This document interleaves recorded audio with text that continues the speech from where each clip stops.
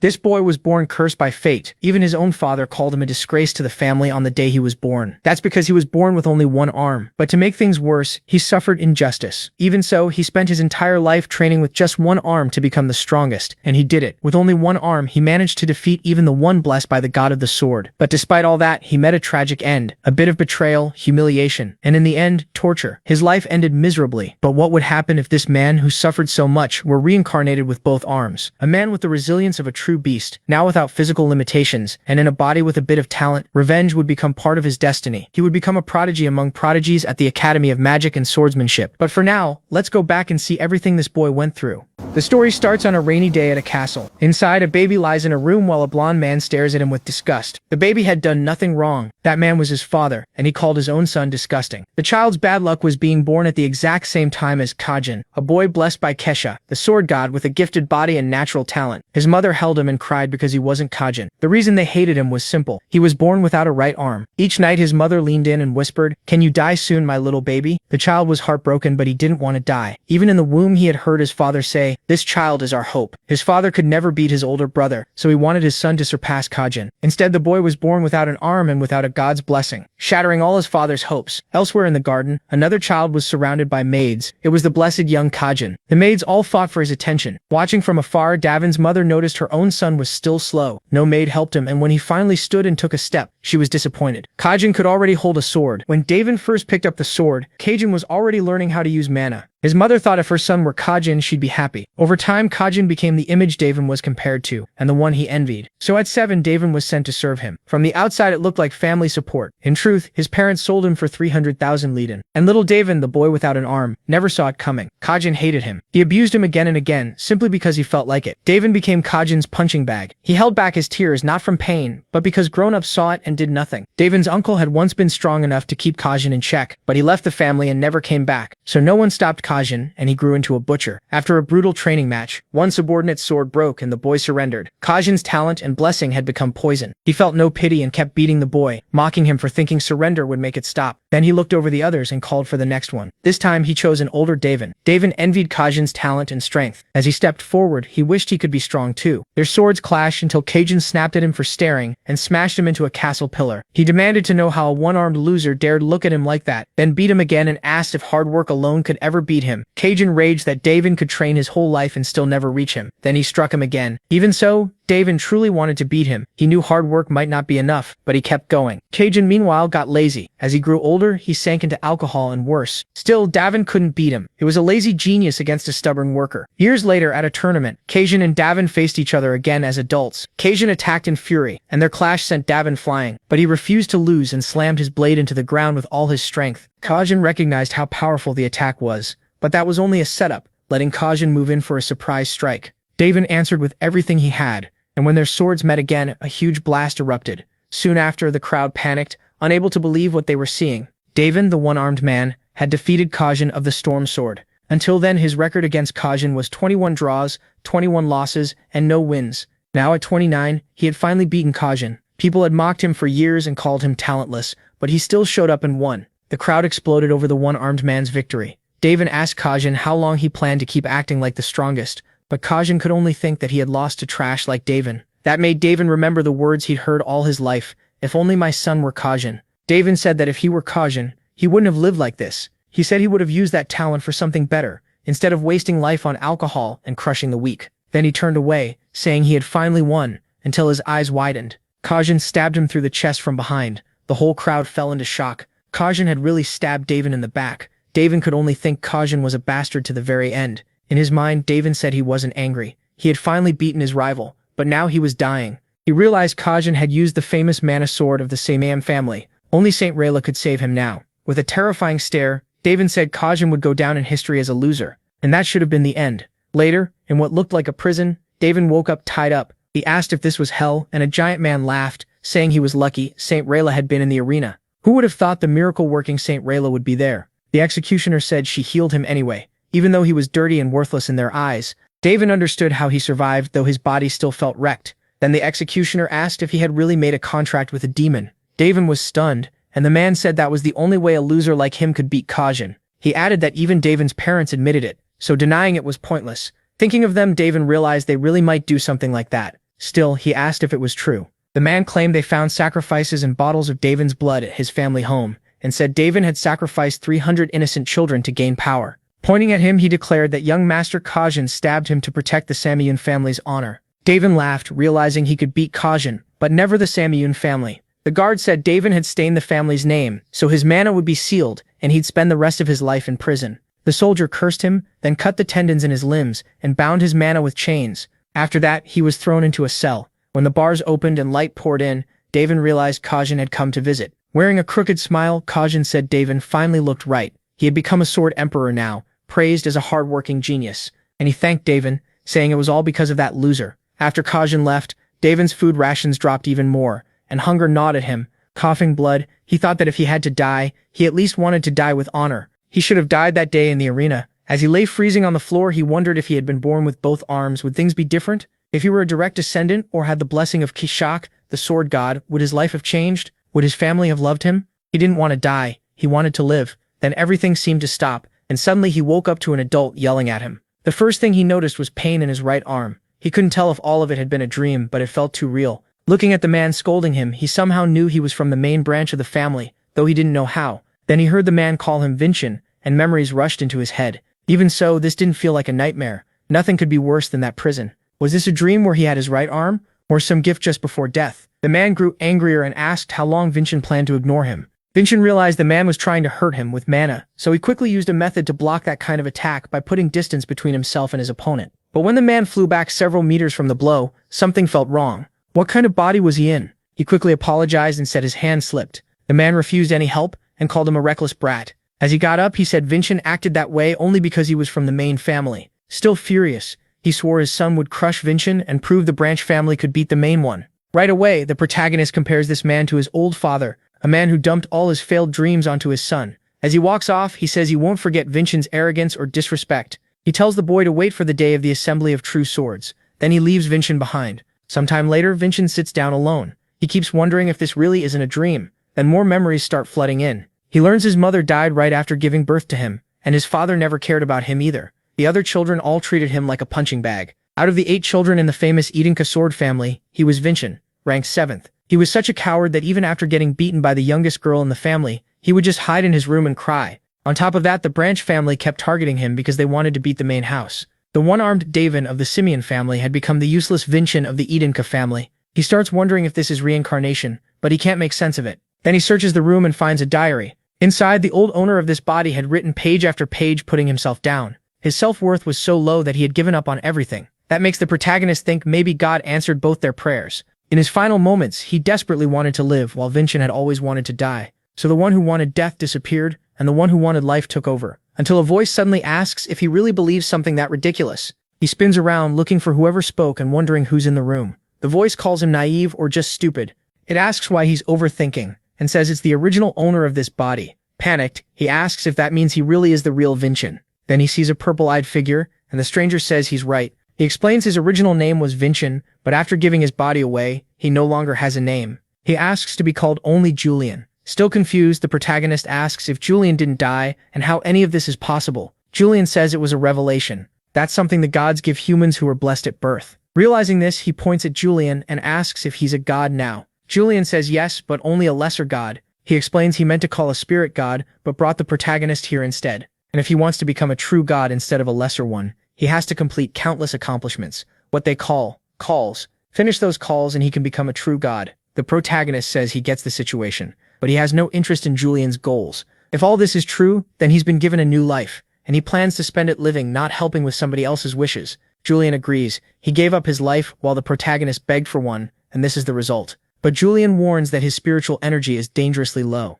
If it runs out completely, this body will die. Caught off guard, the protagonist asks if that's supposed to be a threat. He checks his body and says he feels way too healthy to die that soon. Then the room suddenly shakes. A cold sweat runs down his face as he realizes he just insulted the god in front of him. When he collapses, Julian asks if he understands now. He says the protagonist is very naive. Then Julian says he'll show him his real memories. A bolt of lightning shoots into Vinchin's chest, and Julian's memories flood in. He finally understands what really happened. Everyone called Vinchin trash and an idiot, and told him to get stepped on even more. But that look on his face wasn't from someone who had simply been broken. He wasn't drowning in despair, he was pretending to be weak while preparing revenge. Shocked, the protagonist asks if those are really the thoughts of a 13-year-old. He even wonders what kind of world he ended up in. With a sarcastic smile, Julian asks how his perfect acting was. He says he had to escape his family's watch, and the things he wanted to study were considered apostle-level secrets. Even after hearing all that, the protagonist barely reacts. So Julian says, if that's the case, does he know about the great demon Daven and the hero King Kajin?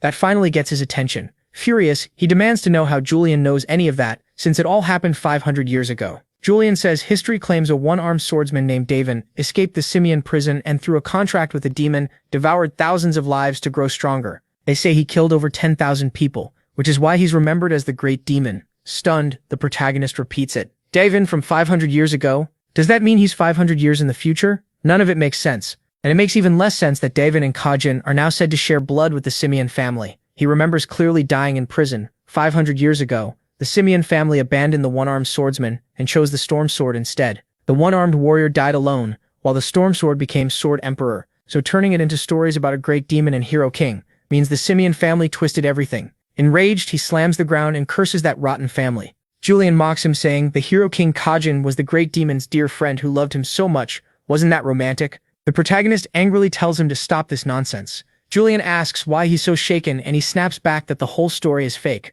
That makes Julian ask if he's actually from that era. When he says yes, Julian teases him again, calling him really old and telling the old man not to get mad. After all, this story was pieced together from records left by the winners. That makes the protagonist wonder what kind of world produces a 13-year-old who talks like this. Seeing no other choice, he tells Julian to keep going with the story. Julian says the king swallowed his tears and joined hands with the greatest hero of that age, his best friend, the Emperor of the Sun Sword, to defeat the great demon Daven. Not knowing who that is, he asks, and Julian is shocked he doesn't know. Aslan, ancestor of the Adenka family. Then he finally remembers the brat named Aslan, calling him arrogant and asking if he really became the first patriarch of the Adenka family. Back then, that boy came to him and said he admired him and wanted to grow up to be like him. Even though Aslan was still young, he was also a friend and disciple Daven taught himself. He visited Daven several times in prison, saying he had committed no crime and that authority could never defeat the truth. He swore he would restore Daven's honor no matter how long it took. But after saying that, the boy never came back. Julian explains that Aslan became the first patriarch of the Adenka family and left them with one mission for life,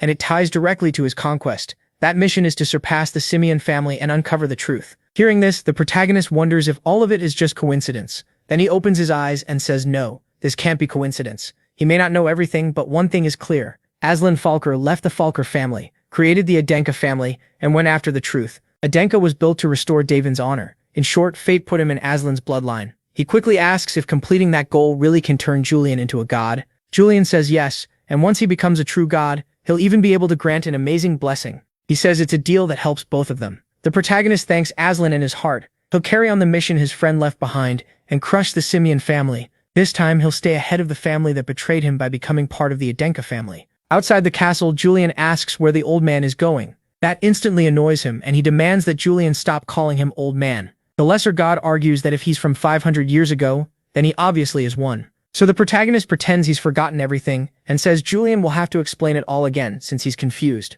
Julian quickly switches and starts calling him Daven, saying he won't use old man anymore. Then they hear someone shout for training to begin. Nearby, two swords clash with mana. The protagonist wonders what martial arts look like in this era and imagines how much they've changed over 500 years. He also wonders how strong Kajin's descendants must be by now, but suddenly his body turns heavy. His vision fades and he drops to the ground. He realizes this child's body is awful. It passes out far too easily. Worse, it's in such bad shape that unless he uses mana to control the body, he won't even be able to live a normal life. Then he suddenly feels a flow of mana. He quickly starts yelling for Julian, telling him to come fast. It seems the lesser god had been sleeping, and he asks why he was called. The protagonist demands to know why this body never learned swordsmanship earlier. Julian, confused, says the boy had a condition that stopped him from learning. Frustrated, he asks why, and Julian says he was simply born that way. Furious, the protagonist says he has a celestial exoskeleton, so why didn't he train in swordsmanship already? Julian has no idea what that means and asks why it matters so much. The protagonist says it's because mana can be stored anywhere in the body. Julian still doesn't understand,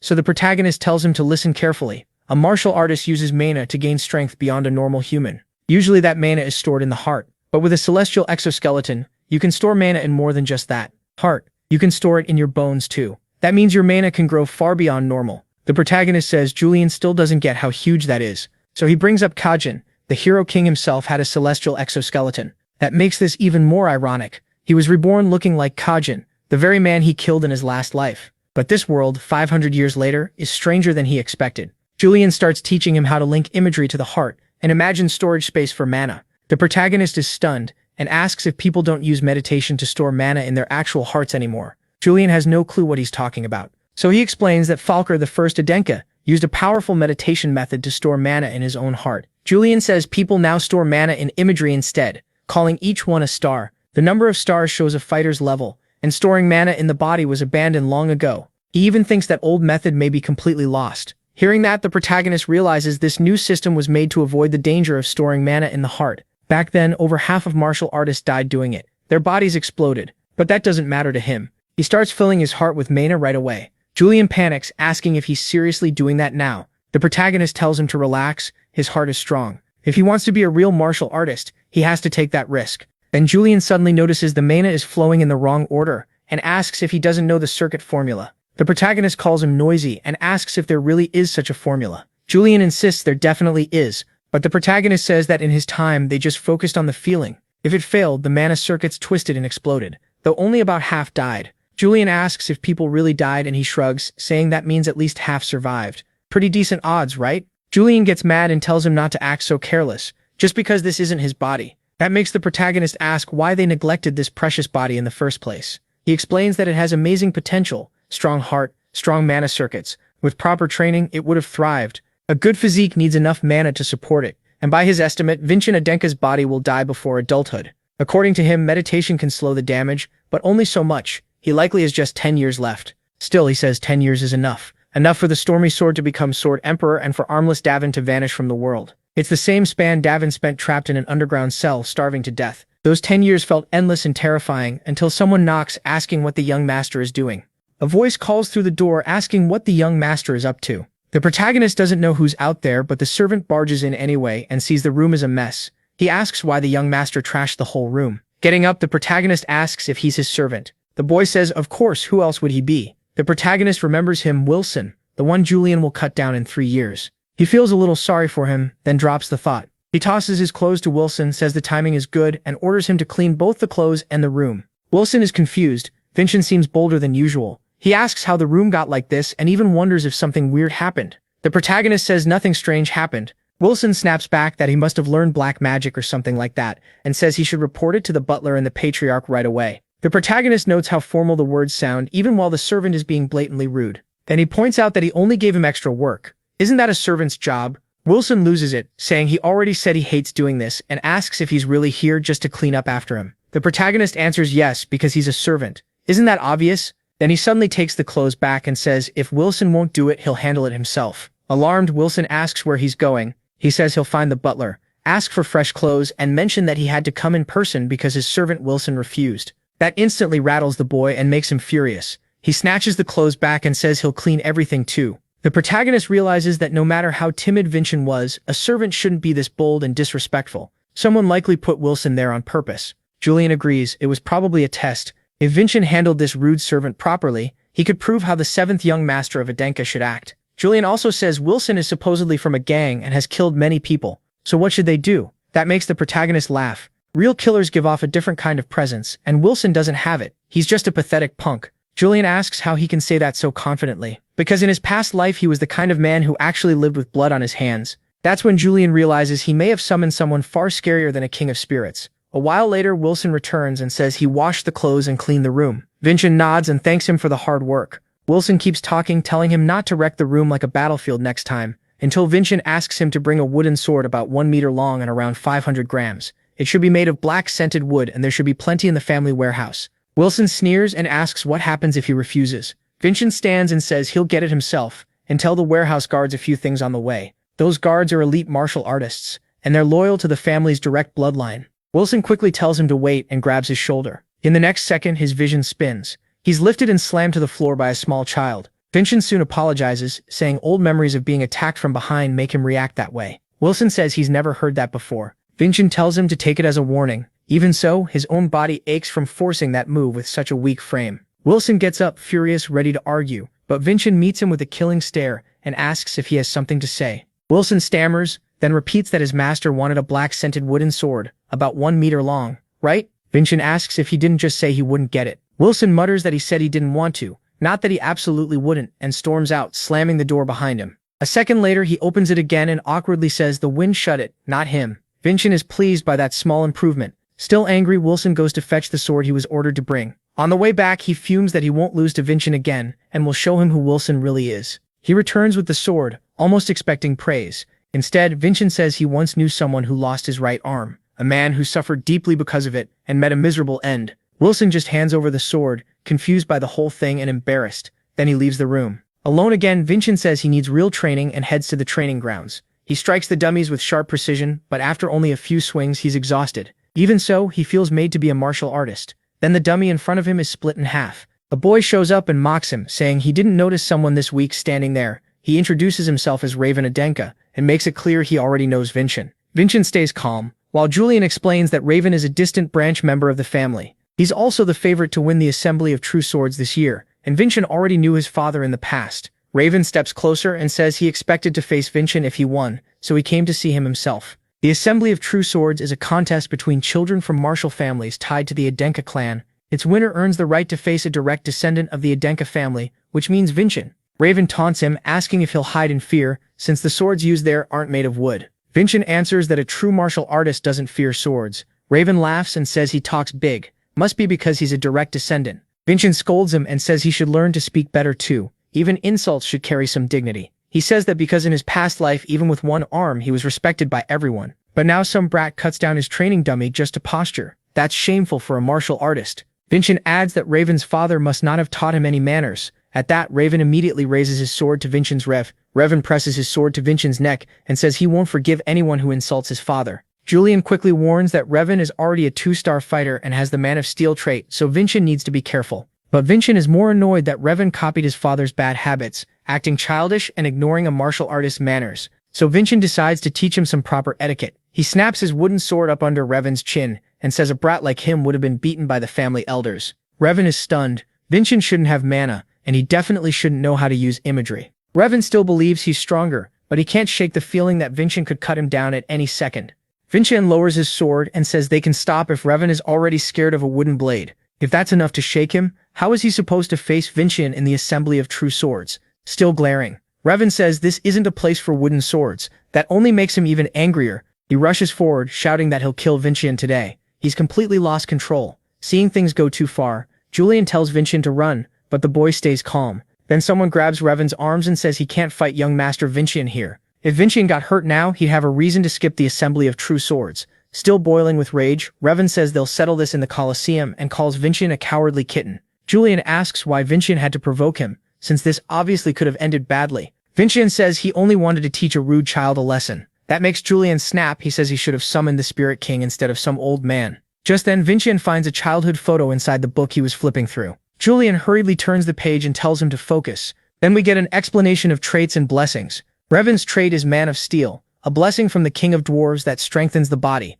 The more a trait is developed, the more powerful paths it unlocks. This is called the technological tree. Man of Steel is a mid-level trait built around defense and raw destructive power. In short, martial techniques tend to favor one side, and Revan showed something far beyond what people from Vincient's past life had seen, the power of a trait. If Vincent wants to face someone like that, he has to get used to these abilities fast, so he goes back to the training field and keeps attacking. The people watching laugh that he only uses his left hand and gets winded after just 2 or 3 swings. Then someone steps in from behind and tells them not to talk so carelessly. It's Merlin, vice commander of the White Swords unit. He asks what's so funny about the Adenka young master training with a sword. The vassals quickly apologize and go back to work. That's what Merlin says out loud, but inside, he agrees with them. Vincent looks like a disgrace to the Adenka, swinging blindly with no mana and no trait. Julian worries they're drawing too much attention, but Vincent doesn't care. He's used to being looked down on. No one thought Daven could win the Stormblade either, but he turned mockery into cheers once before, so he can do it again. Then someone holds out a potion and says it's an advanced recovery potion that'll help with training.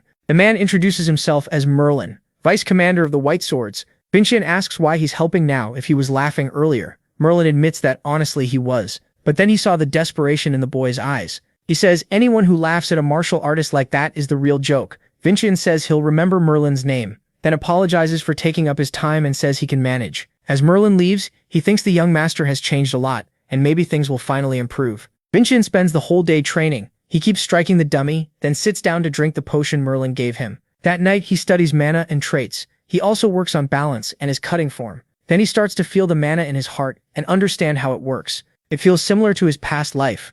The sword's path is built from points and lines that shape its abilities. Then Vincian swings with all his strength and finally splits the dummy in two. He actually did it. His grip is now complete. Later, Wilson grumbles that his master must be a rooster for wanting food at 5 in the morning, then eyes the meal and decides it's time for a little humiliation. He enters and says breakfast is ready. But Wilson is left speechless when Vincian notices the tray is messy and some food is missing. Vincian says if he's going to steal a little, he should at least wipe his mouth first. Then he calmly warns that he may seem kind right now, but Wilson shouldn't cross the line. Wilson boasts that he used to be a street thug and has killed people before. Vincian mocks him, saying that's very frightening, but in his head he reminds himself that ruling by fear is easy, yet that never wins real loyalty or respect. That's why he isn't forcing Wilson with power alone. Only then does Wilson realize his master is using telepathy and already has mana. Vincian tells him to drop the pride and stay by his side. Soon, he says, Wilson won't be ashamed to belong to Vincian Adenka. When that time comes, he'll have to choose fear or loyalty. After leaving, Wilson mutters that he didn't feel pressured at all, but the way he shuts the door says otherwise. The cold aura Vincian gave off almost made him wet himself. Later, Merlin patrols the training grounds. It looks like young Master Vincian came even earlier today. Then he notices something shocking, a dummy cut clean in half, making him wonder if it was done with a real sword, but that makes no sense, since last time Vincian was still using wood. Could someone really improve that much in just a few days? Merlin even starts wondering what kind of martial art the boy is learning. In his past life, the protagonist complained about having only one arm, but now that he has two, he still uses just one. Or maybe he's doing it on purpose. At that moment, Vincian is dressing in his room. Wilson folds clothes while waiting for more orders. Julian jokes that the boy has become annoyingly polite. Then Vincian asks about his clothes. He says the fabric is made from Levi-Dine cotton, which may be cheap but isn't proper for a noble. The food served to him is also far below what the family budget should allow. In other words, someone is stealing money. But that suspicion quickly clears when Wilson asks what Levi-Dine is and what embezzlement means. It's obvious Wilson isn't the one behind it.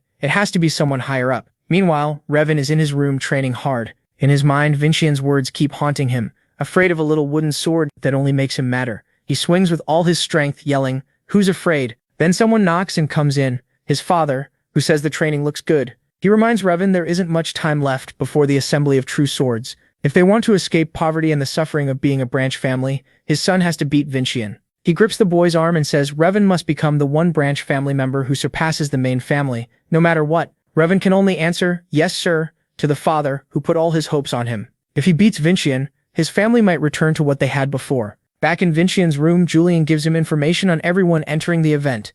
Vincian is surprised it includes not just personal details, but also their techniques and habits. He's impressed enough to call Julian terrifying. Julian's original plan was to make a flashy debut at the assembly by borrowing the Spirit King's power, then win the mana crystal that can instantly strengthen whoever consumes it. Seeing how serious Julian is, Vincian realizes how badly this child wants to win. As a martial artist, losing with all this help would be shameful, so he stands and says that even if he isn't the Spirit King Julian wanted, he'll give him a victory worth even more. A little later, he rings for Wilson, who rushes in, out of breath, asking what the young master needs. Vincian says there's something he wants done. Elsewhere, someone is sorting through a pile of papers. Then Wilson enters and greets the person inside. It's the ruler, Raelsa, who immediately asks what he wants. Wilson trembles all over in front of a 7-star martial artist. Still, he says his young master has a message for the family head. Raelsa replies that it seems the young master lacks the nerve to face his own father. Wilson says his master asks the family head to personally attend the assembly of true swords this time, because he'll prove he deserves to stand in the main Adenka family.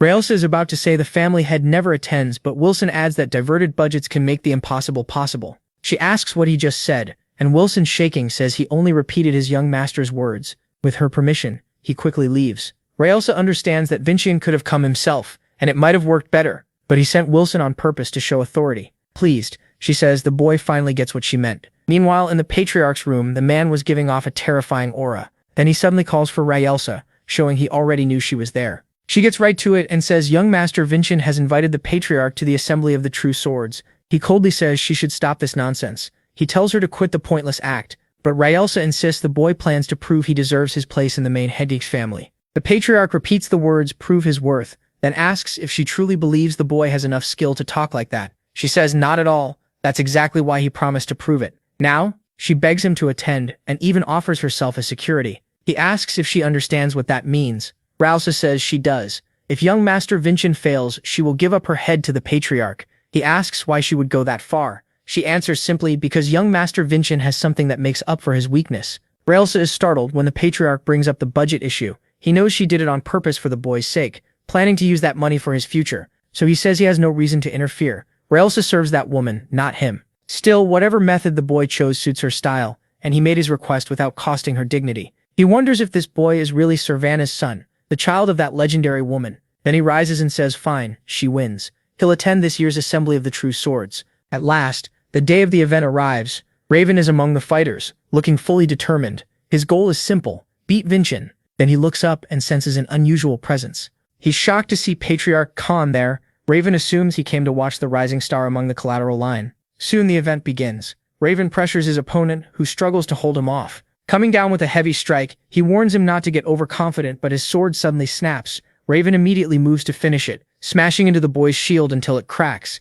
His father cheers wildly from the stands. The crowd whispers about the boy, the rising star of the collateral branch. Vincent thinks these kids are talented compared to those from his past life, but their martial arts are shallow. Most of their strength comes from their attributes, and Raven's movements show little real combat experience. That's probably why he leans on his attribute and attacks so recklessly. Raven bows to the crowd, giving Vincent some credit for not running away. Vincent, meanwhile, has been waiting for this fight. The patriarch watches closely. Before long, another broken sword flies through the air, and a boy is sent flying. Once again, the winner is Raven Adenka. Looking at the patriarch, he says he's beaten every other challenger, and by the Elder's Law, he now has to face a close relative, Vincent Adenka. In other words, he must fight a direct descendant of the family. Of course, Vincent accepts. Now standing across from each other, Judge Zarin asks if they're ready, but the protagonist tells him to wait. He has one condition. Just then, Wilson steps up behind him carrying his wooden sword. As if using a wooden blade wasn't insulting enough, Vincent says he won't use his right arm and will let Raven attack 3 times first. Raven's father explodes in the stands, while everyone else thinks Vincent is insane. Vincent adds that he won't even move from where he's standing during those attacks. That makes Raven furious, asking if he's going to mock him to the very end. The crowd murmurs that Vincent knows no martial arts and is acting arrogant. Raven's furious father yells that the boy is only setting up an excuse for when he loses, but the patriarch allows it, saying Vincent must back up those words with action. Vincent says he will. Then the judge starts the match. Raven tells Vincent to come at him seriously, but Vincent asks if he's deaf. He already said. Raven gets 3 free attacks. The duel begins. Raven rushes in with everything he has. Vincent is ready for it all. The day before, he and Julian had gone over Raven's likely opening. First, a short thrust and a feint. The second attack would probably be his trump card. To Vincent, though, Raven is too predictable. Even with his great endurance, he still ignores the basics of swordsmanship. Channeling mana into his hand, Vincent says, first of all, broadswords aren't made for thrusting. Raven can't believe Vincent actually knocked his sword aside. Vincent calmly says that was already the second attack. Raven can only curse. Enraged, he swings into a powerful horizontal slash, but his hand is caught. Vincent trips him with ease and drops him to the ground. That alone leaves the boy in serious pain. Vincent reminds him that was the third attack. At that moment, he thinks of the promise he made to Julian and the promise he made to his father and the patriarch. Now it's his turn. The crowd is stunned. Even Judge Zarin can't believe what he just saw. The patriarch is fully focused on the fight while Raven's father keeps raging. He shouts, asking why his son is still down and not getting up, why he's struggling against someone who supposedly can't even use mana. Even Julian doesn't understand, because he can't see what Vincent is doing. Of course, it all comes from his past life, when he trained one-armed and often without a weapon. Raven starts getting up, saying he gets it now. He guesses Vincent must have some special trait, probably from a lesser god he's too ashamed to show. Julian gets angry at that, but Vincent says it doesn't matter what Raven thinks. Raven charges in, trying to end the fight. Julian warns that attack is dangerous, and Vincent dodges it. Now he has an opening, and he plans to hit with a lot of force. Raven notices the gap but has no time, and takes a blow from the wooden sword to the neck. But he's shocked because he feels no pain from the hit. His father yells that of course it didn't work. A practiced sword could never break the defense of the man of steel. In truth, that was because Vincent's body is still weak and untrained. Raven steps forward with contempt, saying he'll show the gap that talent alone can't cover. Vincent answers with a strong thrust straight into Raven's chest, sending him flying several meters. Furiously, Vincent shouts to Judge Zarin to step in and stop this before it turns into tragedy, catching the moderator off guard. Putting great power into his leg, Vincent dashes after him, thinking that if he uses this technique even once, his body may collapse, so he has to finish it while Raven is still in the air. Even then, Raven tries to strike back, but now Vincent can see it all. He sees the paths of the swords linking together. Charging in, he tells Julian to watch the sword art he mastered. After putting all the pieces together, he drops with all his force in one blow and severs Raven's arm. Raven's father can't believe it, and even the patriarch is impressed. Vincent cut through space itself and twisted the flow of mana, slicing through Raven's ability too, a technique from his past life.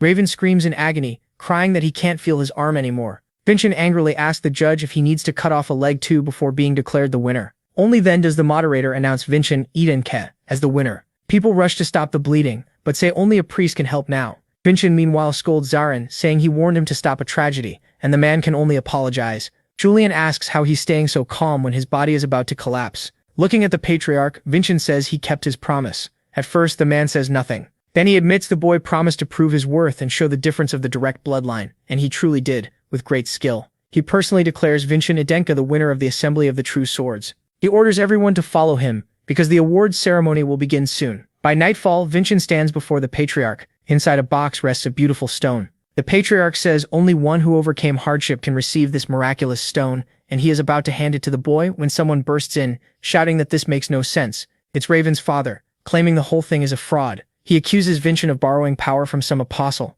Then someone hurries in behind him and says there's a problem. The patriarch quickly asks what happened. The answer: young master Raven's arm can no longer be reattached. It really is another severed arm. His father asks if that means his son will stay one-armed forever. Furious, he demands to know why the priest can't simply restore it. But the priest explains this is a kind of wound they've never seen before. Not even Julian knows what Vincent did. It looks like the cut was made by something even divine power can't endure. The priest adds that if they don't act fast, not even a high priest may heal the wound. The furious father tells the patriarch to look closely, if even a third-rank priest can't treat it. Was this really done fairly? Murmurs spread through the room. To settle it, Vincent asks the patriarch for permission to speak, and gets it. Vincent says the Assembly of the True Swords was held before the patriarch himself, the patriarch present. Every method was allowed, and the patriarch had already named him the winner, so Charles was openly challenging his authority in front of important guests. Vincent asks if Charles Denka really thinks his judgment is better than the patriarch's, leaving the man speechless. Then he tells Daven to arrest him.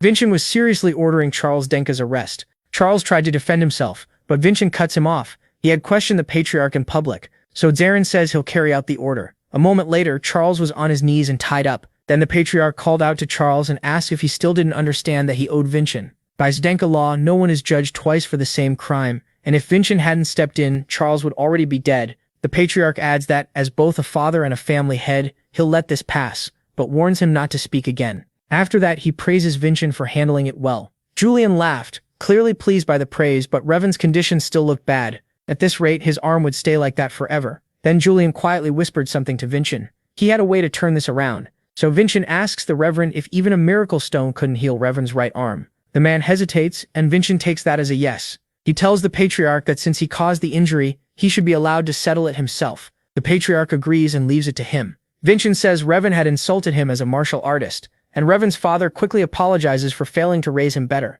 Taking a sword from a guard, Vincent says words mean nothing without action. He cuts Charles free and tells him to show the resolve of a true martial artist. If he does, Vincent will use the miracle stone to save his son. In short, it was payback. One arm for another. He wanted Charles the Denka's right arm. Vincent thought the man was pathetic. He stood there silent, as if his own arm mattered more than his son. But then Charles grabbed the sword, set his arm on the table, and said he'd give it up. He was shaking with anger the whole time. Still, everyone could see it was a twisted kind of fatherly love. He really was willing to lose an arm for his son. He swung the sword down at his arm, but Vincent, annoyed, glances aside and reminds them he told them to stop any accident. Zarin instantly slashes across and shatters Charles's sword. That was the only reason Charles didn't cut off his own arm. Vincent tells him to use that courage for something better next time. Then he bows to the patriarch and says the matter is settled. The patriarch praises him again and gives him the miracle stone. Vincent immediately hands it to the Reverend, who starts a holy spell with the stone in his mouth. When it shattered, Reverend's arm was restored and the pain was gone. Charles broke down in tears, full of relief. Even if it saved someone, using that stone was still a huge loss because of how valuable it was. Outside the door, Wilson had heard everything. He laughed to himself, saying his master was unbelievably bold, truly impressive. He remembered Vincent once telling him to choose between loyalty and fear. Now he had his answer. Serving this prodigy sounded far more interesting. The next day, Wilson was smiling as he stood by the door, saying he'd hurry and prepare his master's meal. Julian couldn't believe the change. Then someone knocked at the door. Vincent told them to come in, expecting Wilson with food. But it wasn't his vassal. It was Dullen, a pontiff of Gaia. He had come to thank Vincent for what happened earlier. Julian was stunned when the man offered Vincent a miracle stone. Daven explains that this was the stone meant for young Master Revan, but Vincent says it makes no sense to give it to him now. Daven says he became a pontiff to lift up the suffering, but earlier he lost his way and weighed a human life against the value of the stone. Vincent, on the other hand, gave up his own stone without hesitation. That made them reflect on themselves, so Daven asks him to accept this one. Vincent says he doesn't deserve that much praise, but accepts it to honor the man's choice. Then Daven gives him one more thing, a card from the sacred temple, saying that if he ever needs help, he should just show it. He adds that this isn't public yet, but he's already become a second-class pontiff. Julian is shocked.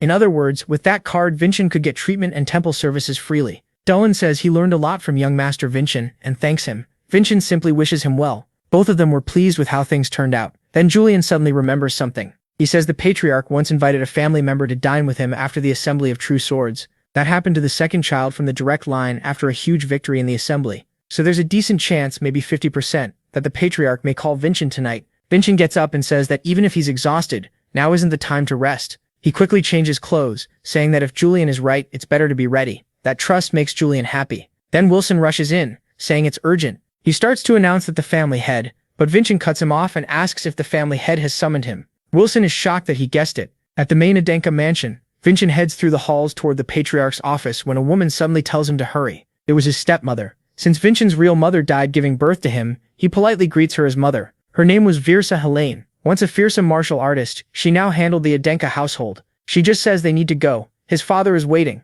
They enter the room, but the patriarch immediately catches them off guard. He looked furious and shouted Vincent's name. The pressure pouring off him was so heavy Vincent could barely breathe. Still, Vincent quickly realizes the patriarch hadn't acted like this earlier, so this was probably a test. He says there's no need to pressure his son like this in a private meeting. The patriarch asks why he thinks that. Sweating, Vincent points out that his mother called him father, not family head, so this meeting was meant to be informal. The patriarch drops the pressure and praises him for noticing. Then he says he called him here for 2 reasons. First, to congratulate him on today's win. Second, to test whether Charles Adenka's suspicions had any truth. Charles was sure Vincent had cheated. Then Vincent feels a massive presence pushing into his mind. His mother was examining him. He starts sweating under the pressure. The patriarch asks if the boy could be an apostle, and she says no. Vincent still couldn't understand what this crushing force was.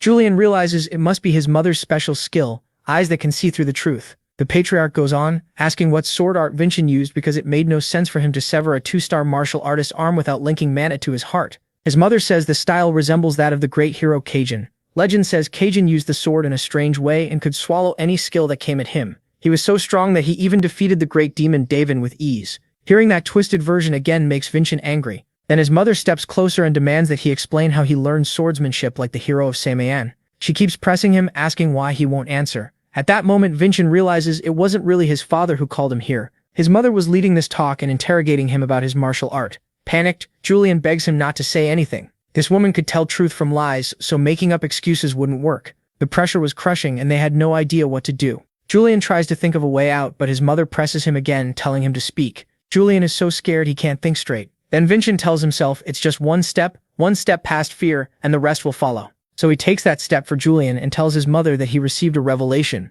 She immediately asks if he's claiming he got a revelation without a blessing. Angrily, she says that almost no one receives revelations without blessings unless they're evil. Vincent hadn't known that. Seeing how suspicious he looked, she asks whether he wants to be judged by the sacred court or stand before the judges of Jeremiel. Then Julian urgently tells him what to say next. If she thinks he's suspicious, then she should confirm it with the temple. That answer catches her off guard. Vincent argues that if he were truly evil, a third-rank priest would never have given him a miracle stone and acknowledged him. The woman asks if the miraculous stone is the same one she gave to Daven, and he says yes. She checks with her eyes and sees he's telling the truth. Then she asks if a revelation taught him swordsmanship. He says revelations taught him many things, but not that. He explains he's always been able to read the strange flow of a sword, and after thinking for a few days he chose to learn it. He wanted to change, and even if that made people suspicious, doing nothing would have been cowardly. Mixing both their truths together, he says he felt he had to show something had changed. He wanted to prove to their many relatives how much he had grown stronger, and also show his worth to his father. He trusted his father to judge fairly, and since the temple approved him too, the only thing left was his father's decision. The man rubs his chin and his wife notices that's what he does when he's pleased. Then he gives his final answer. The boy can keep training in martial arts. He thanks him overjoyed, but the woman reminds the patriarch that Hirokujin's sword style looks like that of the great demon king Dav Yang. He says he already knows. She goes on, if Vincent uses Hiro's style, the Samayan family could accuse them of stealing it, but if it's the demon king style instead, they can't say much. So she asks if he made his decision with all that in mind. He firmly says he considered everything that mattered, and the matter is closed. She lets out a sigh and tells the boy that since the patriarch approved this, he will bear the responsibility. So Vincent must improve and not bring trouble to his father. It isn't just a warning, she's accepting the decision too. The patriarch stands and says the boy has shown great results and proved himself worthy as a direct Idenka descendant. Because of that, he'll grant him something he wants and asks what it is. Vincent answers that he wants to become stronger. The patriarch says that's a good reply, but that's something he must achieve himself. So he tells the boy to ask for something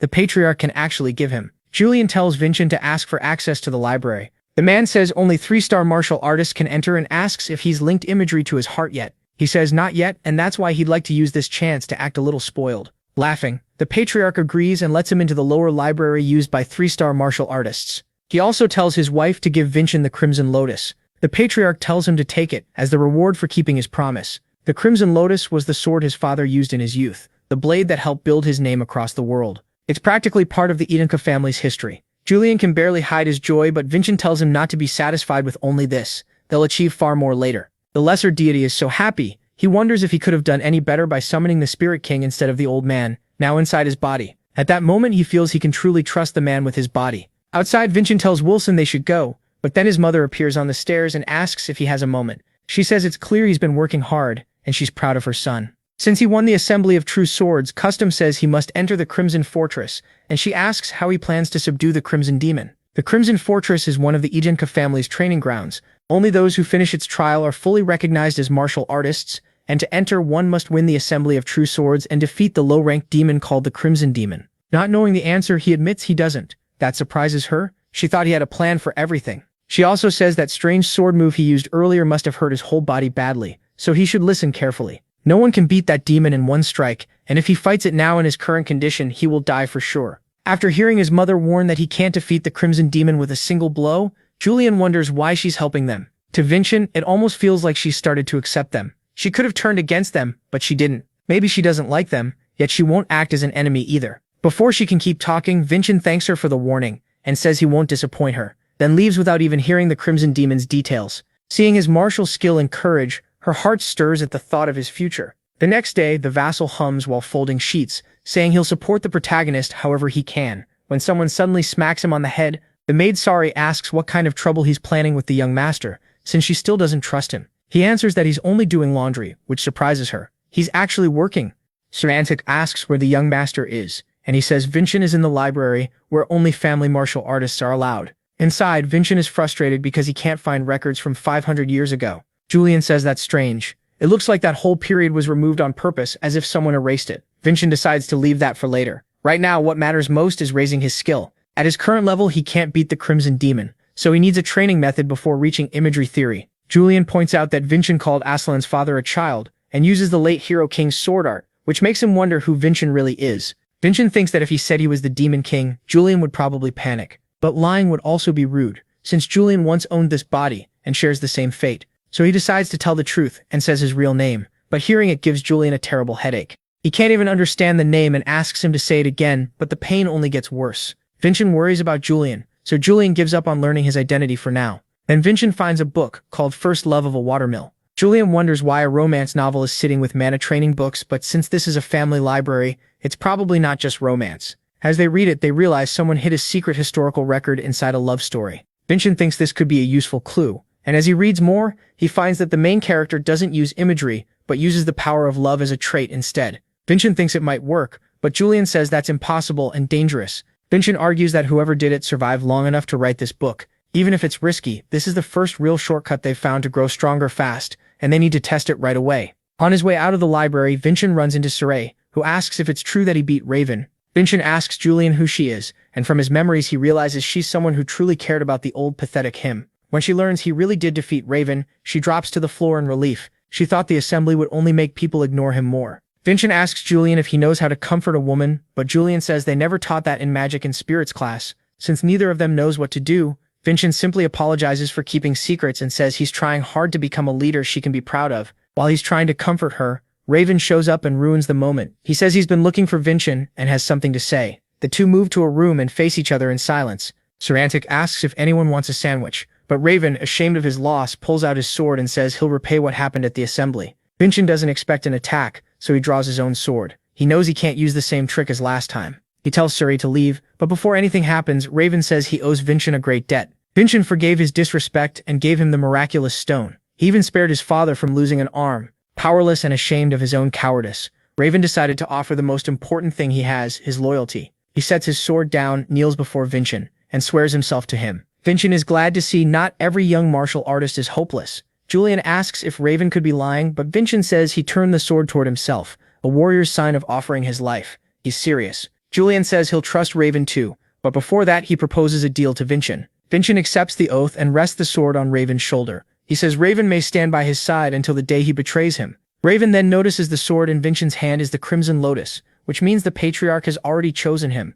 That only makes Raven more certain he made the right choice in pledging loyalty. Seeing this, Siri realizes Vincent really has changed. The days when everyone called him a loser already feel far away. Julian uses the moment to suggest using Raven to gain the blessing of the Dwarf King. Later, in the Patriarch's hall, Vincent's mother says he seems to be planning to enter the Crimson Fortress next year. The Patriarch asks about defeating the Crimson Demon, and she says she even tried to explain what resources he has, but he refused with total confidence. The Crimson Demon can use third star mana and has no physical body. That's why beating it is seen as proof you've surpassed the third star. She also adds that in recent days, Raven Idenka has been staying in his quarters, so now Raven is helping the protagonist with his plans. They explain they want the Dwarf King's blessing by using the method from the book. To do that, Vincent has to meditate beside Raven while he guides the flow. That means Vincent is basically trusting him with his life. Vincent has no issue with it, since Raven already swore loyalty. Raven feels ashamed again. If their positions were reversed, he doesn't think he could trust someone the way Vincent does. He's also amazed by this reckless training method.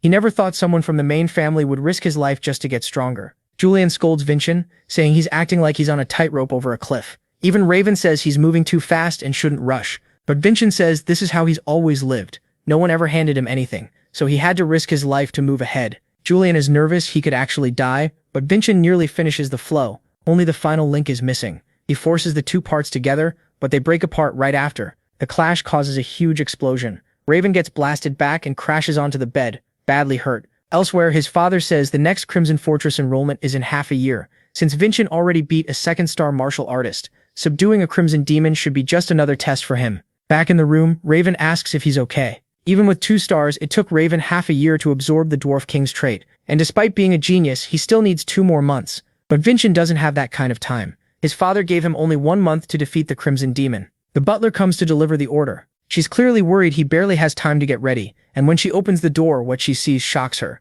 The room is wrecked and Vincent and Raven are being treated by Suri. She immediately demands to know what happened. Raven gets nervous around her because she's a 7-star butler. Vincent tells her not to worry, and claims he was just meditating. Suri calls that a lie. Nobody ends up like this from simple meditation. The butler notices everything about him feels different, from his presence to the way he talks. Still, when he asks her not to worry, she lets it go. She just tells him to hurry with this meditation, because his father ordered him to finish the rite within a month. Julian notes he's never set a deadline before. Vincent is pleased, taking it as proof his father now expects something from him. She adds that in 1 month she'll personally serve as his protector, and hopes he'll be ready by then. Raven worries because getting the Dwarf King's blessing should take at least 2 months, while Suri is more worried about Vincent's condition and tells him not to push too hard. He promises he won't, but then notices a lot of mana moving around her body, like she's hiding something. Still, he asks her to leave because he has more to discuss with Raven. Raven tells Vincent 1 month isn't enough to get the Dwarf King's trait, and suggests another way to grow stronger.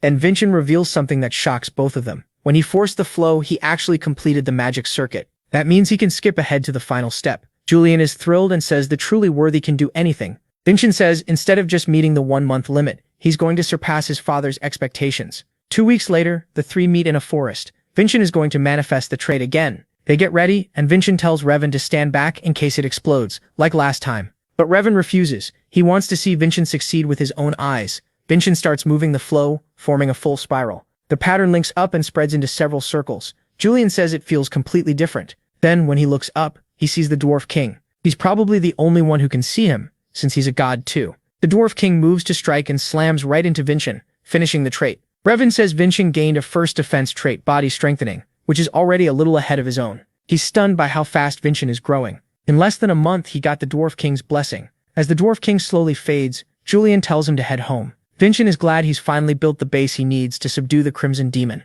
He thanks Raven, who says to save that thanks until after the demon is beaten. Then Vincent asks him for one more favor. 2 days later, Vincent heads for the Crimson Demon's lair in a brand new outfit, apologizing to the butler for the sudden request. He just wants to go beyond his father's expectations. The butler worries because he's not only skipping part of his prep time, he's going in 2 weeks early. She wonders if he'll really be okay. She says she's guarded this rite 3 times for the patriarch and his brothers, and no one from the family line has ever failed. She warns him he can't be the first. Vincent stays firm and says he's not facing the Crimson Demon with empty courage. Inside the carriage, Vincent tells Julian a guardian seems pointless for a mission like this. Julian says they're also there to collect the Crimson Demon's treasures and to keep an eye on him. The butler asks if he studied the Crimson Demon. Reaching 3 stars of mana is only the first step to subduing it, and by her judgment, he still doesn't meet the full requirements. Julian points out that Vincent never once asked about the Crimson Demon.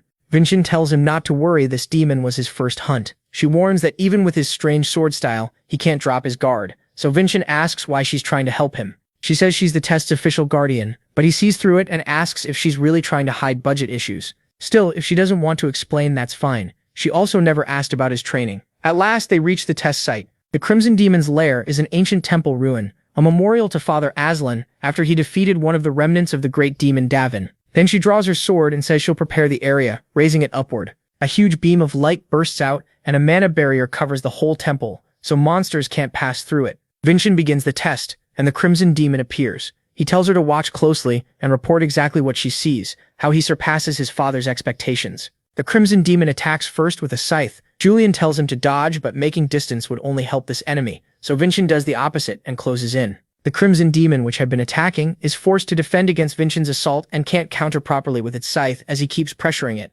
Watching from afar, the butler says closing the gap on a long-range fighter is obvious, but this is still his first real battle, and he's only 14. The way he fights makes it look like he's beaten the Crimson Demon hundreds of times. Vincent is pleased with the Dwarf King's marks. They let him move freely, even without a trained body. Still, he knows this is only support for his true strength, swordsmanship. He uses the demon's scythe as a step and jumps back, creating perfect distance. The Crimson Demon is aggressive, and being forced on defense clearly rattled it. Its anger makes its move simpler and leaves it open. Against an enemy full of openings, the sword's path becomes easy. He uses the mark to lower the cost of his sword skill, and slices through the demon's middle. With one strike, he seems to have subdued it, and a small red orb drops out. He looks at the butler and asks if she saw that clearly, but she isn't satisfied at all. She's worried he really doesn't know why the Crimson Demon didn't die from one blow. It actually has 2 lives, and it starts forming again behind the protagonist, ready to strike. She tries to warn him, but he already knew this would happen and dodges easily. He thinks it's just like 500 years ago, but then another attack comes much faster than the first.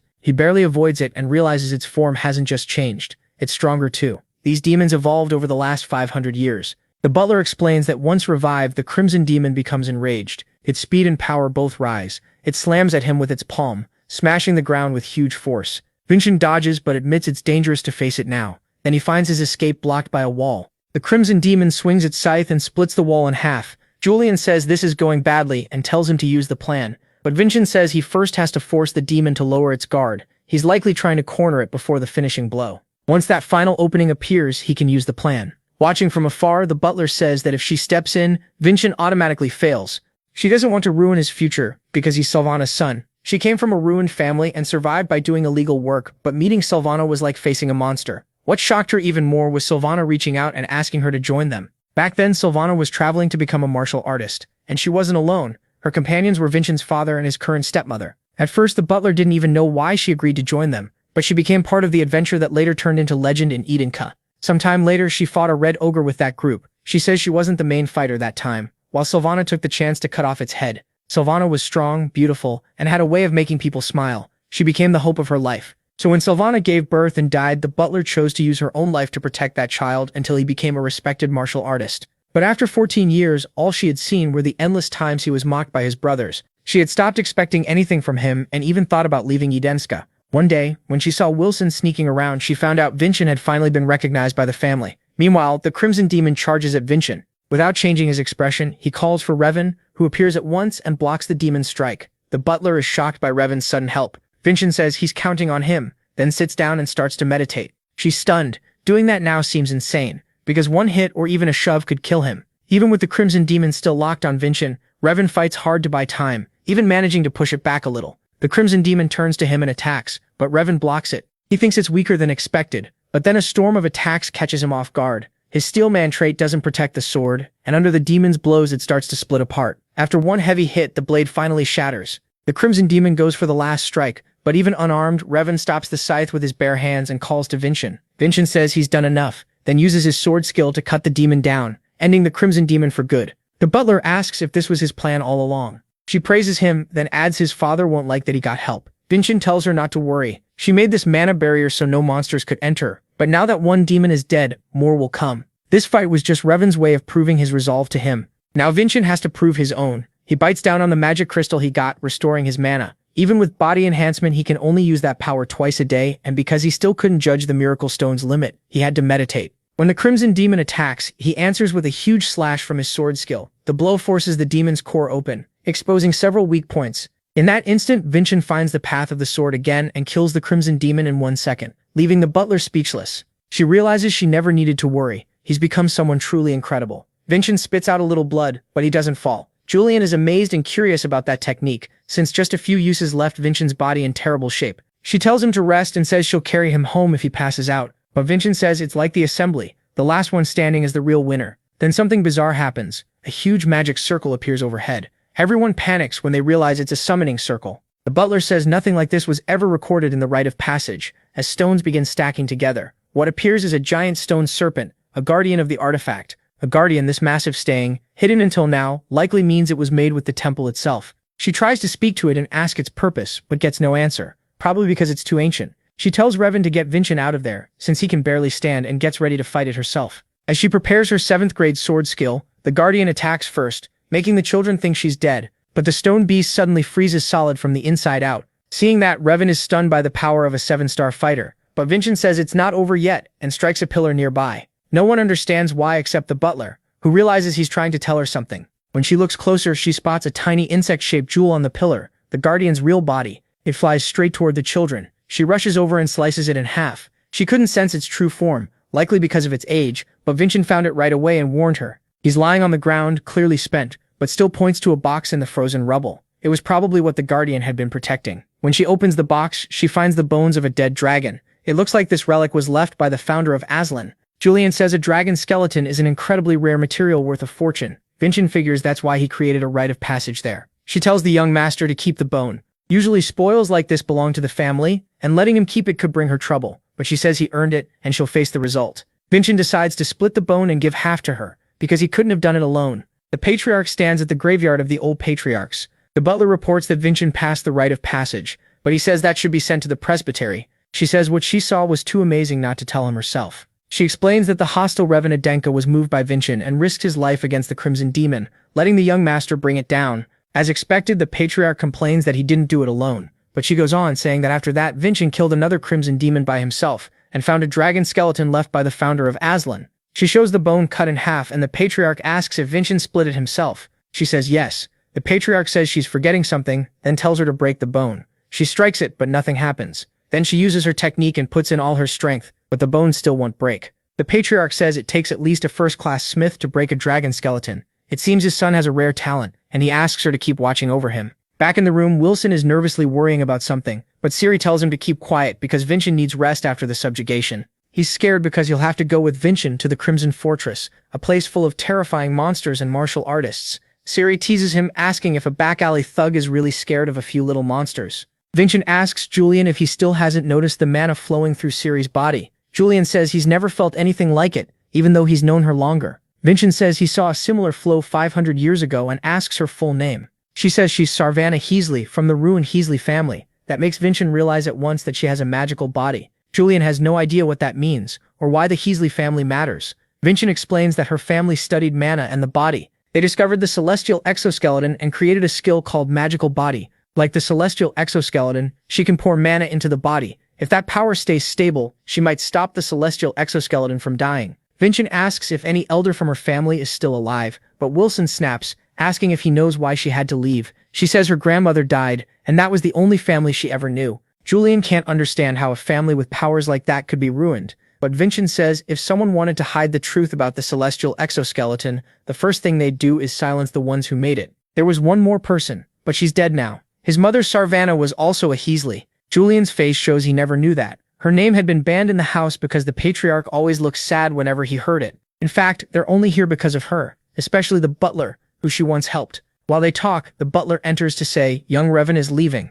Outside, he says his reason for coming is finished. He helped Vincent get the Crimson Demon, and he can't stay forever. Before he goes, Vincent asks one last favor. He wants Revan to investigate the Heasley family from 500 years ago. Someone seems to have tampered with the records, but the truth might still be found through side sources, like the book First Love of a Watermill. They say goodbye, and Revan promises that next time they meet, he'll be stronger. Vincent then turns to the butler and says he heard about his mother. He has a request, not as Sarvana's son, but as Vincent Adenka. He wants her to train him until the day he leaves for the Crimson Fortress. She wonders if it's time to give her loyalty to the next generation, then quickly apologizes for her wavering heart. She warns him she won't go easy in training, and he says that's exactly what he wants. So training begins. She confirms he can learn a trait without imagery, but since he asked to be trained as a martial artist, she wants to focus on real combat. Vincent notices she isn't using the same sword from the rite of passage. She says he'll only face Black Moon when he's worthy. He has 5 months before Crimson Fortress, and if he can wound her even once in that time, she'll give him her trait. She tells him to try hitting her with his sword technique, but he hesitates and asks if she knows what happened to Revan. She suddenly closes the distance, presses her sword near his eye, and asks if she looks as weak as Revan. Vincent attacks, but she dodges with ease. She knows how dangerous his sword skill is and won't give him a clean opening.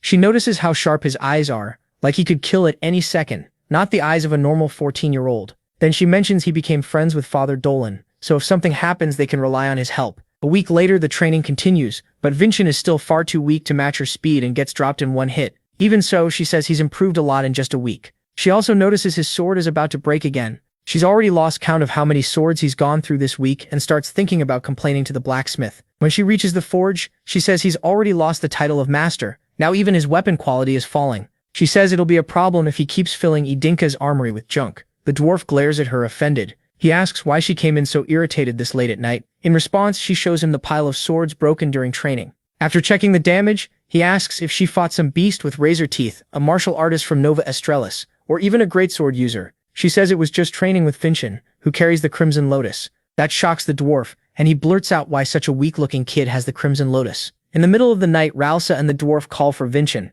She says he was too impatient to wait and wanted to see the Lotus, and Vincent replies he can inspect it whenever he wants, since he's the one who made it. Julian explains this is the blacksmith Hansen. He's not only famous but also an old friend of Vincent's father, and once held the title of master. Vincent asks why he lost that title, and Julian explains he quit making big swords to focus on useful high-quality inventions. Other smiths mocked him for chasing money, so he lost his honor. But Vincent thinks he's amazing because of him. Many people could defend themselves. He put others before his own pride, and that deserves respect. Vincent then properly introduces himself to the so-called Master Hansen. The dwarf looks annoyed for a moment, then laughs, and says the boy sure knows how to get a reaction. Vincent says he isn't mocking him, he truly believes Hansen chose the right path. He remembers the patriarch once saying the same thing. Even if people laugh at him, he still believes his decision was right. Hearing that, the dwarf says the family blood really does run in him. He thought Vincent was the weakest of the children, but maybe those rumors were wrong. Then he asks to inspect the Crimson Lotus. Looking over the blade, he asks if Vincent really beat the Crimson Demon and trained against Sarvana's shadow with it.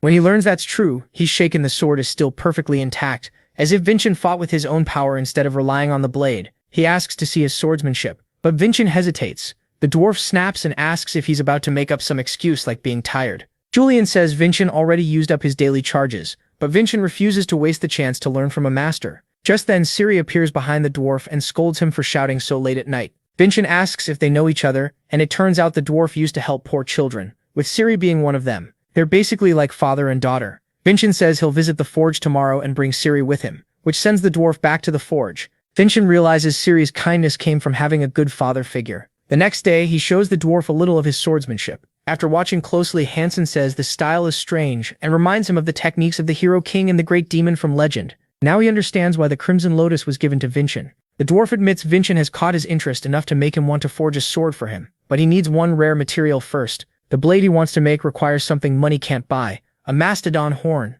That shocks Vincent, and he and Julian exchange looks at the strange coincidence. Vincent hands over the dragon bone and the dwarf is stunned they actually have a mastodon horn. Then Vincent gives him the Crimson Lotus too and asks him to forge the bone into it, since that sword marks the beginning of his father's path. 3 weeks later, when they return to get the sword, they're alarmed to find the forge on fire. Seeing how shaken Ciri is, Vincent realizes this has never happened before, so he says they need to save Master Hansen first. Since his attack can cut through almost anything, he slices open the door and rushes inside. Once inside, he finds the dwarf unconscious on the floor. Julian quickly realizes the source of the blaze. It's the Crimson Lotus overflowing with mana. The bone must have been stronger than expected, but they ignore the sword for now because getting out comes first. As they move toward the exit, burning wood collapses and blocks the way. Julian asks if Vincent has any defensive technique, because even a dragon skeleton can't hold back those flames forever. If he can withstand them long enough, the fire should burn out. Vincent uses a skill from his past life. The gentle blade that breaks steel is a mana technique driven by will. He carefully cuts into the flow of fire,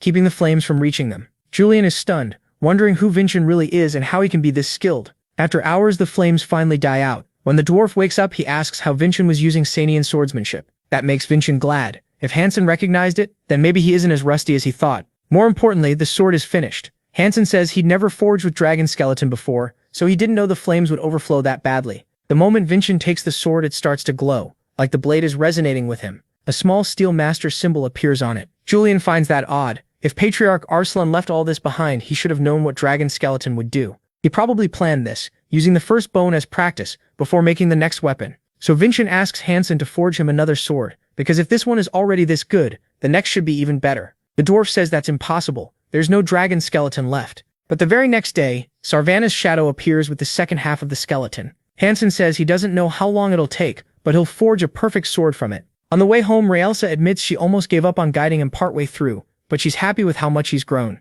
Vincent apologizes, saying he wanted to share the bone with her, but ended up taking it back. He asks how he can repay her, but she says she's already being rewarded. The child born 14 years ago has turned into an outstanding martial artist. Vincent says she's about to like her reward even more. Ever since he beat the Crimson Demon, he's been thinking of a way to defeat her, even though she's a 7-star martial artist.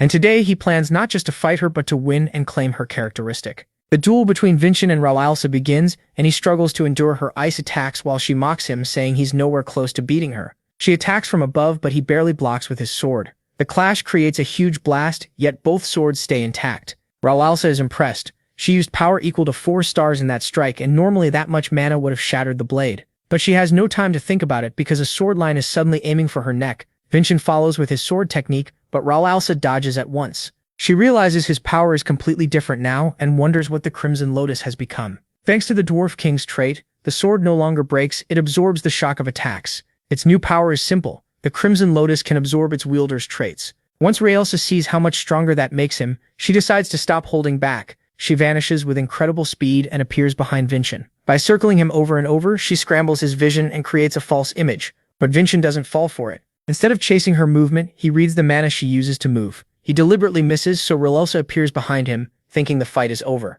That was his trap. He catches her sword with his bare hand and, seeing the sword path that runs through her neck, uses double sword strike to hit her. The attack erupts in a huge explosion. Even after using both of his daily strikes, he still hasn't landed a clean hit on Raelsa, and she's impressed by how badly he wants to take her sword. Still, he gives it back because he doesn't want a cheap win over someone who's disarmed. Raelsa calls that arrogant. In a real battle against martial artists or monsters, no one would be kind to him. As she prepares her mark, she warns him his enemies won't care about fairness. Then she fully activates it, releasing a freezing aura so strong even Julian is impressed. Telling Vincent to be careful with his own attack, she charges in. But for some reason, her mark suddenly shuts off. That opening lets Vincent grab her and flick her forehead. Even with 4 months still left before the Crimson Fortress, he's already managed to beat her. Raelsa asks how, and Vincent explains he knew even double sword strike wouldn't hit her, so he cut the mana around her and stopped her bind. Since he kept his promise, Raelsa now agrees to teach him about his blessing, the mana flow of the Galactic Wanderers. After just 2 days of meditation, Vincent completes the blessing flow. As he guides mana along the path, it starts to change, taking the form of a cloud. Julian worries about how huge the blast will be if Vincent fails, but that fear fades when he sees the goddess approach him. At the Crimson Fortress, Dean Vargan asks why Director Herka isn't working. She says she's a martial artist, not someone meant to sit around pushing a pen, but Vargan tells her to stop acting childish and do her job. While checking the list of students coming to the fortress, she spots Vincent's name and asks if he's from the Min family. When Vargan confirms it, she says another troublesome person is on the way. Vargan, meanwhile, wonders if the rumors about Vincent being a loser are actually true. If that happens, the Crimson Fortress could lose face, so he plans to stop the problem early and keep Vincent from enrolling. Back in the young master's room, Julian sees the same thing the Dwarf King saw. The Ice Goddess is about to bless the protagonist, and Raelsa says the Galactic Wanderer's blessing has only one step, the Frozen Walk. That night, Vincent studies the Crimson Fortress, and Julian says it's closer to a fortress than a school. It stands in the middle of the Samian border mountains. Long ago, when the Archdemons' followers invaded Samian, Arslan and the other heroes defended it, and later took charge of the academy. Vincent is sure Arslan's will is there, and if they're lucky they may even find another dragon skeleton. Julian adds that there really is a legend about hidden treasure. It's called the celestial fruit, a medicine stronger than any other, said to even revive the dead. Julian once doubted it, but with everything happening now, a fruit like that doesn't seem impossible. If they find it, they can heal his rotten celestial skeleton and save him from death, but they have only 9 years left. Vincent says with how fast he's growing and training, they may have even less time. Julian still gets fired up, saying they'll uncover the celestial fruit's secret and claim it. Another issue is that inside the fortress, Vincent can't rely on his family's money. Julian says that's meant to stop rich families from crushing everyone else with wealth. He tells Vincent not to stress, since he put money into the 6th magic tower. The Edenka and Samian families are known for swordsmanship, while the 6th magic tower is famous for top mage training. They have a sponsor system: invest in a mage and if they succeed you earn money back. The mage Julian back just became a co-owner of the tower. The only catch is that if she dies, his investment is gone. Then a hooded man approaches her. He kills her inside the magic tower. When Julian reads that in the newspaper, the only thing he worries about is his money. Vincent tells him to show some respect for the dead, but Julian is too focused on the loss. Vincent keeps reading and learns that in her will, she left everything to her younger brother Vargan Pagoda. Back at the fortress, Vargan appears to be grieving for his sister. He was never close to her talent, and was seen as the family's shame, so even he doesn't know what to feel about her death. Vincent spends the next 4 months gathering all the information he can before entering the fortress. Then the day comes, and he reaches the mountain of the Crimson Fortress. Raelsa tells him that for security, he has to continue on foot. The fortress director will appear soon to lead him inside. Vincent thanks her for everything and says his mother would feel the same. That leaves Raelsa deeply moved. Inside the fortress, Vargan tells the director that young Vincent will arrive soon, but she hates work and says formalities aren't her thing. Just then, a voice from the magic stone warns of a recent monster attack nearby. The director instantly takes the chance and says she has to go protect the people of the fortress. The magic stone points out they're only weak monsters and reinforcements would be enough. She acts like she didn't hear that and heads off anyway, telling the dean to handle the direct descendant. Out of options, he heads to the watchtower and greets the soldiers. Using binoculars, he spots Vincent talking with Grand Steward Raelsa. Vargan had already judged him as useless from the rumors, so he's shocked that someone so weak would need a guard that strong. The dean decides to carry out the exam himself. As he casts a spell, he thinks he must get rid of Vincent before he can enroll. While climbing the mountain, Vincent, Julian, and the 2 servants admire the Crimson Fortress. Then a bright light flashes from it, and soon after the 4 hear a roar from the forest. The servants shake in fear, but Vincent gets ready, knowing the test has already started. As he draws the Crimson Lotus, he decides this is the perfect time to test the results of the last 4 months, and accepts the fortress's greeting with a smile. His first opponent is the strongest monster in the snowy mountains, the white tiger with blue eyes. Vincent orders the 2 servants to run straight to the fortress, while he dashes the other way to draw the tiger's attention. If this really is a white tiger with blue eyes, it will chase the fastest target. The plan works, but while it's chasing him, Vincent notices something off. It doesn't seem alive. Still, strange or not, he's going to defeat it. Just as he gets ready to strike with the sword's path, another white tiger appears.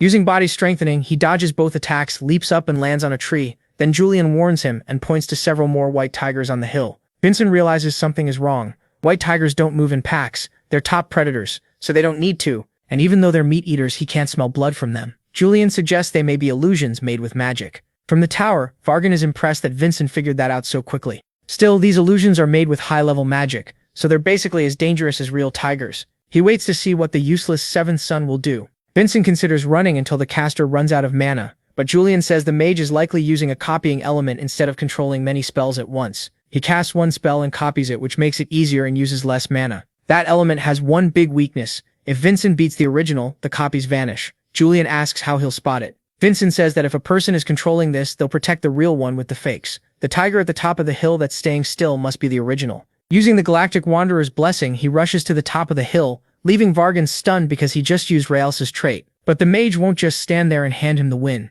He sends 2 tigers to attack Vincent. The Crimson Lotus, enhanced with a dragon skeleton, absorbs the nature of his mana. Vincent activates the Galactic Wanderer's trait through it, and slips right through the 2 tigers, striking the original. The magic circle explodes, and every tiger slowly fades away. Vargan is impressed by Vincent's understanding of magic, while Vincent wonders if the fortress examiners are satisfied now. Defeated, Vargan orders the gates opened and welcomes the young master. Vincent asks Julian if it's normal for a swordsman's fortress to have a mage this skilled, since that makes no sense unless the attacker was the dead mage's younger brother. When the gates open, Vargan and his soldiers are waiting to receive Vincent. Julian says that even without family money inside the fortress, talented cadets can earn support through sponsorship. Now they need to score points with the right person and win all that investment money back. As their carriage moves through the fortress, Vincent comments on how many people live there. Varjin explains that besides instructors, disciples, soldiers, and children, many families live here too. Vincent will share a dorm, and once he moves in, he'll be just another cadet. Any old status is gone. Vincent understands he'll only be treated like a young master during this ride. Siri sees kids in uniform and says he'll look good wearing one too. The protagonist asks what his current rank will be, and Varjin explains that every cadet starts at rank 9. Exams happen twice a year, ranks go from 9 to 1, and anyone who passes after rank 1 becomes an innovative martial artist. Vincent has only 4.5 years to graduate, and by then he must find the celestial fruit or die. Varjin asks how someone from a martial family knew about the copying element. Julian says he was terrible at swordsmanship, so he studied as much magic as he could. But Vincent says knowledge is power, and refusing to learn something useful just because of family tradition is foolish. The dean starts wondering how a child this remarkable ever got labeled useless. Then Vincent asks about the celestial fruit, and the dean is a little disappointed, calling him childish for believing in a legend like that. That answer makes Julian realize even high-ranking people treat it as a myth, which makes finding information on the fruit even harder. Soon they reach the rank 9 dormitory. Varjin explains that the servants stay on the first floor, while the protagonist will use the 3rd, 4th, and 5th. He hands over a sun emblem to show he's a rank 9 cadet, and says the Crimson Fortress greeting is, "Humble respects, glory is absolute." The protagonist heads to his room, but when he enters he finds the other cadets blocking it. He quietly asks Julian if he did something wrong, and Julian has no answer. Then they hear a voice from the doorway. Julian immediately knows it belongs to his older brother, Malone Denka. Even Vincent feels sick just looking at him. Julian explains this is the brother who bullied him the most, even forcing him to eat trash. Hearing that, Vincent nearly throws up because he saw it in Julian's memories. Malone is the kind of person who uses strength to crush the weak, and he clearly hasn't changed, so Vincent asks if he can teach him a lesson. With a friendly greeting, the protagonist says he's glad to see him, but also disappointed that after being away from home so long, he's still only rank 9. Malone snaps, calls over Saizen, and slaps him across the face, saying newcomers need proper training so they don't act out. He warns that if it happens again, Saizen will be beaten. Right then, the protagonist realizes Malona is the worst kind of person, just like Kajin, his greatest enemy from his past life. He can't hold back anymore and drives a punch into Malona's face, leaving all the cadets stunned. Malona snarls that his little brother must have gone crazy and swings back at him. Vinci slips past the hit with ease, remembering one thing: people like this don't respect martial arts. He grabs Malona by the collar and slams him hard into the ground. Then he turns to the other cadets and tells them a martial artist should fear only one thing: respect. Malona rises, burning with hate, and draws his sword, but Vinci avoids the strike without trouble. Julian says this could be the perfect chance for them. Near the Crimson Fortress, the dean has just finished hunting the monsters. The village chief thanks her, says everyone can finally sleep peacefully, and invites her out for a drink. Just as she considers it, Varjin shows up behind her and says he could use a drink too because his superior has been driving him crazy. At the tavern, Varjin explains how Vinci passed the entrance exam. The dean barely understands the magic side of it since she isn't a mage, but that only makes it more impressive. Vinci beats something even a 7-star martial artist had never heard of. Still, she says he looked timid compared to the other direct descendant who destroyed an entire mountain. Then jokes with Varjin, saying she can't wait to meet someone as cowardly as him. Then a magic crystal calls the dean back to the fortress. When he asks what happened, the crystal reports that Malone and Vincian, both rank 9, have requested a mediator for their duel. When he arrives, the official apologizes, saying he had no choice because both boys are direct descendants and Cadet Vincian requested it. The dean tells him it's fine, and says anything involving Vincian must be reported to him from now on. Using his authority, he allows the duel. When the protagonist draws the Crimson Lotus, Malone is visibly shaken. Still, he claims it's only a copy, and even wagers his right arm on it. That pleases the MC, who tells him not to forget those words. Malona ignores that and says he'll force him to surrender using his blessing, the Daughter of Fear. Its pressure spreads through the room and makes everyone around them tremble. Julian explains that this trait fills the enemy with fear, but he can't understand why the protagonist is completely fine. Vincian says it's his pride as a swordsman. The words he spoke earlier that a martial artist should only fear respect can even cancel a trait. Maloney can't understand why it isn't working, and tries to crush him with his sword. The blow is so powerful it leaves a crater, but when the dust clears, Vincian is gone. He appears behind his brother and kicks him away. Before Malona can recover, the MC uses Swiftblade with Frozen Walk and body reinforcement, striking so hard that Malona crashes to the ground. The dean knows Malona's trash, but he also knows why he stayed cadet representative this long, and now Vincian is threatening that spot. Just then Selbura arrives to watch and sees Malona already down. She says it still isn't over. His coercion is only a side trait. His real blessing is something else. Julian is happy to watch the protagonist crush his brother, but it is strange the dean hasn't stopped the match after Malone lost his sword. Yellow lightning starts pouring from Malone's body, and Selbura reveals his true blessing as the Brain Giant, the god of electricity. A burst of lightning catches the protagonist's right arm and chars it completely. Julian is stunned because the only trait he ever saw his brother use was Daughter of Fear. He says there's no way he wouldn't know, since he was bullied over it. Malone answers that of course his brother didn't know, even if he was born with it, he only learned to control it after joining the fortress. The protagonist asks how many years he hid it, but that was never really the point. Malone was just being cruel. Since coercion alone was enough to beat kids his age, he never bothered to train. Those words hit the protagonist hard. He was born with no talent at all, so seeing someone waste talent like this is unbearable. Malone attacks again with lightning, but Vincent dodges and says he'll take his right arm. He has already used one of his 2 strikes on the illusion monster, so he plans to finish this with the Dwarf King's absolute sword strike. He keeps slipping past the lightning while Malone's blows grow so wild they start tearing apart the whole room. Even the Dean sees that Malone is drunk on his own mana and losing control. Siri, who has been watching closely, is nearly crushed by falling rubble, but the Dean saves her with magic. Barjan checks if she's hurt, orders Braun to evacuate the cadets, and teleports her somewhere safe. Then he notices her body is filled with mana. The protagonist keeps dodging. The trait is strong, but it leaves plenty of openings, and if he closes in with Frozen Walk, he can finish it fast. But then his body gives out, and Vincent drops to the floor. He was wrong to think he could handle Frozen Walk like Ralsa. His body is too exhausted now, and he has only one move left. The Dean realizes his own mistake too. They may be kids, but they're still direct descendants. To keep the fight from getting worse, he throws up a barrier around them. Now the protagonist has even less room to avoid the attacks, but Julian says they can cut something other than Malone with the absolute sword strike. After dodging again, the protagonist decides to trust that plan and jumps toward the air. Malone takes the chance and fires a huge blast of energy, but that was exactly what Julian wanted. Vincent cuts through the barrier, freeing the attack so it slams into the ceiling. As the roof comes down, Malone can't escape and gets buried under the rubble. The protagonist lands over him and says a martial artist's vow weighs more than anything else. Then, with the sword his father gave him, he rips off his older brother's arm. Vargan is shocked that Vincent destroyed his barrier. It was far beyond what any normal martial artist should be able to break,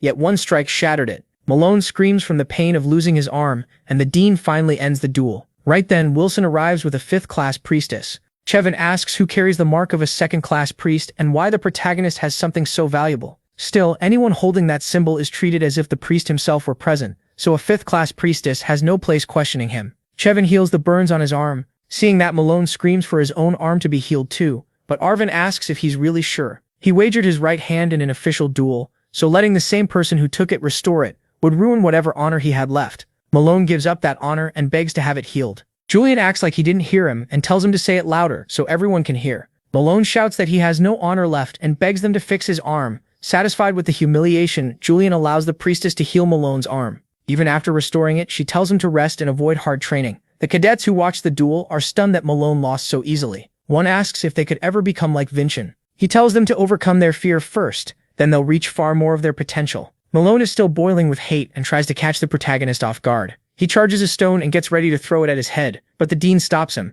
He says the only reason he's overlooking Malone's behavior is because in a month, that hand must be healthy enough to hold a sword. A week later, in Dean Varjan's office, the protagonist learns from Julian how to properly offer condolences at a time like this. Varjan says he's 4 months late, and the whole thing feels awkward. Once Vincent leaves the academy, he'll go back to being a direct descendant, while Varjan is only a dean and former mercenary, which makes their relationship strange. The Dean also notes that the protagonist knew his name from the start, and asks why he approached him on purpose. Vincent admits he first invested in his sister and planned to ask him to repay that debt, but after learning his story and seeing himself in it, he simply wanted to talk. Vargan ran from his family and the Samian Magic Tower, survived as a mercenary, and now works on Denka's front line. Unlike young Master Vincent, he says he feels no attachment to his sister or family. The MC asks why he still kept the pagoda name if he hated them that much. Varjan snaps that a brat with no stars doesn't know what he's talking about. If the Samian and Denka families ever went to war, he says the first thing he'd do is destroy the Magic Tower. The MC believes him because in his past life he was the same. But in the end, what he really wanted wasn't revenge, it was love and acceptance. The real reason the Dean never let go of the name is simple. He still cares about his family. His sister was brilliant and gifted. He admired her deeply, and that admiration helped him endure the bullying. But her brilliance also made his own weakness hurt even more, because he couldn't do even half of what Varnelli could. Unable to handle that pressure, he ran away. Varjan feels ashamed. He thought he understood Vincent, but it was the other way around. Those condolences truly reached him, and even though his sister is gone, he can finally be honest with himself. So the Dean decides to sponsor him, which means Vincent no longer has to worry about fortress expenses. Julian is genuinely happy. Riven, Relelsa, Master Hansen, and now Dean Varjan, they all fell for the protagonist's sincerity. He says all he did was speak honestly. Then he notices Sizen and Selbura walking over. Since they haven't properly met before, Selbura introduces herself as the second representative of the rank 9 cadets. When they greet each other, the MC feels the same strange sensation he once felt from his mother. Her trait, discernment, lets her read an opponent's strength and potential. But when she checks Vincent, she sees no image at all. His crimson aura blocks any red on his hidden potential, so he quickly pulls his hand back and says he didn't like her using that trait as a greeting. She's shocked since not even the instructors can pick up what they're doing, while Vincent clearly can. She explains that cadets aren't allowed to walk alone at night. They could freeze, get lost, or run into the evil spirit of Daven. The moment he hears that old name, Vincent asks what she means. That leaves her a little embarrassed. Cizan says that after the demon arch was defeated, parts of his spirit spread across the world. People say those spirits grant power in return for a martial artist's life. Sabira adds that there are reports of contractors now and then, though she doesn't really believe the story. At the dorm, the archdemon spirit speaks to Malone and offers him a contract. He's frightened at first, realizing the legend about Daven's spirit might be real, but decides that doesn't matter if it helps him reach his goal. When Vincent gets back to the room, everyone is asleep except Malone, who isn't in bed. Meanwhile, Cizan is on night patrol. When he hears something in the dark, the second he calls out, his arm is ripped off. Then, out of swirling black magic, Malone steps forward and asks where Vincent is. Even with one arm gone, Cizan draws his sword and asks if he made a contract with an evil spirit. Malone mocks him for trying to act like his brother, grabs him by the neck and slams him down. Just before he can finish him, Instructor Brondich rushes in and attacks Malone. He tells Malone to surrender, then realizes his strike did nothing. Bronda immediately orders Cizan to sound the emergency trumpet. Back in the room, Vincent is still awake, waiting for his brother. He hears the blast and asks what's going on. The others say it's the emergency trumpet, so something may have happened to Cizan. Everyone runs outside and meets the girls from the other dorm. Vincent asks what's happening, but they don't know either. Then he smells blood and tells Sabira to call Deputy Commander Pagoda right away. He tells everyone to follow him quietly. As they get closer, the trumpet suddenly stops. Before the cadets panic, Vincent asks if they have any defense they can use. The first clash is over and no message came saying the enemy was beaten, so the adults are probably dead. Sabira says there is one defense, a Denka, but it needs at least one 5-star fighter at the center, or the formula breaks. Instructor Brondi was that 5-star, but when they arrive, they find him dead. At once, dark magic lashes out at Vincent. He blocks it, but still can't tell who's hiding in that magic. Then his brother appears and says all the traitors gathered in one place to die. Sabira recognizes the dark energy from the legend. It's a sign of a warrior possessed by Daven's spirit. Vincent is shaken. As Daven himself, he feels like he's about to face his own darkness. Malone declares he'll show them the king's true power, then activates his mark, terrifying all the cadets. Only Vincent stays calm, pushing back the mark's pressure and steadying the others. With Bronde dead, he doubts he can beat Malone alone. Still, he has help now, and the real goal is to stall until the dean arrives. With no better choice, Vincent tells Sabira to activate the shield. She hesitates because they need a 5-star user, but he says he'll stand at the center and hold it. She warns the seal may collapse the moment it forms, but Vincent reminds her she's the cadets' representative. She has to choose what saves everyone. Out of options, Sabira orders the cadets into the triangle defense, with Vincent at the center. Even Malone can't believe Vincent can bear the shield's weight. Vincent admits maybe he can't, but if the seal still blocks Malone after he sold himself to an evil spirit, that would be humiliating. Amused and provoked, Malone lets them finish the seal. Julian urges Vincent to use Frozen Walker and run, but if he leaves, everyone behind him dies. The formation activates. Vincent feels his mana bursting apart, but he forces himself to endure. Malone thinks he's already breaking and attacks, only to be thrown back by the barrier. Vincent asks if that's all he's got, but Malone keeps attacking and raising his power.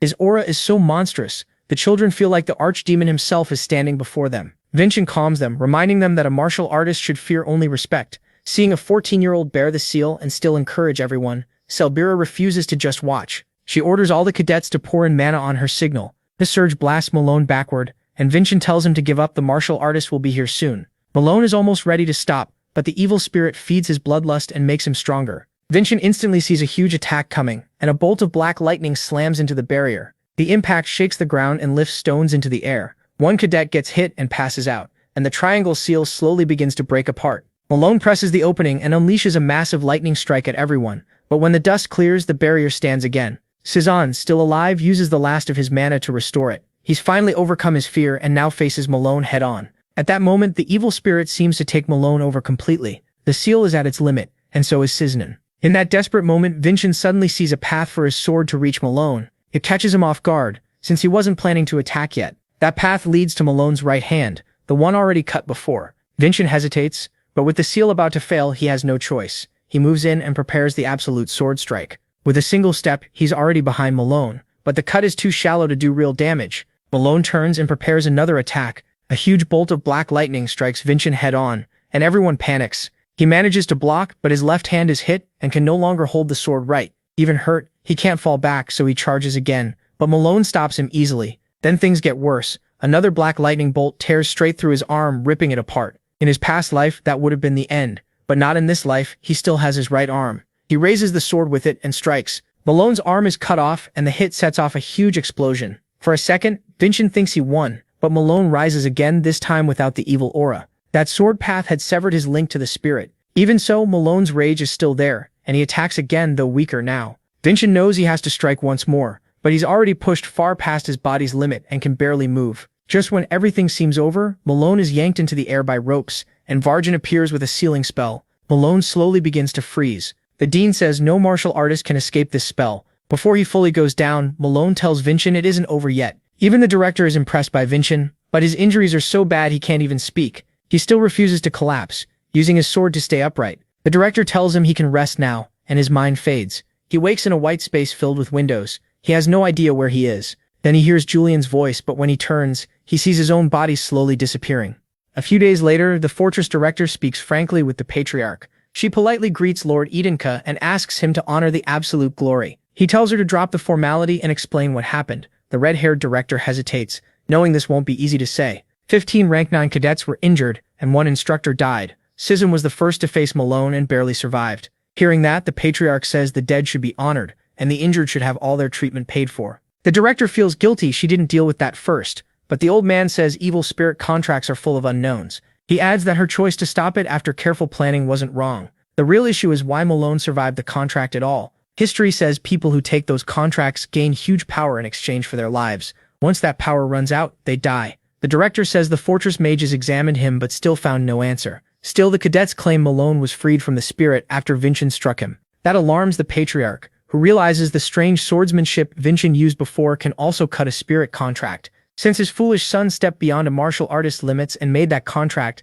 he'll spend the rest of his life confined to the guest house. His imagery will be sealed, and the tendons in his remaining limbs will be cut, so he can never hold a sword again. If one son is being punished, the other should be rewarded. But the director reveals that after the fight, Vincent fell into a coma and still hasn't awakened. Inside his mind, Vincent and Julian stand in that white space, and neither knows where they are. After looking around, Julian guesses they might be inside Malone's memories, which instantly alarms Vincent. Julian wonders if this is another effect of his swordsmanship, but Vincent says he's never entered the memories of someone he fought. As he tries to understand what's happening, a memory of Malone starts playing from one of the frames. In it, Malone asks the rector why he has to train that brainy giant when he's already the strongest in rank 9. Vargan answers that he's one of Edenka's respected sons, so he needs to stop relying on brute force and train seriously. It seems the rector had a reason for covering for him. Then Malone shows the flux to the brainy giant, leaving Vincent and Julian stunned. But suddenly, black mist starts filling the space. When Vincent looks for Julian, he realizes he's alone. 2 giant hands appear and grab him,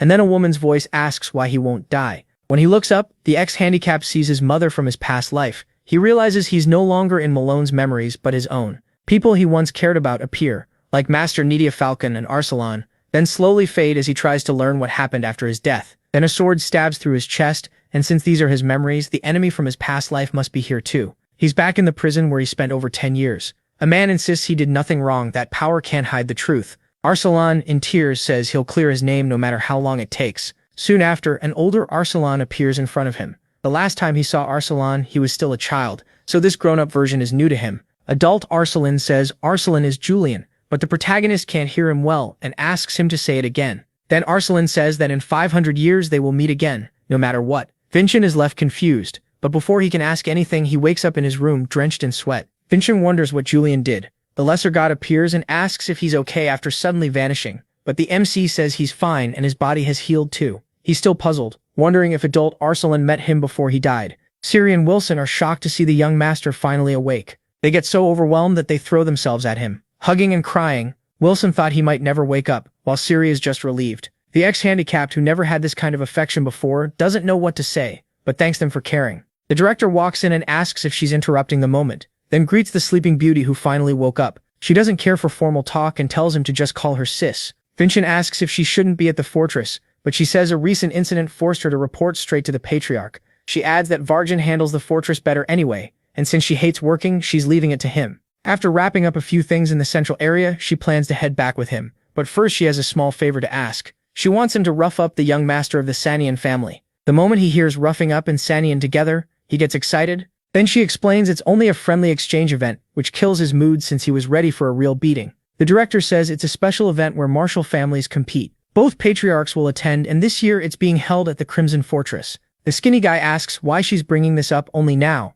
She says Malone was supposed to take part, but now that he's a crippled prisoner, Vincent is the only choice left. That makes him connected to the stage the principal mentioned in those memories. Maybe it was this event. She goes on to say his opponent is the Sanian family's sixth son. The kid is so strong that Malone never even planned to win. Still, none of her second sister's sons has ever won this exchange, so she tells him not to stress too much. But our lefty, who loves crushing extras, says he'll beat him until he turns white, which makes the director like his attitude even more since she enjoys stomping extras too. Just then, the patriarch enters the room asking if he's ready to stand by those words. The protagonist says the sword assembly already showed how he takes responsibility and promises to come back with a win. The old man likes that answer and says he can't wait to see the Sanian family lose. Before leaving, he tells his son to rest because his internal injury is serious. Outside, the patriarch remembers he still hasn't rewarded Vincent and says when the director returns to the fortress, he'll go too. His reward will be having his name carved into the Crimson Monument. Hearing that, the redhead is stunned because only Edenka's heroes are honored there, and she asks if he's really serious.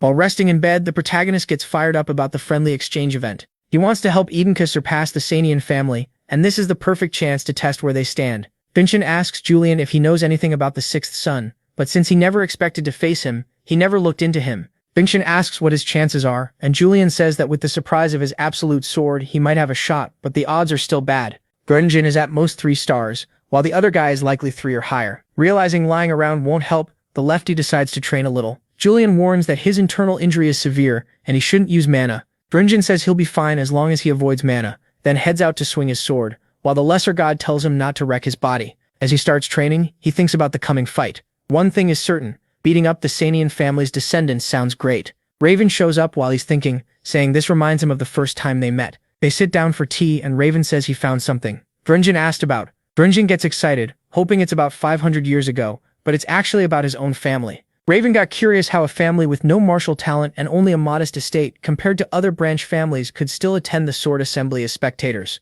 When he says that, the protagonist remembers tossing Raven's father across the room despite Vincent's weak body. So the blonde explains that he kept pressing for an answer until his father finally gave in and showed him. The Baron gets up and goes to a bookshelf, then uses magic to unlock a hidden door. He says even the patriarch can't enter this place without his permission. Inside is a library full of Edenka's hidden knowledge, the real reason his family keeps such high standing. As Raven walks through it, one book grabs his attention. The lost record of the Heasley family still exists. That instantly excites the protagonist because it might contain proof of his innocence. But Raven tells him not to get ahead of himself. He'd need to become patriarch to access it. Vincent asks if it's really okay to share this, since it sounds like secret family business, but Raven says he owes him his life, so it's fine. Then the blonde remembers something important and pulls out a magic crystal. The dwarf asked him to pass along this message. The crystal glows, and a hologram of the dwarf appears. Right away, the old protagonist thinks it's a live call, but Raven says it's just a recording. Real communication crystals cost a fortune. The dwarf starts by saying the recorder is a gift, and that he has news about the dragon skeleton.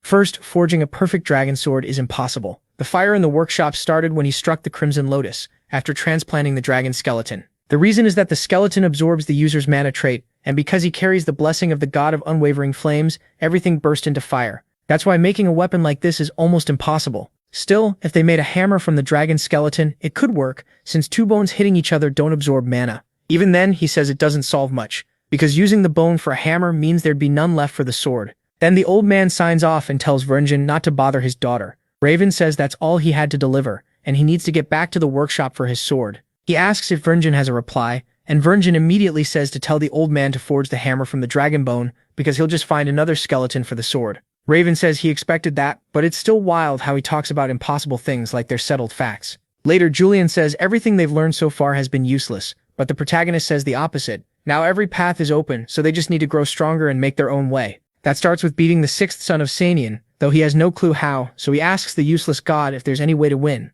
Julian, unimpressed, says it's basically impossible. They barely beat Malone when he wasn't even possessed, so imagine someone stronger. Vincent says Malone's trait was a nightmare to deal with, so Julian says that if he could gain the blessing of the cerebral giant, he might be able to win. They don't need Malone for the mana flow anymore since they both saw it in the memories. Even so, Vincent doubts it would work, because you can't unlock a trait from just a memory, at least not from a human one. But our butterfly boy is a god, and a god's memories are nearly perfect. That gets Vincent fired up, because he's the kind of guy who never ignores a new cheat. He asks why they're standing around, and says they should go get the blessing right now. But that's exactly why Julian kept quiet. Vincent's body is already wrecked, and now he wants another power-up. Cerebral mana is the most destructive element, and the cerebral giant is the strongest of the cerebral gods, so trying it now would ruin his body. So until they get back to the fortress, he needs to recover as much mana as possible, and to do that, he can't push his body. 3 days later, they finally return to the Crimson Fortress. Vincent thinks it's weird they're using a carriage this time since Relelsa had said walking was safer. The director admits that was a lie. It was only to make his rite of passage easier. She also says they forgot to tell him he'll be part of the recording ceremony. Once inside the fortress, cadets gather before a huge stone carved with heroes' names. In front stand the rank 1 cadets, led by Hannah Adenka. Behind them, cadets from every rank line up to watch. It seems the rank representatives are always direct Adenka descendants. Well, except Malone, who got folded pretty easily. The rest of the descendants are the real deal, and rank 1's Hannah Adenka is on another level. Just looking at her is intimidating. While everyone waits to see who will engrave the name, the Adenka patriarch arrives. He immediately calls Vincent forward. Vincent jokes that he didn't know he was getting such an amazing gift, but Khan tells him this isn't a gift. He earned it. The old man takes the Crimson Lotus and announces he's carving Vincent Adenka's name into the stone. You'd think he'd carefully write it, but one swing nearly tears the place apart. Vincent is stunned. The patriarch used just a little mana and did what rank 9 cadets can barely endure. The other direct descendants are left staring, finally seeing the true power of the Adenka. When he's done, the letters are still burning. On the way back to the dorms, the cadets are still hyped over what they saw. Then Salbera shows up, asking where Vincent is. Even the freshmen don't know. They guess he's at the training grounds. Of course, our favorite hack chaser didn't waste any time. He's already trying to get the cerebral giant's blessing. First, he has to guide the path through 3 points, but Julian suddenly stops explaining because he's crying. The patriarch finally recognized him as a son. Vincent tells him that doesn't mean much yet. They're aiming for way more. Then he tells Julian to quit crying and explain the blessing properly. Step 1 is turning the circle into a perfect triangle, but the moment he does, a huge lightning bolt crashes down. Julian stares at the figure before him like he's the true god of lightning. He's thrilled they actually got another blessing. But when he looks at Vincent, he's on the ground shaking in pain. Lightning is bursting from his body and Julian panics. When he asks what's going on, Vincent screams that the lightning energy is overflowing. The cerebral god is amused that a human gained divinity on his own, saying freaks like him appear once in a while. Julian demands to know what he did, but Thor says he only gave the blessing they asked for. Julian argues Vincent shouldn't be like this since his body was restored earlier, then realizes the problem is the skeleton. The celestial skeleton absorbs mana like a sponge, so it took in far more power than it should have. The fix is simple, stop the mana flow. But if Vincent does that, Thor won't grant the blessing again. So the choice is clear, live or risk death to keep the blessing. Seeing Vincent's body breaking apart under the lightning, Julian says this makes no sense, but Thor snaps back that Vincent activated the blessing and summoned him himself. The real problem is this body taking in too much energy. He even tells Julian to remember his place as an incomplete god. Even so, Vincent has earned the lightning god's attention, and though he knows he could die, he still struggles to control the power and keep the blessing. Watching Vincent fight this hard for another hack, Julian realizes he can't just watch. So he uses his weak divine power to shield Vincent's heart. A butterfly barrier forms around it. Julian thinks all he has to do now is absorb the lightning, but his power isn't enough, and the energy starts spilling over. He forces himself to hold on because if the heart explodes, they're both finished. But his divine energy burns out fast, his hand starts disappearing, and the lesser god feels death closing in. That one mistake brings the worst outcome. Vincent's heart explodes. Julian watches his friend, his body dropping to the ground, and screams for help. Then somehow someone answers, asking who's there. Julian turns and recognizes her, the priestess who healed Malone. For the first time, he feels hope. She must have heard him through her sacred powers, but even she is shaken by Vincent's condition. Julian realizes Vincent is still alive and still fighting, so he can't give up either. She says she can hear the lesser god and asks if he was the one calling her. Julian introduces himself and begs her to heal Vincent now. But she can't get close because of the lightning, so Julian uses sacred power to control the lightning and opens a path for her to heal him. This time he's resolved.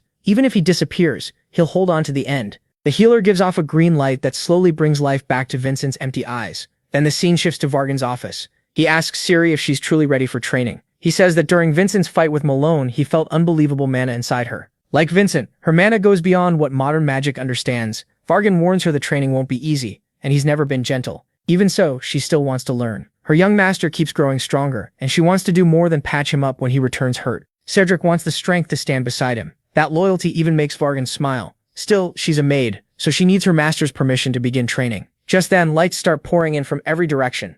Even Vargan doesn't know what's happening. They rush to the training room, and Siri is shocked to find Vincent there. The lightning rain has stopped, leaving only a crater behind. Varjan asks what happened, but the priestess tells him not to worry. Young Master Vincent is fine and has successfully controlled the cerebral giant's blessing. A little later, Siri asks Vincent for permission to study magic, which excites Julian, since a maid being taught by a wizard like Varjan is incredibly rare. Vincent asks if she'll really be okay, since the training will be brutal. But after seeing how serious she is, he agrees and asks the dean to take good care of her. After seeing Malone's growth, Varjan can quickly tell Vincent's new blessing comes from the cerebral giant. In the blink of an eye, he picked up another hack. Since Vincent is safe, Varjan says they can move on and plan the class. Vincent then realizes his maid has a teacher, but he doesn't. It bothers him that he still hasn't learned the swordsmanship. Aslan left his descendants. With the friendly exchange getting close, he needs to train as hard as he can. So he asks the dean who will train him in the fortress, but Varjan doesn't get the question. In this place, you're supposed to find your own teacher. It may be called an academy, but it's still a fortress.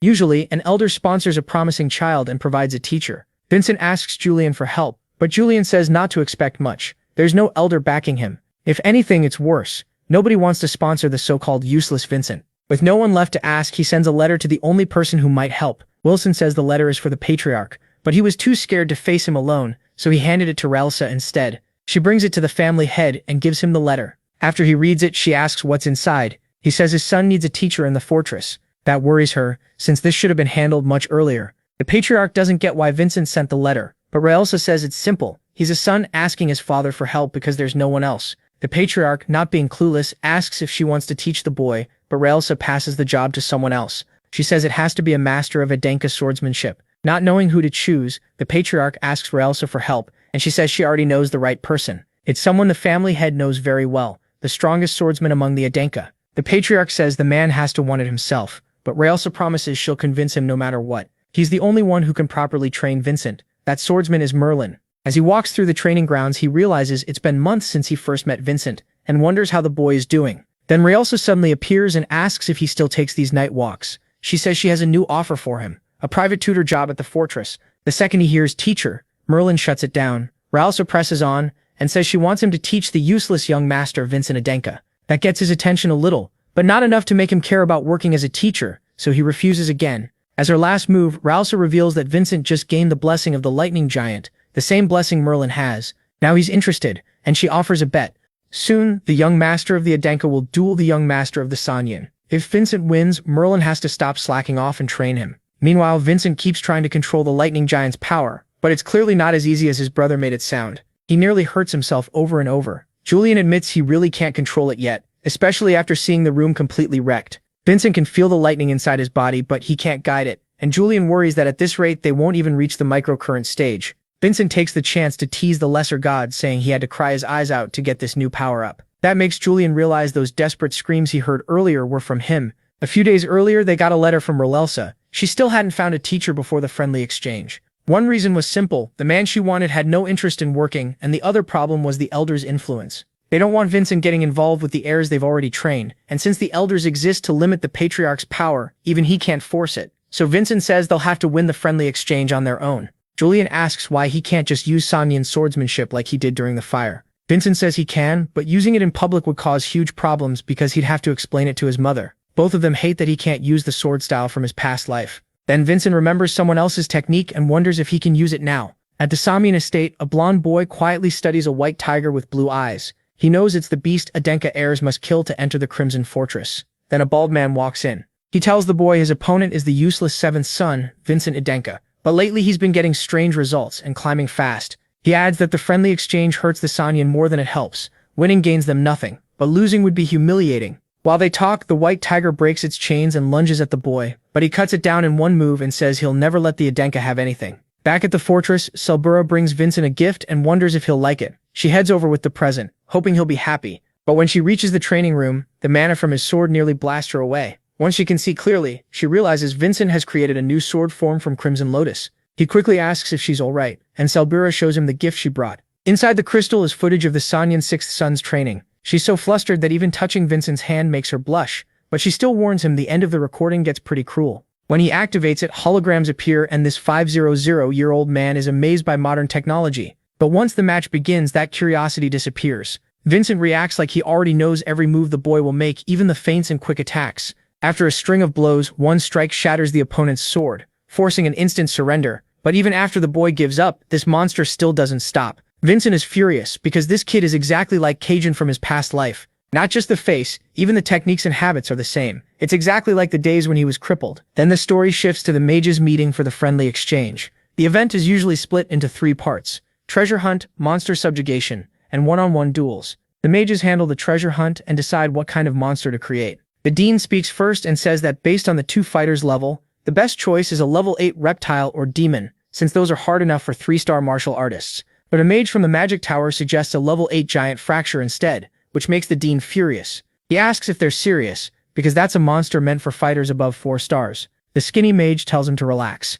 He just wants the match to be entertaining. Vargan fires back that using a giant only helps the Samian young master, since they already train with one. The sorcerer says if he's that upset, he should just quit, making the dean ready to throw hands. Before it gets worse, Alberto steps in and suggests they settle it with a vote. That's when the dean realizes the whole thing is rigged, and they've been taking Samian money from the start. Later, the school director is forced to deal with the mess because the friendly exchange meeting will be held at the fortress. The redhead asks Vargan if he's handling the illusions for stage 1. But he doesn't even want to hear about it because every mage from outside the fortress has already been bought by the Samian. That's bad enough. But they've even influenced the supposedly neutral association mages. Still, if Vincent wins the other stages, it'll be enough. That catches the director off guard, and she asks if the dean really thinks the young master can win. When it was Abel, he said the odds were under 10%. But with Vincent, he has hope. The redhead teases him, saying he sounds like he's in love with Vincent, pressing herself toward him and joking that she'll get jealous. Vargan teleports away to escape her headlock, saying if there's time for jokes, he'd rather go back to work.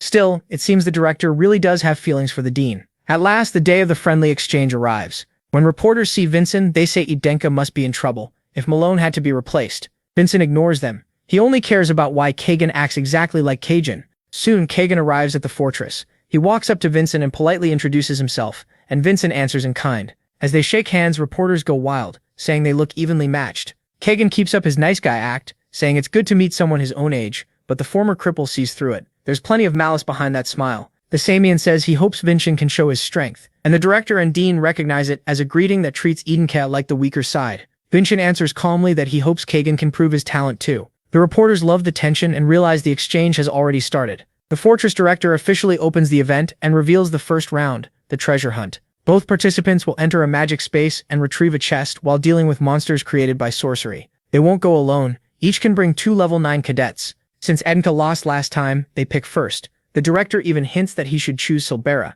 but Vincent ignores that and picks the 2 weakest level 9 cadets instead, leaving everyone stunned. Suzanne and Harmon step into the arena looking nervous. The director asks if he's sure and warns him not to blame them after he loses, but that's exactly why Vincent chose them. He doesn't want Kagan using excuses. He also says they both carry Adienka blood, and beating the Samian with the blood of Patriarch Aslan matters. Even after hearing that, Selbera still looks a little disappointed. She'd clearly hoped he would pick her. But Vincent says he trusts her completely, and expects her to do her best in the exchange. Annoyed by that jab, Kagan chooses the representative and vice representative to join him. Vincent stays calm and says it was a smart choice, while Vargan wonders what he's planning. The mage who mocked the dean earlier can't understand why Vincent gave up the strongest cadets, but Vargan says he should be excited for the first stage. 3 mages begin casting, and 2 portal-like gates appear before the fighters. With everything set, the director starts the first stage of the friendly exchange. Vincent enters the cave with his team and keeps them close. In the other dungeon, Kagan tells his team to split up, which annoys Selbera because of how arrogant he sounds. Outside, the crowd gets fired up, and the director notes that Vincent is different. He doesn't treat his teammates like tools. Inside the cave, Harmon asks if Vincent really thinks they can help, and Vincent says yes. They faced their fears and became martial artists. Then a huge explosion throws them all back. When Sazan opens his eyes, he sees a giant monster, and fears the plan is ruined. For a second, they think Vincent was crushed by the giant, but he used ice steps to strike from above and nearly cuts off its arm. As the giant crashes down, Vincent tells the others to start the distraction plan. Sazan and Harmon pull drums from their bags and begin drawing the giant's attention. Fractures have bad eyesight and react to loud sounds, so they try to lure it toward the entrance while Vincent goes for the chest. The plan looks solid, but the director says they're doing it wrong. Even if it's called a treasure hunt, the real point is to show off martial skill. Vincent keeps moving and finally spots the chest, but before he can grab it, a second stronger giant slams into him. He avoids its blows, but now the plan is in danger. He needs to save at least 1 absolute sword strike, and fighting 2 giants makes that much harder. Outside, Vargan is puzzled by the second giant, but soon learns it was an intentional mistake by the tower mages. The dean gets furious and tries to go after the skinny mage, but the director stops him, saying too many people are watching and it could look bad. The tower mage says the dean is calmer than the rumors claimed, and the director instantly threatens to kill him. In the other dungeon, Selbura watches Kagan in total fear. The giant is getting overwhelmed by the young Samian's skill, and one strike to its eye brings it crashing down. Kagan says he expected more from a giant, but while he's showing off, the second one attacks from behind, making Selbura panic and try to warn him. But Kagan had already seen it. Using Samian swordsmanship, he slices the giant's hand clean off. Then, with a few quick steps, he runs up its arm and strikes straight at its eye. The two cadets are stunned. Even if they hate to admit it, he's incredibly strong. Even with more people, this slaughter wouldn't change. Meanwhile, Vincent sprints from the giants, and Julian starts panicking because nothing is going to plan. He asks if Vincent can use one sword slash to cut both giants at once, but that's not so simple. They're huge, and he can't clearly see the full path his blade needs. To pull it off, he needs a point between them for the slash to pass through without cutting it. Saizen and Harmon finally reach the tunnel entrance and face the giant, but Vincent is nowhere in sight.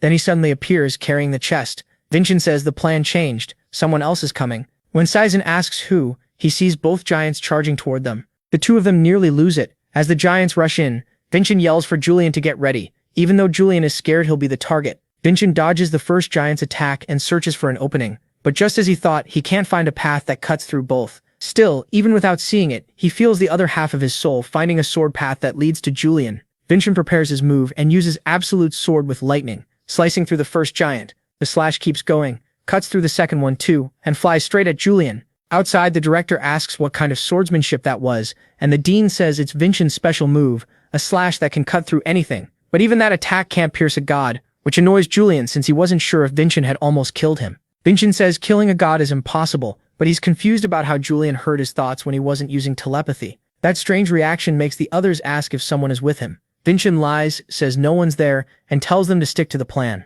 The reason he saved one last absolute sword strike was to cut one more thing. He stabs his sword into the portal and starts slicing through the whole dungeon. The tower mage is stunned and tells the others to check the spell, but the dean says there's no need. This is Vincent's cutting magic. Even Varjan didn't expect him to slice apart the entire dungeon. The association mage gets upset too, and says the young master should be disqualified for destroying an exam stage. The director answers that there's no rule against it, then asks why a neutral mage seems so personally offended. The two students bring the chest to the director and ask if they won, but the tower mage says stage 1 is about showing strength, not arriving first. If young Kagon keeps displaying his swordsmanship, the Saiyans will win. Then Vincent walks up and says Kagon's about to finish the stage 2, which leaves the mage confused. Vincent asks the dean if the dungeon used a copy element, and Varjan says yes, an element was used to make both dungeons identical. So now the real question is, after Vincent destroyed his copy, where did all that mana go? He compares it to water split into two streams. If one gets blocked, the other overflows. So the mana from one side would pour into the other.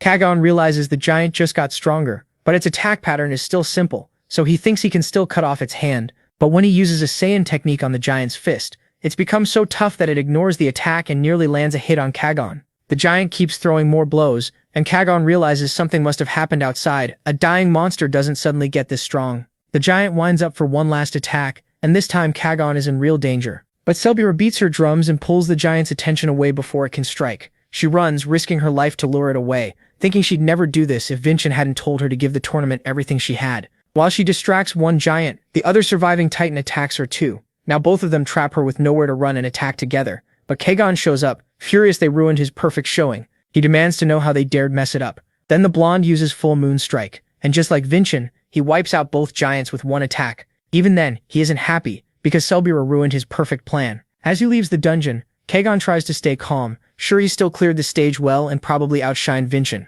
But then Vincent appears and asks if he liked the little present. Kagon asks how Vincent finished before him, and what present he's talking about. Vincent says he has a gifted sorcerer friend, and with that help he made the mana from his dungeon overflow. That's when the young Samian realizes he was tricked from the start. Even so, the blonde stays calm and admits he lost, but from now on, he'll treat Vincent as a true friend. That's exactly what Vincent wanted, so he says they're best friends now. The first round goes to Cadet Vincent, and the next stage will be in 3 days. Back in the fortress, Selbura has relieved her crush one, but then Kagon walks up and thanks her for saving him. He offers her a handshake, but for some reason she feels like she shouldn't take it. Still, he keeps insisting, so she finally shakes his hand, and it's clear that wasn't an ordinary handshake. Since he's a complete jerk, that can't mean anything good. The story then moves to the forest, where Carrie keeps training her spirit magic. She's interrupted by Wilson, who brings her things. Siri asks what happened at the friendly exchange, and he says the young master won, thanks to having such a capable servant with him, which makes her feel better. Wilson asks if training alone in the forest is too hard,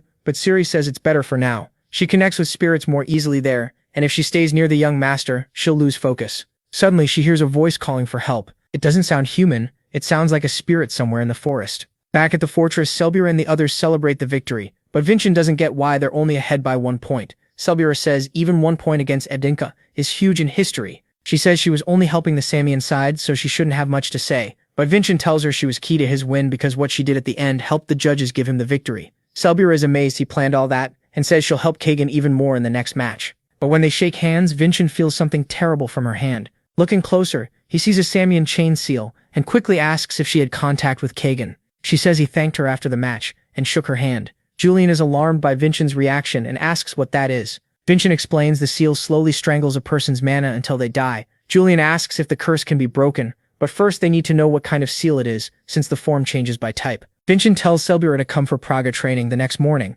making the poor girl think he's inviting her on a date. The next day, Vincent explains to Julian that if Kagan used a curse this openly, it's because he's sure no one will notice. This seal was probably erased from history long ago, which only makes Vincent want to rip that jerk's arm off even more. When Selbira arrives, she's dressed way too nicely because she thought it was a date. Vincent asks why she's dressed like that for training, and Julian wonders if he was infertile in his past life because he somehow can't tell she obviously likes him. But this armless 30-year-old from 500 years ago has no interest in a 14-year-old girl. They begin with meditation and he tells her to keep moving her mana and report anything strange. Selbira feels nothing unusual, but Vincent is worried because her mana flow is completely broken. It looks like swordsmanship has fallen a lot since the imagery era. Julian asks if he can remove the chain, but Vincent says it's far stronger than he expected, and he can't break it alone. Now the plan changes. He has to find the offering used for the seal. Usually that's an animal heart or a forest spirit. The problem is, if he doesn't find it fast, Selbira will die in 3 days. Julian points out the tournament starts again in 3 days,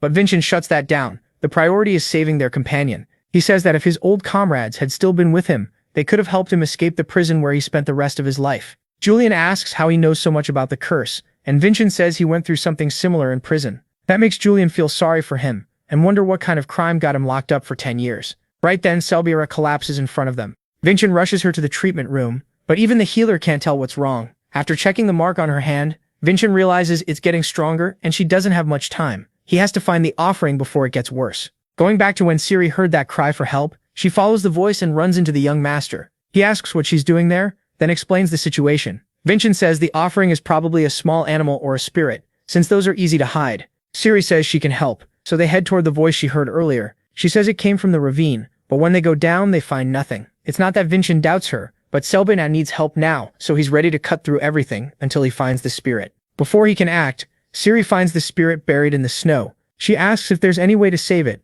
but Vincent says sadly no. The only way to undo the seal is to kill the spirit fast, but Vincent can't bring himself to do that, so Siri starts forming a spirit contract instead. Julian says that kind of contract is stronger than normal seals, and can actually break the curse. Siri's thrilled to gain a new companion, but they don't get a moment to rest because a hidden attacker suddenly strikes. Vincent shields his maid and demands to know who attacked. A young master named Samian steps out and says Vincent ruined a traditional ceremony, so he'd better explain himself. Then Kagan keeps going on about that so-called ritual and orders Siri to hand over the spirit. Vincent asks how he can call it tradition when it was meant to kill Selbura.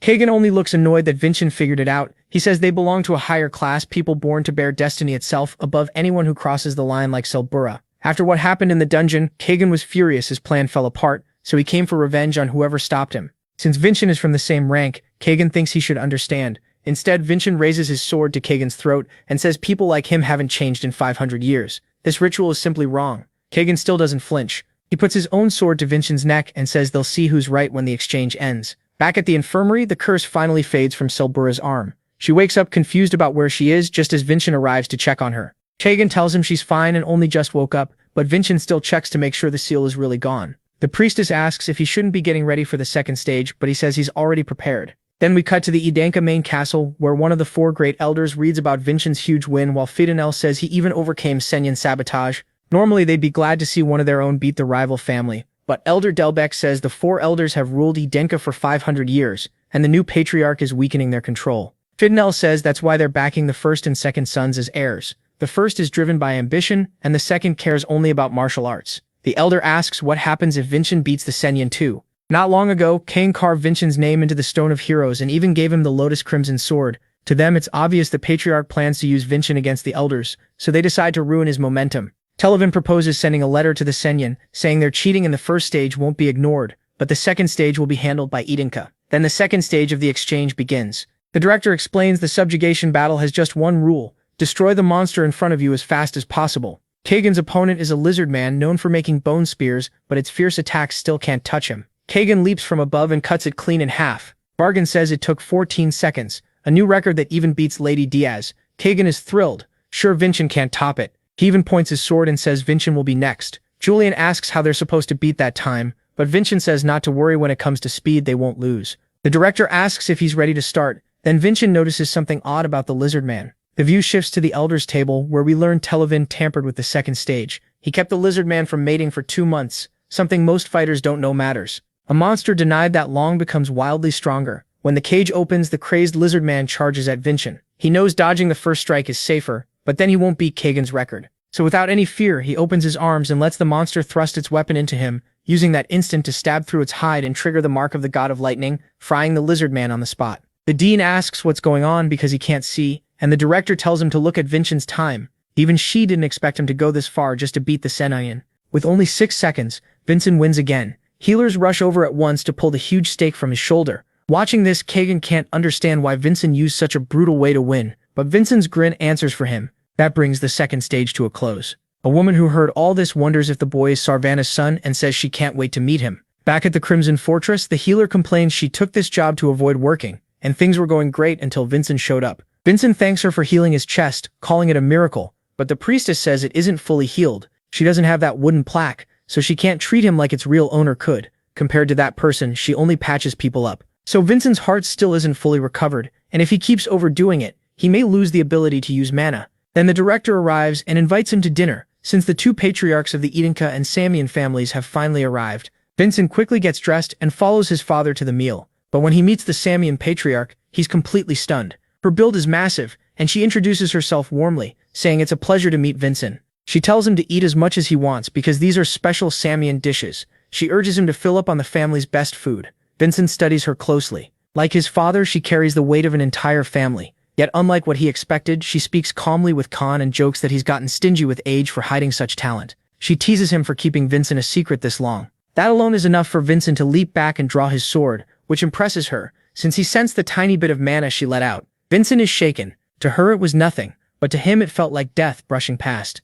Even so, he gets excited at the thought of fighting her one day. His father asks why he's smiling, and Vincent says it's because she's strong, making Khan proud that he noticed. Then the patriarch looks at Kagan and does the same thing. But unlike Vincent, the blonde boy doesn't react. That makes Vincent and Julian realize the 2 patriarchs are quietly comparing whose son is better. After dinner, the 2 patriarchs step onto the balcony to talk in private. The Samian patriarch says someone is plotting something ugly and wonders who dared interfere with the exchange. Khan asks if it was the Samian elders, but she says they meddled in the first stage while the Idenka elders tampered with the second, and both sides share one target. Vincent Idenka. She asks if he really thinks Sarvana's son will win, and the patriarch says yes. He believes Idenka will fully surpass Samian. The blonde boy asks if that's because of the testament, and what Khan plans to do about the elders' interference. Khan says anyone who betrays his trust never stays alive, and nothing will stop Vincent from winning. When she asks why he's so sure, he says it's simple. His son promised he'd win, so he will. The next day, the final battle begins. On one side sits Velka Samian, and on the other is Khan Idenka,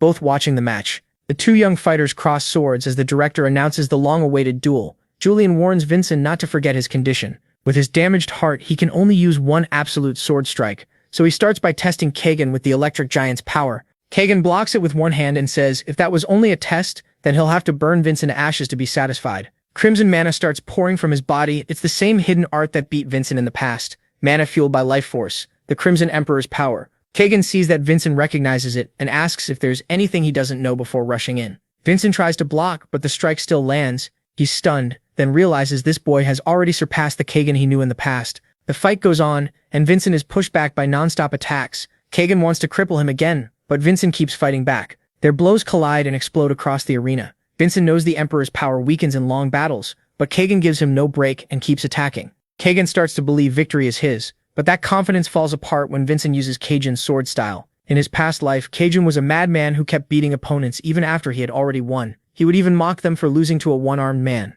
Vincent had watched all of it, and when Emo appeared he asked why Kajin kept striking after victory was already certain. Emo was a friend Vincent met on the battlefield. They were all just tools used to test Kajin's strength, but Vincent was the only one who still tried to bring that monster down. He knew that wish was probably foolish, yet his friend always respected him for fighting with everything he had. Emo wasn't just an amazing swordsman, he was also a true friend who never mocked that dream. But he grew too strong too fast, and was thrown away by the Saiyan. All he left behind was his swordsmanship, and now Vincent will use that very style against the Saiyan. Even knowing this technique was made by someone his family destroyed, Kagan calls it useless and charges in fast with a Kagan lunges, but the Dragon Slayer blocks it with ease. Even so, Kagan keeps pushing, and Vincent is shocked. It feels like fighting Kajin from 500 years ago. That resemblance is exactly why Kagan is about to lose. He vanishes from sight, confusing everyone. But Vincent slips past the surprise attack without trouble. He can't lose to this kid because he already knows this style too well. He fought Kajin hundreds of times in his past life. Kagan starts getting annoyed and rushes in recklessly. Vincent is almost thankful he inherited Kajin's bad habits too. He enlarges his sword and brings it down with a savage blow that snaps Kagan's sword in half. Vincent thinks it's over. But then Kagan's mana suddenly rises again. He admits he's still a beginner, so this is risky, but he's ready to burn everything he has to form his soul blade. Kagan is impressed by him.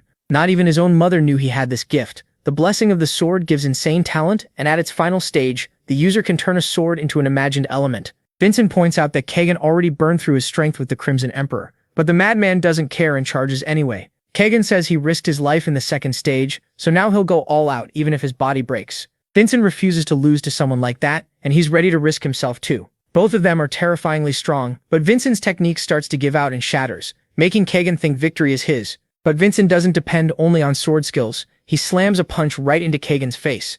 Now both Vincent and Kagan are at their limit and put everything into one last clash. Vincent's absolute sword strike, backed by the electric giant, crashes into the Crimson Aura, but that huge attack is only a fake. His real strike comes from above. He cuts off Kagan's arm and wins the third round of the friendly exchange. The crowd instantly erupts, chanting his name. Seeing that, the former cripple thinks back to his past life. After 500 years, he finally beat the Saiyan. The elders don't look happy about it, and neither does Merlin, who knows it's time for him to step in. Still, one young man is thrilled by the result. He was clearly pleased with Vincent's win. He asks his subordinate if he could beat Vincent one-on-one. The man confidently says yes, he's from a great family line. That only makes the young man more eager to face Vincent. He says he'll enter the Crimson Fortress. After the fight, Vincent gets dragged back into his memories. This time, demonic soldiers swarm him. Vincent cuts them down, but the feeling is just like when he fought Malone. Then Kagan appears with pitch-black eyes and comes at him, saying he finally found him. Before Kagan can land a hit, one slash cuts him in half.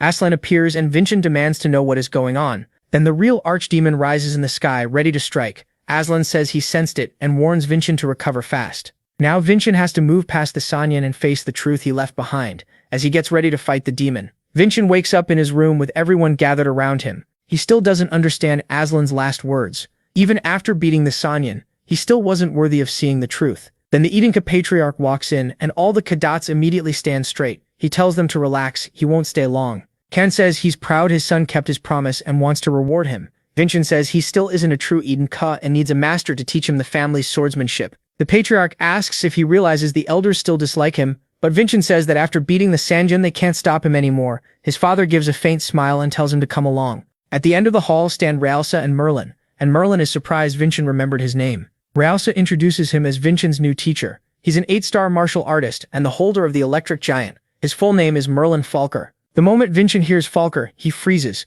because that's Aslan's true last name. Back at the Sanyan main castle, Kagan gets scolded by his mother. She says his enemy read his anger perfectly, and that's why he ended up with that humiliating wound on his arm. She rests a hand on his head and warns that if he loses like that again, she'll cut his muscles herself. But the boy doesn't even flinch. Then he suddenly feels a wild rage and tells her to calm down. They're standing before the matriarch, and this evil presence is calling itself an ancestor. Back with Vincent, he asks if Merlin holds major power in the family. Realsa explains that the Falkers are one of the oldest families serving the Edinkas, but their influence is neither great nor small. That only confuses Vincent more. If the Falkers became Edinka, why are they still around? Merlin says that starting tomorrow, he'll treat Vincent like a real student, so he'd better be ready. Even the Patriarch tells him to work hard, he'll need it. Elsewhere, the elders are furious their scheme failed. Everything went the wrong way, and now Vincent is a hero. They say the one who should answer for this is Elder Tilavan. He argues that things simply didn't go as planned, but the others insist this was his doing alone, dumping all the blame on him.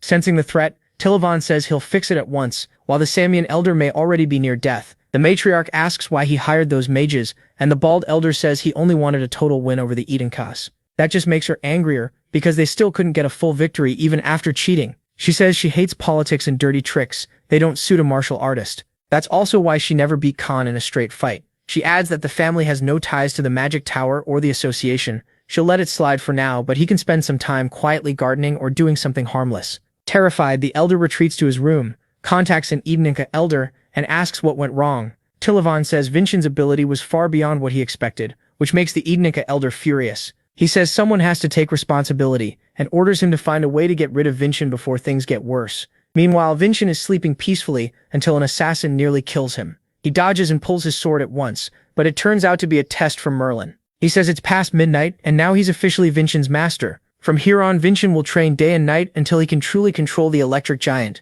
Only after that can he leave and learn Adunka swordsmanship. Vincent asks what's wrong with his technique, and Merlin says everything. He shows him a necklace with a strange pendant and explains that it's a magic item that will break the moment it touches someone else's electric energy. Vincent thinks this should be simple and wants to finish fast, but the second he attacks, Merlin triggers his mark and blows him back. When Vincent looks up, he's stunned. It feels like Zeus himself is standing there. Julian says this is nothing like what they saw before, and Merlin proves it's not just his look that's different by smashing Vincent away with a single hit. Vincent wonders what this blue lightning is and why it's so powerful, but Merlin admits he's bad at explaining things, and says the only way he teaches is by beating the lesson in. Outside, Wilson is busy with the laundry. The dean is still stressed over the director, and someone else is clearly plotting something. A week passes since Vincent began training. Siri keeps sending her spirit contract through the fortress because she's worried the young master isn't getting proper rest. Inside the cave, Vincent makes solid progress, and Merlin is impressed by the clever ways he tries to deal with him. Even so, he still has a long way to go. Vincent tries using his lightning to strike back, but it can't match Merlin's blue lightning and gets shoved back by the pressure. Merlin immediately comes at him from behind, but Vin dodges and gets right in front of the pendant. Naturally, he reaches for it, but that's exactly what the redhead wanted. A moment later, Merlin smacks him with the butt of his weapon. Merlin says Vincent's movements are getting better, but his electric giant still hasn't improved enough. Julian tells him to drink plenty of water. They don't know when the next break will come. Vincent has tried everything, but his lightning still can't beat Merlin's. It's like they aren't even using the same electric giant. Then Julian complains that barely any water is coming out of the bottle, and that gives Vincent an idea. He finally understands why his electric giant is weak. He always thought he had to hold back the lightning before releasing it, but it's actually the opposite. He has to let it all burst out at once. Merlin is glad he finally figured it out, but the training still isn't done. Before learning the true Edenka swordsmanship, Vincent has to destroy the pendant. The two clash again in a storm of lightning. Merlin thrusts forward, but Vincent leaps up and readies a strike, only for Merlin to stop it, setting off a lightning blast that quickly condenses into a ball and knocks Vincent back. Merlin notices that Vincent is using Rasadores. The moment Vincent spots an opening, he grips his sword and swings hard. Merlin blocks it and startles him by saying he knows Ressa and understands her power. He crushes Vincent's attack, putting him on guard. Then Vincent notices a deep old scar on Merlin. It looks like the kind no healing could erase. Pain, fear, shame, defeat. Those are deadly weaknesses for a martial artist. Vincent fires lightning through his blade, and when Merlin dodges, he uses that instant to grab the exposed pendant. He pours his energy into it and shatters it. Both drop to the ground slightly hurt. Realizing Vincent aimed at his scar, Merlin admits the boy has shocking experience for a 14-year-old. He says Vincent passed and has earned the right to learn Edenka swordsmanship. Vincent asks if he's serious. Merlin says he is. Vincent needs this training for even bigger trials ahead. A few days later, his friends praise him for surviving a whole week training in that closed space, but then Siri calls out to him. Siri hands him a mission. His friends think it's odd because it's addressed straight to Vincent. When he asks why, Salbura says jobs like this usually go to rank 7 cadets. Julian points at the signature. He's shocked to see it came from the elders of Edenka. Salbura laughs and offers help, saying they all got stronger training with him, but Vincent chooses to go alone, and Merlin asks why. The rector reminds him this is his first mission, and going solo is risky. Vincent says that's exactly why he has to do it alone. The elders were bold enough to hand him this mission, clearly treating it like a test or a trap. Merlin says they may be trying to get rid of him. The rector agrees and warns how dangerous it is to send him by himself. Vincent cuts in. This is his war, and winning means walking out of their trap unharmed. He knows there's a truth hidden here, and he has to get stronger to uncover it, even if he gets dragged into a power struggle. With a cold smile, he says he has to accept because he's Enika too. Bargain sighs, realizing Vincent has already made up his mind, so he permits the mission and tells him not to forget himself as a cadet. Vincent then heads out for his mission in Tornik. Later, while the rector is resting, Vargan shows up and asks if she's dodging work. She says she's only taking a break, then asks about Vincent's mission and the one behind it. Even though it carries the elder's name, They suspect Elder Tilavan is the real culprit. The rector figures he's planning something. Then someone calls out to her through a cloud of smoke. The guards report a martial artist demanding to see Vincent. He refuses to back down, and a clash seems close. The guards demand his name. A servant suggests coming back later, but the redhead pushes back. He only wants to talk. Spear in hand, he takes a fighting stance and asks where Vincent is. The guards yell for him to stop. The redhead stays calm, raises his spear and uses the first form of javelin's spear. A whip snaps out and stops him cold. He's shocked to realize he's already been pinned down. The rector steps in and says she recognized him from that spear style. She tells Raven to stop before this becomes a bigger problem. The servant cries out, worried about Raven, but Varjan appears behind him, locks him down and warns that one wrong move will cost him his head. The servant is stunned. A mage with over 5 circles, and a woman using a shape-shifting whip. He quickly realizes they're the ones running this fortress. The rector says he seems well-informed and introduces herself. Raven asks if she's really the rector, then cuts the whip and frees himself. Even the rector is surprised, but Raven, full of excitement, blurts out that he wants to join the fortress as a cadet. Once they enter Tornik, Julian says the mission seems too simple for the elders to be involved, but Vincent says that's the trick. The target is a single goblin. Julian immediately suspects a trap. Vincent explains that goblins are weak alone but dangerous in groups because they overwhelm their prey. This one, though, is wandering by itself. He says it was either cast out or got so strong it no longer needed its group and may have eaten them. That thought scares Julian, who quickly starts planning for the worst. Vincent thanks him. According to the plan, the creature should be nearby. He climbs onto the carriage roof and tosses some money to the driver. The coachman says they still have a long way to go, but Vincent insists on getting off here and tells him to leave the forest fast. The driver has no idea why, and then Vincent vanishes, leaving only traces of ice behind. He stops in the forest and with a sly grin starts the hunt. He activates the blessing of the electric giant and appears behind the target, unleashing giant lightning storm. The blue lightning isn't especially strong, but it blankets the whole area. Vincent senses it and finds a gray monster overflowing with purple aura. He's stunned by its huge body and the strange marks covering it. Julian guesses it might be a chimera. Unable to judge its level, Vincent moves in carefully. Then he senses someone else and wonders if an assassin is nearby. He dodges a spear and Raven arrives, cheerfully saying he's glad to finally meet him. He explains that he came to challenge Vincent. Confused, Vincent wonders who this guy is, especially with a rank 9 badge, since someone that strong shouldn't have slipped past him. Suddenly the goblin rushes toward Vincent, catching him off guard. Its roar shatters a tree, but he jumps clear. Raven asks what that thing is, and Vincent warns him to stay sharp. It might be a chimera. The monster charges Raven and swings a heavy punch, but his spear flies back into his hand and slams into the goblin's back. Raven says he doesn't know the full story, but he'll take the goblin down. Back with the director, she sighs, relieved to be free of trouble for now. Varjan asks if that was really an accident, thinking she rushed Raven's enrollment so she could send him after Vincent. As a descendant of someone with the 3rd highest authority, Raven could be a shield for him. The director insists she knows nothing about that. She just says she still has a few vacation days left. Back in the fight, the goblin winds up to punch Raven, but Raven smiles and slices through it with his spear, smashing it to the ground. The monster looks up and sees Raven standing like a shadow, sunlight gleaming on his spear tip. It barely dodges and Raven's strike cracks the ground. The goblin tries to counter, but Raven cuts it again with incredible speed. Vincent watches, realizing there's barely any opening for him. This guy is on the same level as him and Khan. The goblin starts to look afraid as Raven reveals his blessing trait, the spear that pierces everything. The monster screams in terror and its arm is torn off in an instant. Vincent and Julian are stunned, but then the arm begins to regenerate. Raven sees it and goes pale at the goblin, which now looks more like a demon. The monster appears behind Raven and he seems to recognize it from the scales. Vincent rushes in to help, and the monster is suddenly bound. Raven recognizes the wires and a voice scolds him for running off again without warning. The servant reveals himself as Sirkin. Raven thanks him for the save, but the monster, in rage, breaks free. Vincent notes that the restraint was destroyed. Then the monster forms a magic seal, and everyone is shocked to see it using magic. The creature teleports away, and a mysterious figure appears, speaking to an elder about a problem. Julian can't believe a goblin just teleported.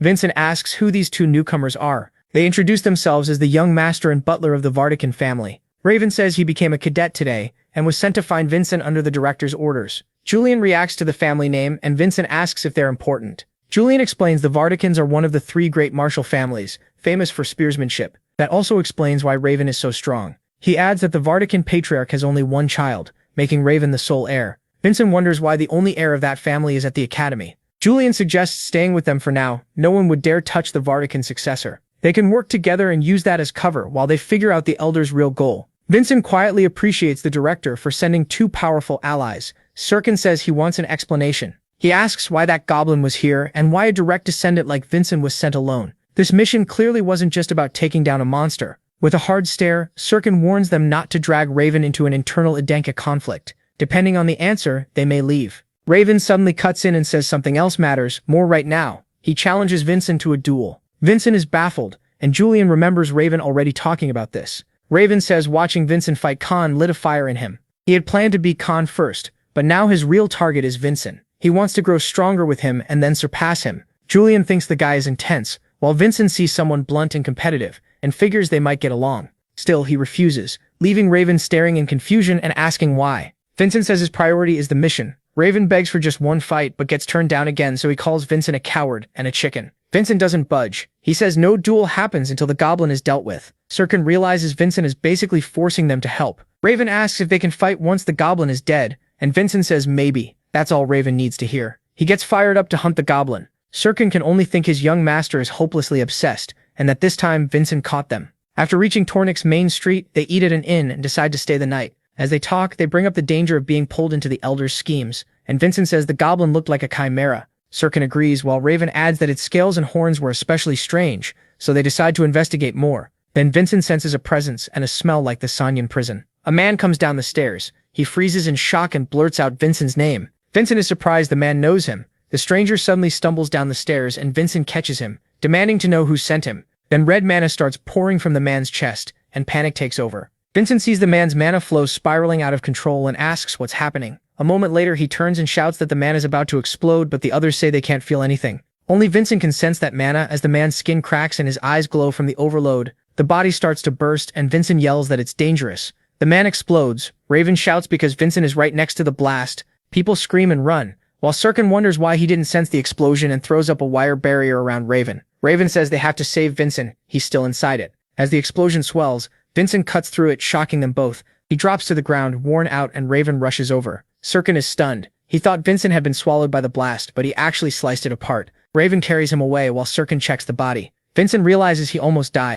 Julian says he's lucky his heart didn't burst from using the absolute sword again. Once they reach the room, Vincent says he needs to meditate and asks them to guard him. Sirkin wonders why Vincent trusts them with that. Vincent says Sirkin is at least a 7-circle mage, so whether he meditates or not wouldn't matter if Sirkin wanted to beat him. Sirkin wraps him in a wire cocoon. Vincent starts meditating. Raven asks how Vincent survived that blast. Sirkin figures Vin somehow sliced the explosion apart. Raven can't believe it and asks if he could do the same. Sirkin says maybe about 50-50. Even though the man exploded, the body is still mostly intact. Then it starts evaporating, and even Sirkin is shocked. Raven says he gets it now, and Sirkin asks what exactly he means. Raven calls Vince an insane bastard and says he really wants to duel him. By night, Vincent finally comes out of the cocoon. It took longer than he expected. He notices Raven passed out without a care after everything that happened. Julian brings up the dead man's mana. Vincent says he's sure it came from the Crimson Emperor. Julian wonders if the man stored mana in his heart like they do, but he wasn't a martial artist. Raven guesses he may have been a prisoner injected with mana before being sent out.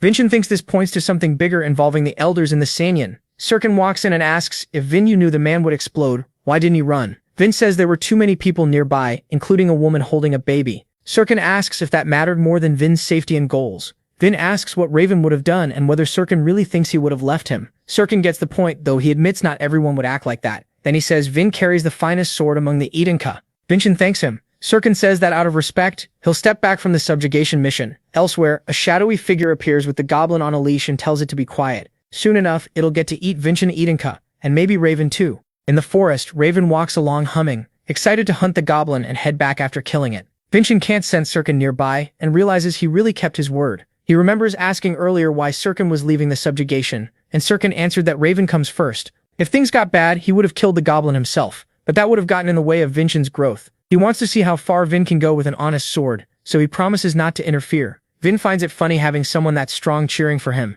Julian says he should have healed fully and returned a few days later. Vincent disagrees. Someone dangerous is involved, and waiting could make things worse. Raven asks where they're headed. Vin says back to the place where they fought the goblin. He still can't sense it, so its real base must be farther away. Raven asks how they'll find it now, so Vin rolls up his sleeves and says they'll do it the old-fashioned way. Raven says that without a special trait, tracking it should be impossible. Vin explains the goblin is much bigger than the other beasts here, so it had to leave tracks behind. He mastered this method while hunting monsters, and starts by following the smell of blood. Before long, they find claw marks, bones, and footprints. Raven is impressed, saying he's learning a lot from Vin, but Vincent finds it too easy. The signs are laid out too neatly, almost like a straight trail, as if someone wants them to follow it. And right then, he triggers a trap. A huge blast goes off, but they barely avoid the magic mine. Julian says the field itself is strange. Wheat shouldn't be growing there. Vincent drives his sword into the ground, sending lightning through the area. It reaches a hidden man, who cancels his spell, setting off a massive electric burst.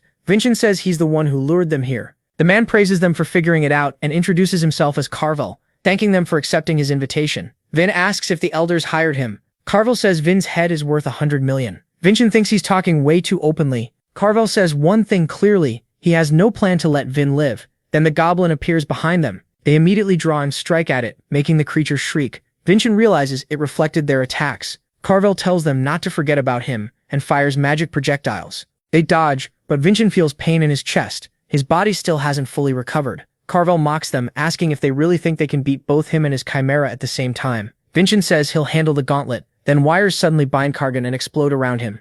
Sirkin says he's surprised Vincent noticed he was there. Vincent knew he'd never leave Raven alone. Raven shouts that Kargan's body vanished, leaving only bits of clothing. A moment later, Kargan teleports back. He remembers Sirkin's name, the famous Vardican assassin, and calls him the King of Assassins. Raven is lost, while Sirkin is surprised his name still carries that much weight. Tightening his wires, Sirkin says Kargan won't get away. The mage just smiles, saying things have changed. Now he can build an even better chimera using their bodies. Vincent says Sirkin can take the sorcerer, and Sirkin agrees at once. Then everyone rushes in to fight. Vin uses the absolute sword, but the goblin blocks it. Its body seems to reject mana itself. At the same time, Kargan starts overwhelming Sirkin, who snaps that he's built for assassination, not open battle. As magic flies, Sirkin fires back that Kargan isn't much of a tamer either. Kargan says he only uses his collar trait to force monsters to obey. With a snap, the goblin turns on Sirkin and unleashes a huge attack. Sirkin gets clipped, but escapes. He says Raven was right. Those are dragon scales. He explains they come from an extinct species, and that trait gives extreme resistance to mana. Kargan starts screaming and beating the goblin for nearly hitting him too. The goblin grows agitated, like it's ready to snap back. Kargan keeps attacking it, warning that it will never escape the collar, and if it tries that again, he'll drain its dragon blood. Vincent asks what that collar is, and Sirkin says it's the trait controlling the goblin. Vin thinks there's still a way out. As Kargan keeps stomping the goblin, Vincent says he has a plan. Kargan looks up and realizes they're gone. Sirkin strikes first with his wires, but Kargan dodges. Raven attacks from behind, yet the mage teleports again. But Raven activates his spear's blessing. Kargan panics and uses the goblin as a shield. He catches Raven's spear and hurls him upward, thinking the whole thing is pointless. Kargan misses Vincent using the second form of the true sword. That's when he realizes he was the real target all along. Still, even with the technique, the cut only grazes him. The mage laughs, saying the odds still favor him, and orders the chimera to kill them. Instead, the goblin screams and turns on Kargan. Vincent says Kargan was never the target. The collar trait was. The monster charges him, and Kargan throws up a magic barrier, but the dragon scales tear right through it. In the end, his own monster kills him. Julian says the tamer clearly didn't have much trust with his beast. Vincent says he shouldn't even be called a real tamer. A true one shares the beast's pain and joy, while Kargan only controlled it by force. The goblin's scales start melting. Sirkin says this fusion was never stable in a chimera. Magic was just being used as glue to force it together. Vincent says he'll finish what he came to do, and brings out shovels for the monster. Soon he's walking away with both heads packed in bags. Raven happily says their first mission was a success. Vin replies that this job came from the elders, and with everything that happened he plans to answer them using the family's power, because now he has strong evidence. Sirkin asks what evidence. Vincent points at him and calls him the King of Assassins. The dead man's head carries marks from Sirkin's wires, so Vin thanks him he made this easier. Sirkin sighs, realizing he stepped into something dangerous. Then someone appears, clapping and calling it impressive. She adds that the butler took quite a beating. It's the director, saying they managed to run into her on her day off. She says the mission was a success and asks to see the bags. Vincent shows them and asks if she recognizes the contents. She jokingly says she's never seen them before, then agrees this should be handled with family authority. She also says something about the whole thing feels off. Vincent asks what she means. She says an elder likely helped Kaiden during the friendly exchange event. Halaman Samian handled the cheating, while Elder Tilavan is the one targeting Vincent. Since the two are old friends, she sends a letter and dumps the work on Varjan, who explodes in anger because she handled things on her day off. Now he's the one stuck working overtime. A soldier then brings him Vincent's report. He's surprised by how detailed and well written it is, so he decides he doesn't need the director's version. Looking over all the incidents, he wonders what's happening inside Adenka. Vincent's father reads the same letter and asks what Vincent's getting at. Standing before him, Vincent says he has two suspicions. First, the mission was set up to target him. His father says that by itself isn't a big issue. Vin agrees that's not why he came. The real problem is that the Samian were involved. He says it's normal for an elder to use family power to test him, But using the Samian crosses the line, and the two elders are close friends. His father asks about the second point. Vincent says the elders behind this may not have known anything at all. As he sees where his son is going, the patriarch asks which possibility Vincent thinks is more likely. Vincent says he hopes it's the second one. Better they're incompetent than cowards. Suddenly his stepmother bursts in and says there's an emergency. They ask what happened and she says Tilavan Adenka killed himself. Vincent's father is stunned, but she continues. Tilavan stabbed himself in the heart and left a letter taking responsibility for the mission. Vincent immediately says it was a fake suicide. Both of them stare at him and ask why. Julian and Vincent say that if Tilavan really meant to take responsibility, he wouldn't have done this. Either the force behind him killed him or he silenced himself. Vincent says he doesn't want to believe there's a group bold enough to kill an elder inside Adenka territory. To him, this is part of a larger scheme. His mother says he notices things she can't, then asks the patriarch to lend her Vincent. He tells her to do as she likes. She calls Vin over and says she wants to examine the incident through his eyes. They open the door and find the elder dead. His mother tells Vincent not to force himself to see it as suicide. Then she walks up and studies the body. She thinks this should be simple for him. But Vincent spots something off. The blade is too clean and it went in with one strike. His mother says a martial artist could do that. Vincent disagrees. A real suicide would look more desperate and painful. No matter how strong he was, nothing here feels like suicide. With no hesitation marks, he says this corpse is probably fake. She immediately asks where the real body is. Vincent quickly turns to Julian and asks the same thing. Julian says he thought Vincent already figured it out. Vincent admits he has no clue and asks if the lesser god knows. Julian guesses it's dark art corpse ventriloquism. Vincent repeats that to his mother. She asks what he's basing that on. Vincent asks if she can't tell with her eyes, but she says her blessing barely lets her tell truth from lies, and this kind of trick is beyond it. Then she grabs him with a chilling pressure and asks how he knows dark arts. Julian and Vincent both tense up. She says she doesn't care about the corpse. She wants to know where that knowledge came from. Elsewhere, a man is startled when the patriarch arrives. The patriarch calmly says it's been a while and asks for some tea. At the elders' meeting, he sips it and praises the flavor, asking if it was Tilavan's favorite. The room instantly grows uneasy. A woman, sweating, says that corpse has already been removed from the council. The patriarch thinks they must have cleared themselves already. She tells him to get to the point and asks if he came to complain about Vincent's mission. He says the outcome was unfortunate, and she mocks him, saying Vincent must be his favorite because he's Sarvana Heasley's son. One elder jokes that his wife might get jealous, while another says the Helling family may object. The woman presses harder, calling it shameless, and asks why he cares about that woman's son now, saying he grew stronger at the cost of her life. That drags the patriarch back to the past. He remembers begging Sarvana to use anything that could save her. She asked him to respect her choice, raise their son, and not cry. Now filled with rage, he remembers her asking him to fill the hole she'd leave behind. He rises, releasing a terrifying pressure. The woman, now sweating harder, asks why he's reacting like that. She taunts him, asking if he thought no one would notice that after his wife's death, he achieved something incredible and was hailed as a Denka himself. She says anyone could suspect her death helped open that path for him. Then she stands and praises Sarvana, saying everyone mourned her. Smiling, she adds that no one could be sadder than the one who had to kill her. The patriarch points his blade at her, and with a purple glow unleashes a manta ray that tears through everything ahead. But the woman drops unharmed. It was only a hallucination born from his killing intent. She's left shaking at the peak level a human can reach, the 9 stars. With crushing presence, the patriarch says her name was Sarvana Denka. Back with Vincent, he and Julian scramble for a way out. Vincent says he can see and his mother presses him for answers. Julian mutters that they're doomed while she doubts he can even see the name of the dark spell.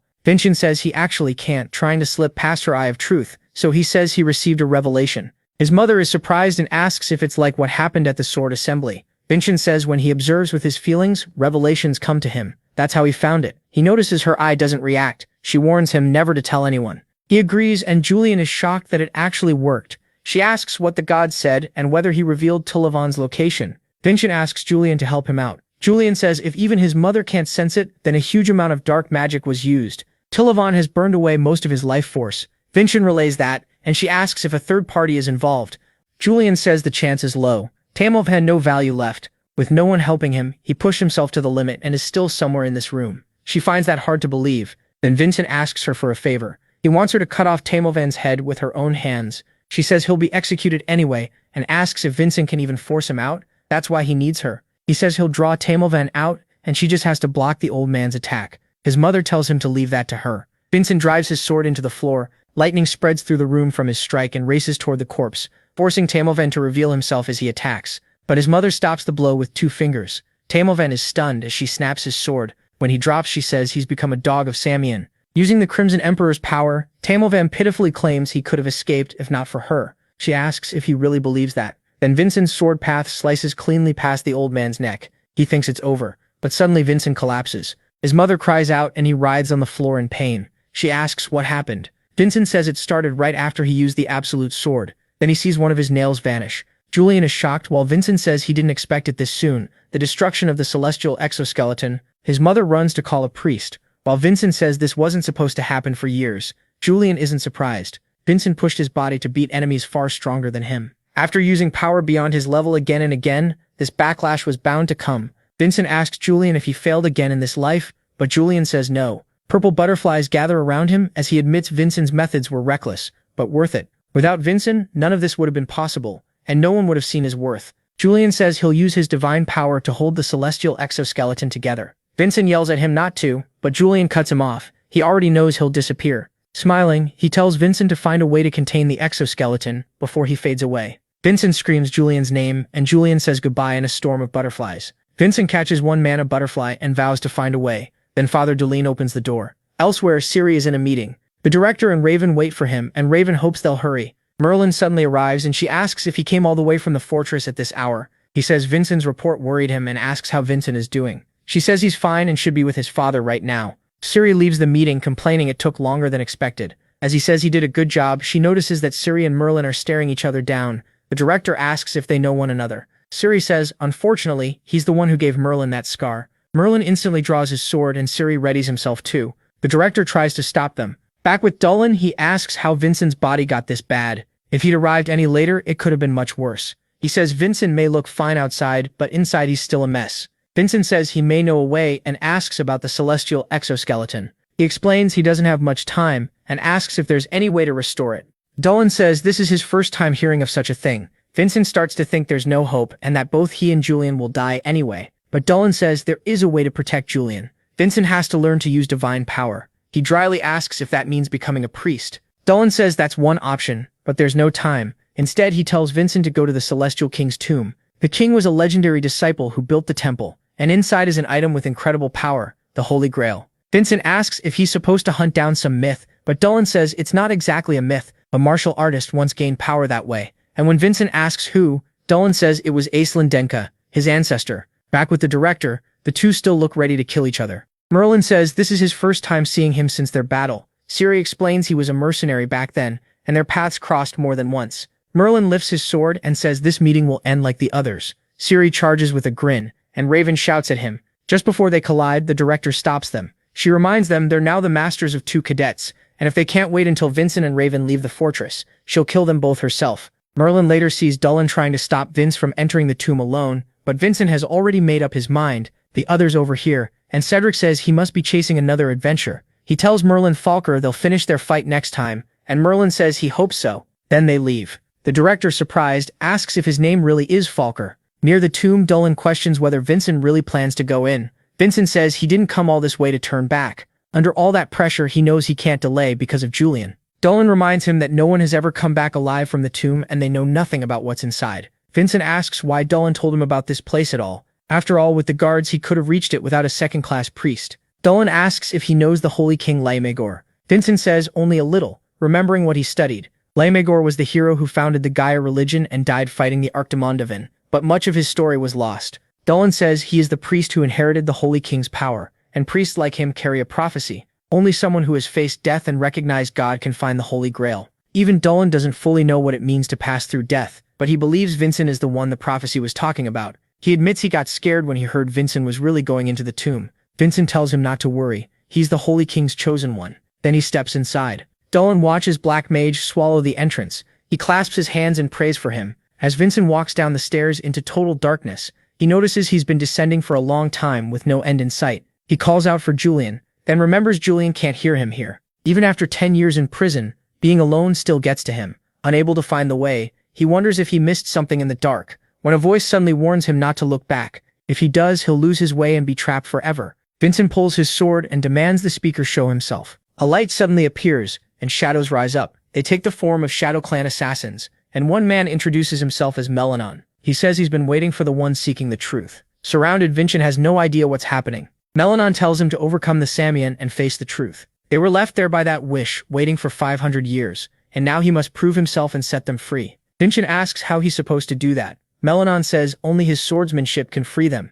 So Vincent decides to use Idenka swordsmanship. He cuts through the shadows with the first form, Crescent Slash, declaring that he's Aslan Falker's descendant. But Melanon says that's still not enough proof. The tomb shakes as the fight explodes into a fast clash. The shadows try to break his focus with their words, but he answers with lightning storm, wiping them out only for them to regenerate and surround him again. As he dodges, Vincent realizes his attacks aren't stopping them. Then Melanon strikes from behind. Vincent remembers the warning not to look back, so he takes the hit. Melanon tells him to give up. He isn't the one from the prophecy. Through the pain, Vincent wonders if this is really the place Aslan meant for him. If Julian were here, he'd know what to do. Feeling trapped and outmatched, he faces the swarm of shadows. Outside, while Dolan is praying, someone arrives yelling at the guards to move. Dolan recognizes who it is. Inside, Vincent's blood drips to the floor. Melanon says they are guardians chosen by the Sun King and the Holy King, given absolute power to protect this place. They hoped he would free them, but since he can't beat them, he's just an intruder. He's neither the seeker of truth, nor the one who knew death and found God.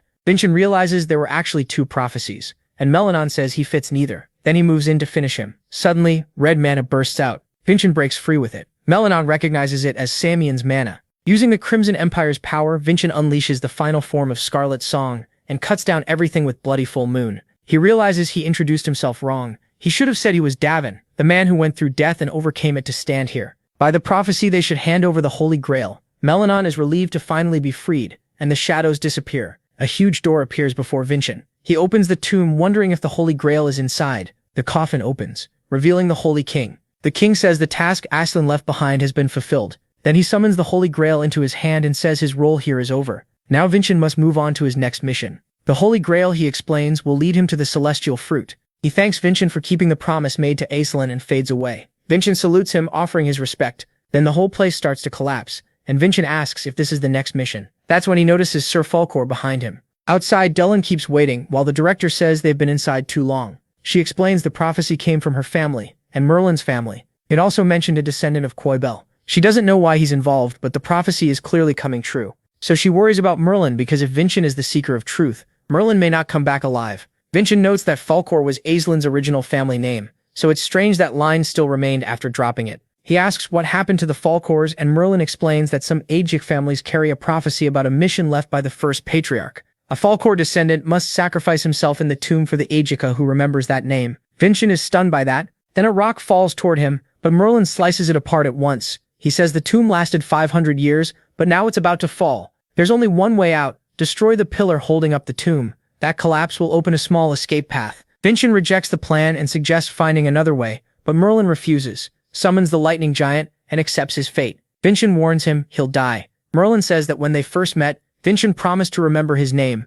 That made his heart shake, because his moment had finally come. He says there's no greater joy than finishing your mission before death, and calls Vincent a great student as he attacks. But Vincent blocks the strike and asks if those are really his last words. Does the name Falkor mean that little to him? If he were the Aslan Falkor, Vincent knows he'd never throw his life away for some mission. Aslan was a kind child who cried over the unfair pain Daven suffered. He would never abandon his own descendants like this. Merlin yells that if this keeps up, they'll both die. Vincent says they can both survive, because Merlin was planning to spend all his power making a path for him. If Vincent moves faster, Merlin won't need to use everything. He starts focusing, activating all his blessings. Merlin sees the traces come together, and Vincent bursts with power as he gives Merlin the signal. Merlin draws his sword and destroys the pillar. With the opening made, Vincent rushes for the exit. But just as he gets close, his power suddenly runs out. As he starts to fall, Merlin catches him with a smile and tells him to find the truth no matter what. Then he uses his lightning and throws Vincent out of the tomb. Vincent screams for his master, but then a beam flashes past.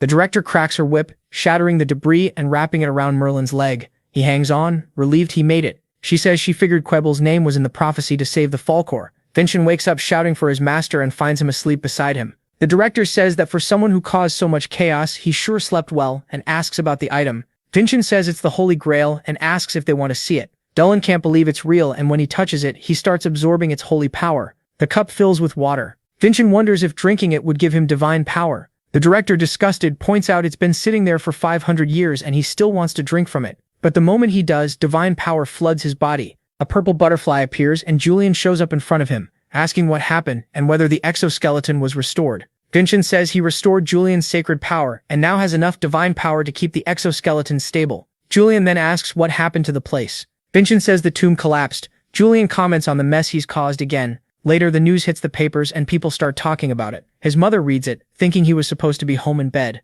Vincent says he recovered fast. She lowers the paper furious and says she can tell, considering the chaos he caused. At the Temple of Gaia, Daven defends Vincent, saying he had no reason to destroy the tomb. But the man at the table says Daven is being too soft, and asks if he really thinks they care about the reason. He's a first-class priest named Nelly. What matters, he says, is that Gaia lost a historic treasure. Daven tries to answer, but the priest slams the table and says they have every right to demand compensation. At the very least, to preserve the 500-year trust between Gaia and Yidenka, they can ask for a fair donation. The other priests agree. Daven is sure they'll pocket the money themselves. Then an elder enters and says the others are disappointed with Vincent's behavior too, and he must pay for the disaster. He draws his sword and says taking Vincent's left arm would be fitting. Vincent's mother says he has no idea how much trouble he caused. He destroyed a site Gaia protected for 500 years. Gaia and Yidenka have been allies since the war against the Archimean, and if that bond breaks, the damage will be huge. She already knows Gaia will send a protest group demanding outrageous terms to keep the alliance. Vincent says if she already knows all that, he can skip the usual report. His mother asks if there's anything unusual to report. He calls Rolelsa, who brings in a covered cart and pulls off the cloth, revealing the Holy Grail.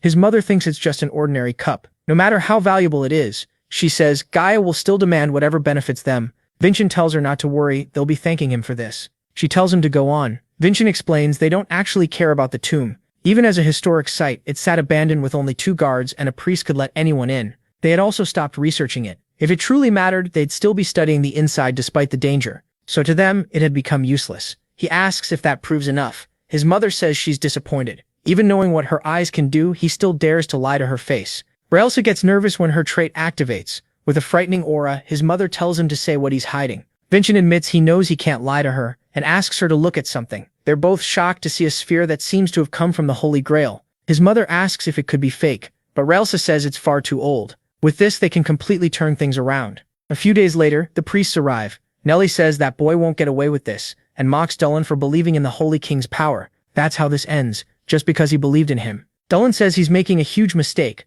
but the priest insists he's right, already dreaming about becoming high priest. The elder asks if what the matriarch said earlier is true. She says yes and thanks him for letting Vincent take part. If Vincent fails, she'll kill him herself. The elder says she really believes in Vincent. He thinks all this talk is pointless and would rather see what Vin does when the moment comes. The matriarch welcomes them in and says the meeting may take a while. Once everyone is seated, the priest starts mourning the incident and demands an official answer from the elders. The elder smiles, thinking he can pressure the council through the Temple of Gaia, but then he notices Vincent laughing. He points at him and yells, asking what's so funny, when all of this is his fault. Vincent rises, still laughing, and says that's exactly it. Neliak left the Lady of Eating out of the discussion. Everyone is stunned, and the priest snaps that if Vincent can't clear his name, he should give up his life. Vincent says in that case, he'll begin properly. He introduces himself and lifts a crystal that holds a message from the Holy King, revealing the king's final words. The priest can't believe it. Vincent says now the real meeting can begin. Elsewhere, a young woman is carrying swords when a man asks if this is Hansen's workshop. She asks if he wants to place an order, but the boy, a reporter, only wants to know if Hansen really made the Red Lotus. Annoyed, she tells him to stop showing up. He's getting in the way of her work. Hansen scolds Millie, asking if she's trying to chase customers away, because they'll have none left if she keeps it up. She quickly tries to defend herself, while the boy gets excited, seeing a muscular dwarf in person, and begs Hansen for an interview. Hansen comes back, blaming all this chaos on Vincent, as the reporter keeps pleading. Still, thanks to Vincent, people are calling him a master again, but Vin never came back. Not a single word since he took the transmission crystal. Back at the trial, everyone is shocked to see the king's message saying the tomb collapsed because the mission was complete. Even Vincent didn't expect the crystal to be used like this. The priest explodes, claiming the message is fake and meant to cover Vincent's crimes. But the other elders say a mana crystal can't be altered. Vincent says there's still more to show and reveals the Holy Grail. The elder is stunned at once, but the priest scoffs, doubting that an old cup could be the real Holy Grail. Vincent says Merlin of the Yellow Dragon unit swore his life on it being real. The priest is shaken by Merlin's involvement, and Dullen adds that he also witnessed it and stakes his life as well. The priest is furious that Dullen, one of theirs, is backing Vincent. Then the matriarch offers Elder Delbeck a serious wager. A mother should answer for her son, so she coldly bets her right arm that Vincent is telling the truth. The elder starts trembling and asks her to put up her left arm instead. He realizes he can't back down now and stakes his own arm. Vincent says his life was already on the line the moment he walked in. He steps toward the priest and points out that he's the only one who hasn't bet anything. So Vincent tells him to offer something equal to the lives already at stake. Under all that pressure, the priest convinces himself it can't be the Holy Grail and wagers his life too. The other priests copy him and bet their lives as well. Vincent then tells Daven to begin. Daven touches the Grail and draws in its power, leaving everyone speechless. It proves the Holy Grail can absorb divine power and turn it into holy water. Vincent asks if the priest will now admit the Holy Grail is real. The man goes stiff and says nothing, but another priest beside him claims he still won't accept it, calling it a trick. But before he can finish, his head is cut off. The priest stares at blood splashing in front of him, then realizes his own head is separating from his body along with the other priests. The elder asks what this means, and then his arm is sliced off too,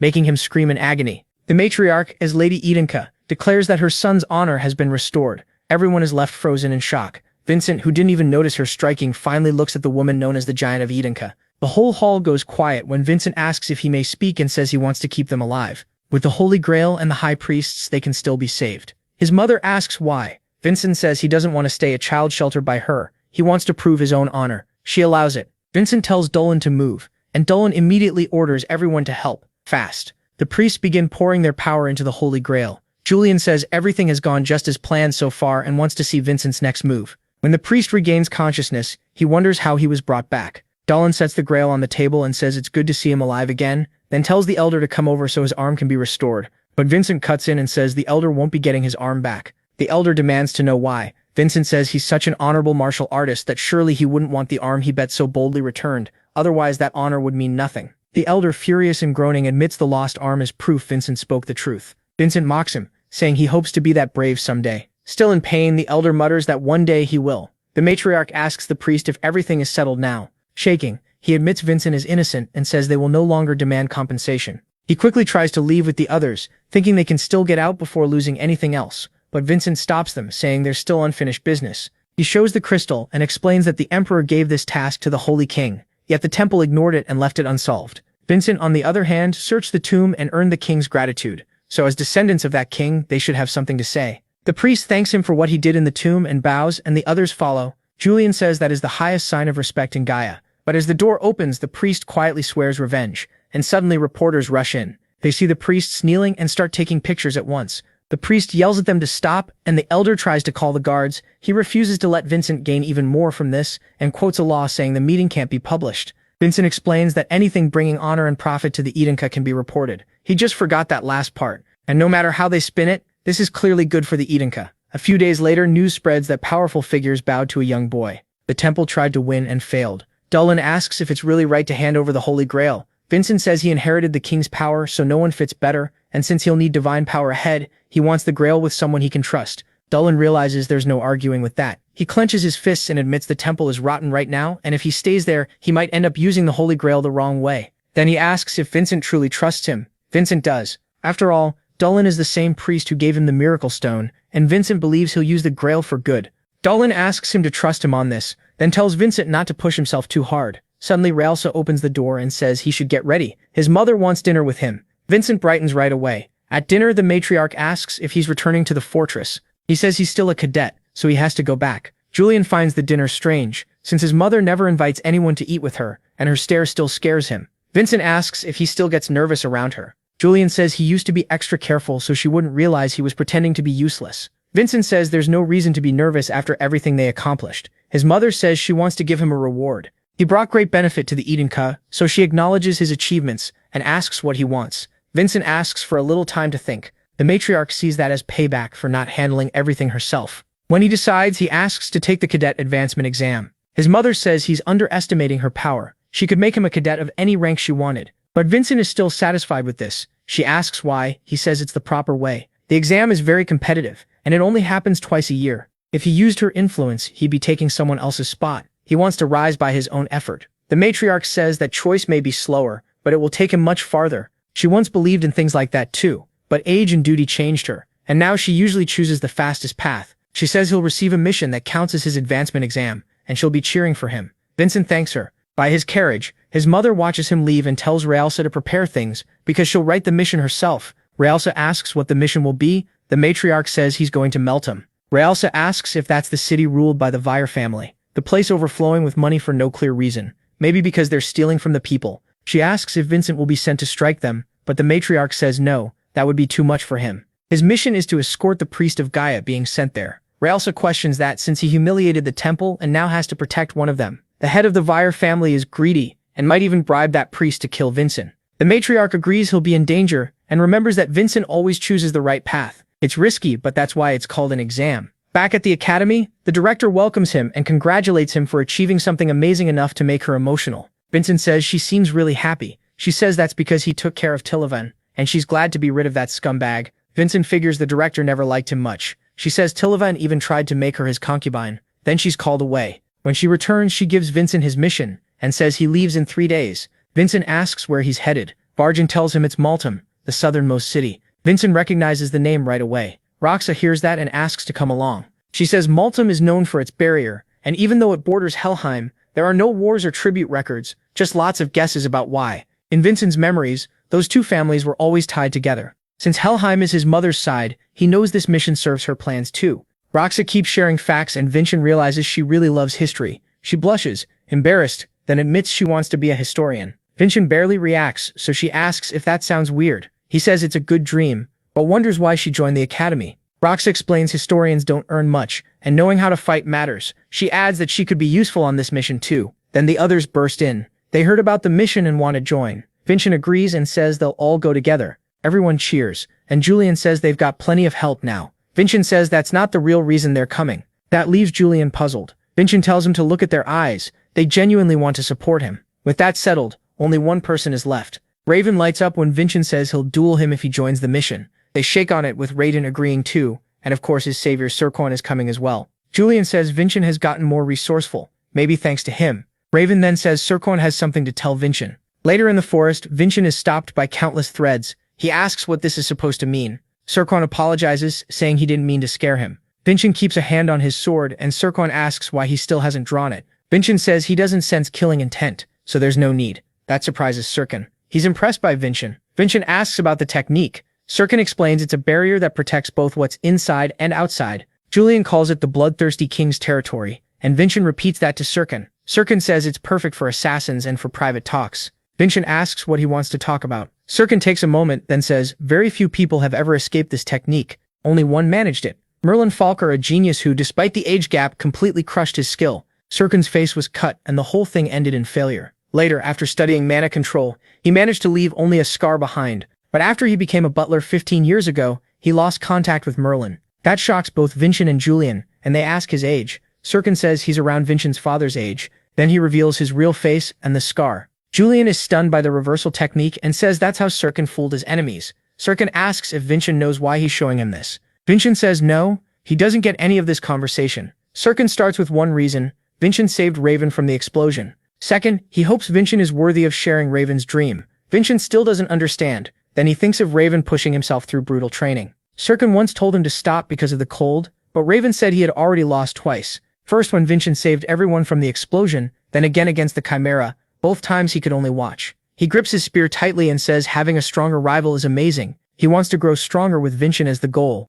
Serkon is grateful because Vincent can push Raven even higher, so he tells Vincent to keep getting stronger for Raven's sake. But if Vincent ever turns pathetic, Serkon says he'll kill him. Vincent calls that a pretty scary warning. Then he asks what that technique has to do with any of this. Serkon says he made it to build a body that could endure Merlin's lightning. It doesn't just change appearance, it reshapes mana circuits, muscles, and bones. He knows Vincent has been holding back because of his body. Since Vincent dying would be a problem, Serkon offers to teach him the method. Vincent is thrilled and accepts. Julian gets excited too, saying this could stabilize the exoskeleton even more and give Vincent another defense besides divine power. Serkon asks for one promise. Vincent says he won't promise to stay Raven's goal forever, but he does promise that one day he'll surpass the Saiyans. Serkon decides that's more than enough. As Vincent meditates, Serkon focuses his mana into him. 3 days pass, and Vargan gives a report. With everyone ready, he says the exam is happening at Dolan's request. Lady Edenka approved it as an advancement exam, and he hopes they all do their best. As for the results, Serkon reminds them the director handles that, so they'll find out later. After saluting with absolute glory, they leave in carriages through the snow. Julian says that even with teleport gates, the trip will still take days, and Vincent notes that in his time, journeys like this took years. Julian says that even with teleportation portals, it'll still take a few days, and Vincent says people used to spend years traveling. By the 4th day, they reach the 5th portal. There, a boy starts shouting about the high price. The woman insists that's the normal rate. He yells that they're cadets from the Crimson Tower traveling on duty. The woman asks what that even is, which shocks him. He quickly adds that the young masters of the Edenka and Vargan families are with them. She says if they're so important, they can pay even more. Wilson starts yelling that he came from the slums, but Vincent stops him. He tells Wilson not to lose his temper over things like this, or he should head back to the fortress. The farther they get from Ajka land, the worse the treatment becomes. Vincent realizes this trip won't be easy. On the 6th day, they travel down a narrow road. Roxa tells Vincent to look. She points out Maltum's barrier, built 200 years ago during the maritime battle. She says it protected the people from pirates. Vincent asks if pirates are still around, and she says yes, but he doubts that story and asks Julian to inspect the barrier.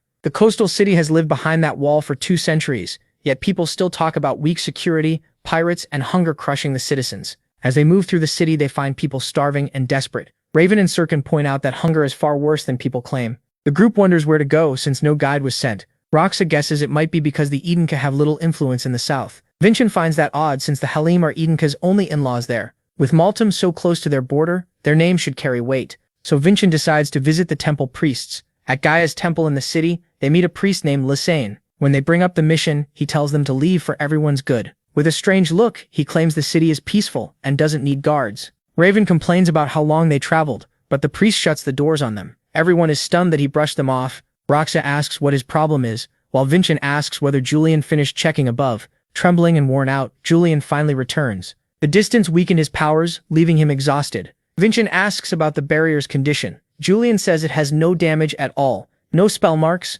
nothing. So the pirate stories were probably made up. Vincent realizes something else is going on, then a huge explosion hits. People panic at once, thinking pirates are attacking. Bombs start falling all around. Vincent asks if it really is pirates, but Julian says no, there isn't a single ship on the horizon. The priest suddenly throws open the doors and tells everyone to take shelter inside. Citizens rush in, greeting him warmly. Vincent notices how calm the priest is. Remembering his earlier words, he realizes the man seems sure no one inside is in danger, even during these attacks. That means he knows the raid is fake. Then Vincent remembers a place the priest mentioned earlier. Elsewhere, Merlin looks out over the land from a tower. Vincent asks what he's thinking. Noticing how much Merlin has recovered, Merlin says he once swore to fulfill his duty at the king's tomb because he thought it was his destiny. But Vincent changed all of that. After that, Merlin realized he had never thought about life beyond that duty, so he didn't know what to do next. Vincent says his own family also forced him into a hard place, and a child helped him through it. That let him face what he truly wanted. Merlin asks who the child was, and Sirkin quickly says it was Vincent.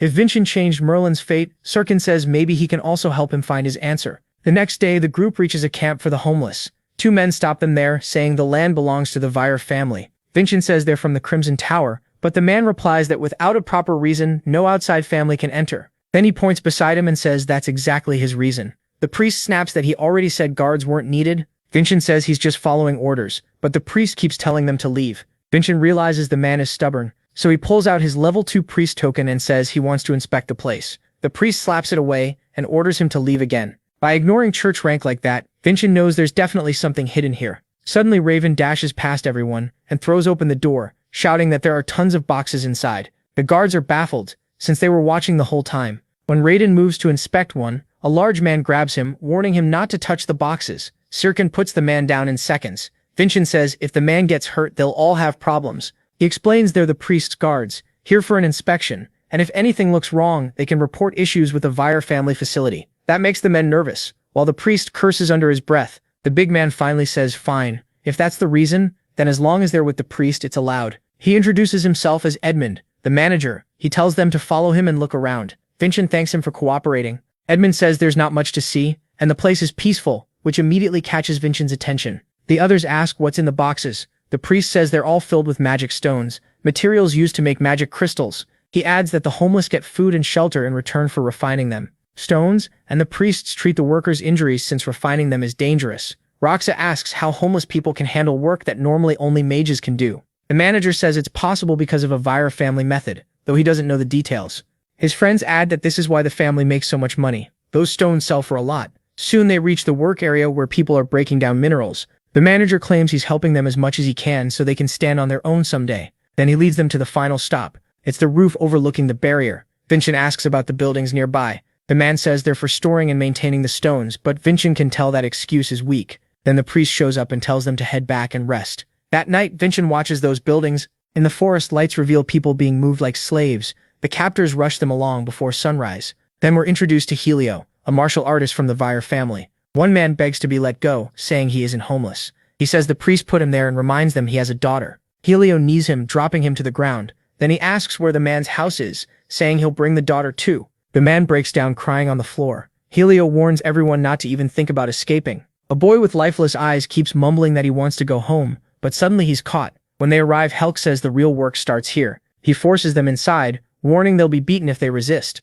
Then he asks for the count, and his partner says there were 10. Helk counts them himself, and finds only 9. He yells that one got away. Just then someone comes out of the forest, claiming he fell and got lost. It's Vincent in disguise, wearing a nasty look now that he's finally caught up. 2 hours earlier, the group had already figured out they were lying, since magic stones can't be mined like that. The girl guesses the homeless camps are hiding something. The other two searched inside and found the whole facility suspiciously clean. Vincent is sure they still missed something. He brings up the mountain warehouse and grows more suspicious of Edmund. His senses were too sharp for a mere manager. Those were a killer's eyes, just like during the ambush. He quickly decides his mother sent him for a reason. Something is hidden there, and tonight he'll sneak in alone and expose it. Raven reminds him they'll get suspicious if he's missing. Vincent then looks at Serkan, already thinking of a fix. He asks if Serkan can use his reversal technique to turn into someone smaller. Not long after, Serkan is uneasily disguised as Vincent. Meanwhile, the others stay in the church during a sermon. The priest smiles, thinking everything is under control. Raven asks if Serkan is all right since he looks nervous. The girl tells him to act more like an elder and speak the way Vincent does. He sighs, admitting his young master saw through him again. Then we cut to a filthy dark cell. A mercenary throws Vincent inside in a rage. He hits the floor hard. The guard curses him for being a hassle, saying he thought he'd lost one of them. After shoving the boy in, he orders them to stay quiet. Julian trembles in fear, but Vincent says he's used to places like this, so it isn't that bad. Suddenly, a blue and purple mana circle appears, and a magic mole pops out. It asks if he's all right. Vincent says he's fine. He got inside without being caught, and now he needs to gather all the information he can. A man suddenly screams for help, shaking the bars and begging to be freed because he isn't homeless. It's the same man from earlier, now crying as he gives the full address of his home, begging them to at least let him feed his daughter. The mercenary walks in and orders him up, holding a pill with a creepy smile. He says it's time to eat. Vincent quickly senses something is wrong with it. The man asks what he's waiting for and tries to force the pill into his mouth. Julian panics and warns Vincent not to eat it since they don't know what's in it. Vincent says the fastest way to learn is to test it himself,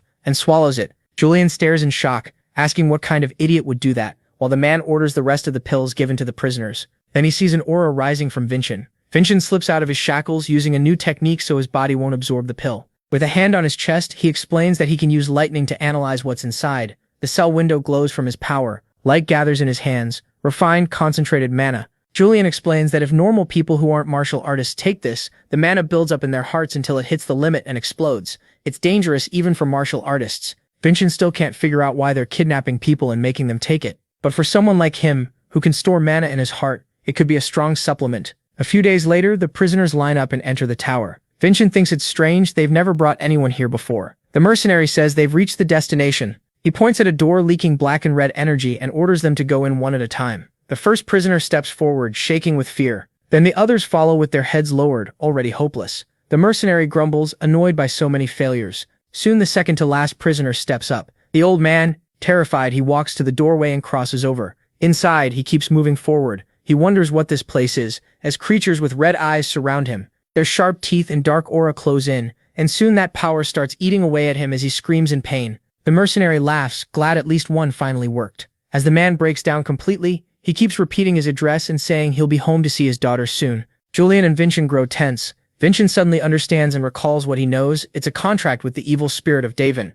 The old man screams even louder, like he's about to die. Vincent can't believe a normal person could make a deal with an evil spirit. Then he remembers the pills and why they were packed with mana. All at once, chains appear and wrap around the man's neck and arms. The mercenary says the manager will be happy. One of them succeeded, and the chained man now looks possessed. Then a guard orders Vincent to go in. The mercenary smirks, hoping for another success. He shoves Vincent toward the door. The moment he steps inside, Vincent realizes he's in danger. As mana surges at him, once everything turns pitch black, he drops the disguise and returns to normal. He realizes the spirit is trying to steal his heart by using his darkest memories. He sees his family looking down on him from the moment he was born, with his father and mother looming over him like they'll seize him. Then he's back in a cell, thinking they never loved him, not even at the end. Charging lightning, he apologizes to his parents. As he fires, he says he won't be taken. A voice screams his old name, but he doesn't move. The mercenary gets suspicious and goes to see why Vincent has gone still. When lightning bursts from Vincent's eyes, setting off a huge blast that tears apart everything around him. People in the mountains see it and start wondering if pirates attacked. The priest is horrified because he knows what happens there. Serkan is just stunned by Vincent, who has blown apart nearly half the tower. The mercenary rises through the smoke and says he knew Vincent was suspicious all along. He orders everyone still standing to capture him at once. Vincent instantly moves behind him, sword already drawn and charged with mana. The mercenary turns and sees the strike coming. Vincent fires a strong bolt upward and the mercenary blocks it. He says a nobody like Vincent shouldn't even try that. But then his sword snaps in two. Vincent follows with a fast, clean strike. The man screams in pain as Vincent says that as both a martial artist and a human, he can't ignore what they've done, then drops his disguise. Two henchmen rush him from behind, calling him insolent, but Vincent vanishes into a blue mist with snow. They freeze, confused by his sudden disappearance. They don't get time to think. Vincent cuts both down at once. The mercenary clutches his wounded arm and says the bleeding won't stop. Vincent drives his sword into the ground beside him. He says the blade carries lightning so the wound won't close, and warns him to call a priest fast or he'll lose the arm for good. The mercenary grabs a stone and calls for backup, summoning priests and soldiers. Vincent is satisfied because once the priests arrive, the cadets will come too, just like he planned. As he heads deeper into the tower, he calls for Julian and says their whole conspiracy is about to be exposed. Parts of the tower still seem untouched, until another blast sends up dust and flying stone. Vincent tears through the place with a guard already down at his feet. Vincent shouts that an intruder is here, and that he's just a brat. Vincent lands as another soldier goes flying behind him. The guards charge, trying to stop him from reaching the production area. His aura turns gold, and he uses absolute slash in an alternate form. With glowing eyes, he activates the Dwarf King and blasts apart a huge section of the wall. Other guards stare, wondering if everyone else already fell. Their eyes widen, but lightning soon surrounds them as Vincent forms a giant electric figure and charges up. Then he unleashes giant thunderstorm, wiping out all the soldiers there in one massive electric blast that even tears up the floor. It crashes down, lightning still snapping through the air. Vincent figures those were the last martial artists, and that he burned too much mana. As he starts looking for proof, a red knife flies at him. He catches it in time and dodges as it slices past. A clown-like man steps from the shadows, draws another blade, and says Vincent got greedy. Julian warns him, this is Jaster Lancerto, a 7-star fighter from Vyra. Holding 5 knives, the clown mocks the useless young master and asks what kind of dance he'll show. Julian adds that Jaster is one of the 5 strongest in the Vyra family. Jaster talks about the gap between them, but Vincent can already tell this man is different. Compared to Ralessa and Sirkin, this 7-star is far weaker. Vincent points his sword at him and says it out loud.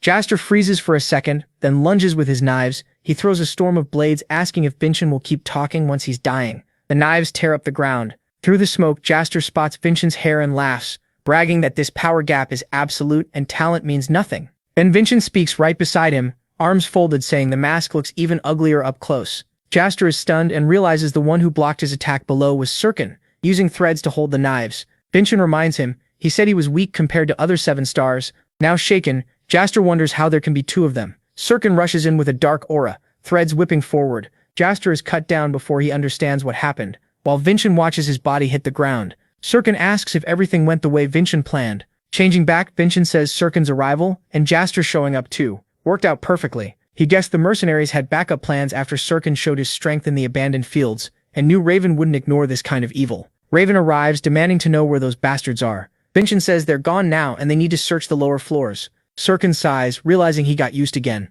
Dropping down, he says they should check because he wants to know what they were hiding in the shadows of Meltem. After dealing with the soldiers, they find a room full of books. Vincent guides the slaves and asks what happened here, since this was where magic stones were made. Shaking, an old man says the priests kidnapped him and forced him to make those stones. He says the dark door was used to make evil contracts with people who had mana talent, and the survivors were sent to the mines. Vincent listens in disgust and clenches his fists. The temple and the Marshall family who were supposed to protect people caused all this suffering. With rage rising, he wonders where the city's justice went. Sirkin asks how the stones were made. The old man points to a device like a crystal ball and says that tool uses dark magic to let the stones absorb mana. Vincent stares at it, clearly shaken by everything, then puts his hand on it. Dark energy reacts at once and starts spreading. Julian jumps and asks what he's doing. As the mana wraps around him, Vincent thinks that since he survived the door and swallowed the pills, he can handle this too. The mana condenses into a crystal, and soon he's holding a large glowing stone. He asks Julian if that stone can store the information.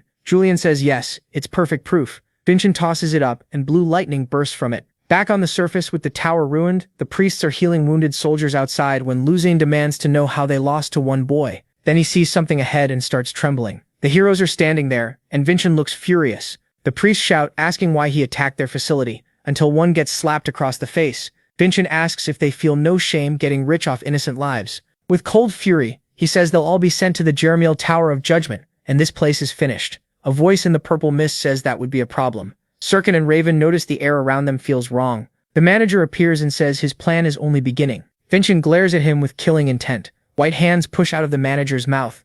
Vincent tenses at once. The man's body splits apart, and a pale, long-haired being crawls out. He says he should introduce himself properly. In the purple haze, he names himself Edmund, a first-class strategist of the nightmare. Everyone freezes as the dark mist and aura swallow the area. He asks if they know what nightmare is. Julian doesn't, but guesses it's some secret group. Then Julian realizes the truth. If Edmund revealed himself, he probably plans to kill everyone here. The priest and guard beg him to save them. Instead, Edmund casts a strange spell, and a giant purple mana serpent appears. The priest is too terrified to even move. As the serpent eats them both, Edmund calmly says they did well. Furious, Vincent points his sword at Edmund and demands to know what Nightmare wants. Edmund looks at Vincent, unsure for a moment, then says their goal is, in his view, a better world. Skeletal hands start pushing out of the ground. Vincent realizes they're undead, and wonders if these are the civilians who died here. More skeletons rise beside the serpent, all staring at them. Edmund tells the king of assassins and the heirs of great families to get ready. They're about to become his puppets. The skeletons rush in, screaming,